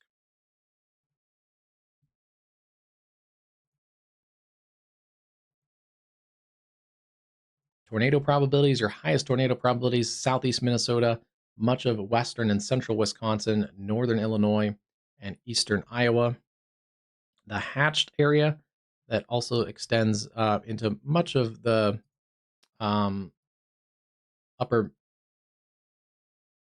Midwest. This hatched area means a couple of these tornadoes could be strong anywhere in that area. And the tornado risk extends all the way up, even into northern Minnesota, and all the way down to Emporia, Kansas, in that green color. We've seen tornadoes in those green colors.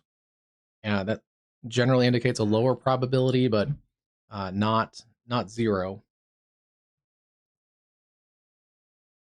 And then, the wind risk is very high across much of Wisconsin, eastern parts of Minnesota, and back into northern Illinois.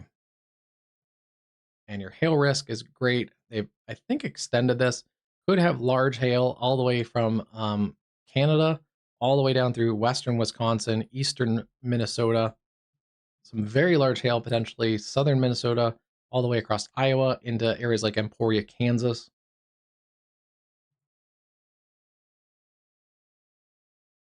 And if you like weather, we're going to be here for a while because they actually added a slight risk also on Thursday for parts of the Northeast. The enhanced risk also is back in place across the Great Lakes. Some areas that are getting severe weather tomorrow are also going to get severe weather, potentially high-end severe weather again on Thursday. So you have multiple days of rounds of high-end severe weather. And then same for Thursday into Friday. Some areas that get severe weather in the Northeast and the Mid-Atlantic on Thursday are also potentially going to get severe weather on Friday.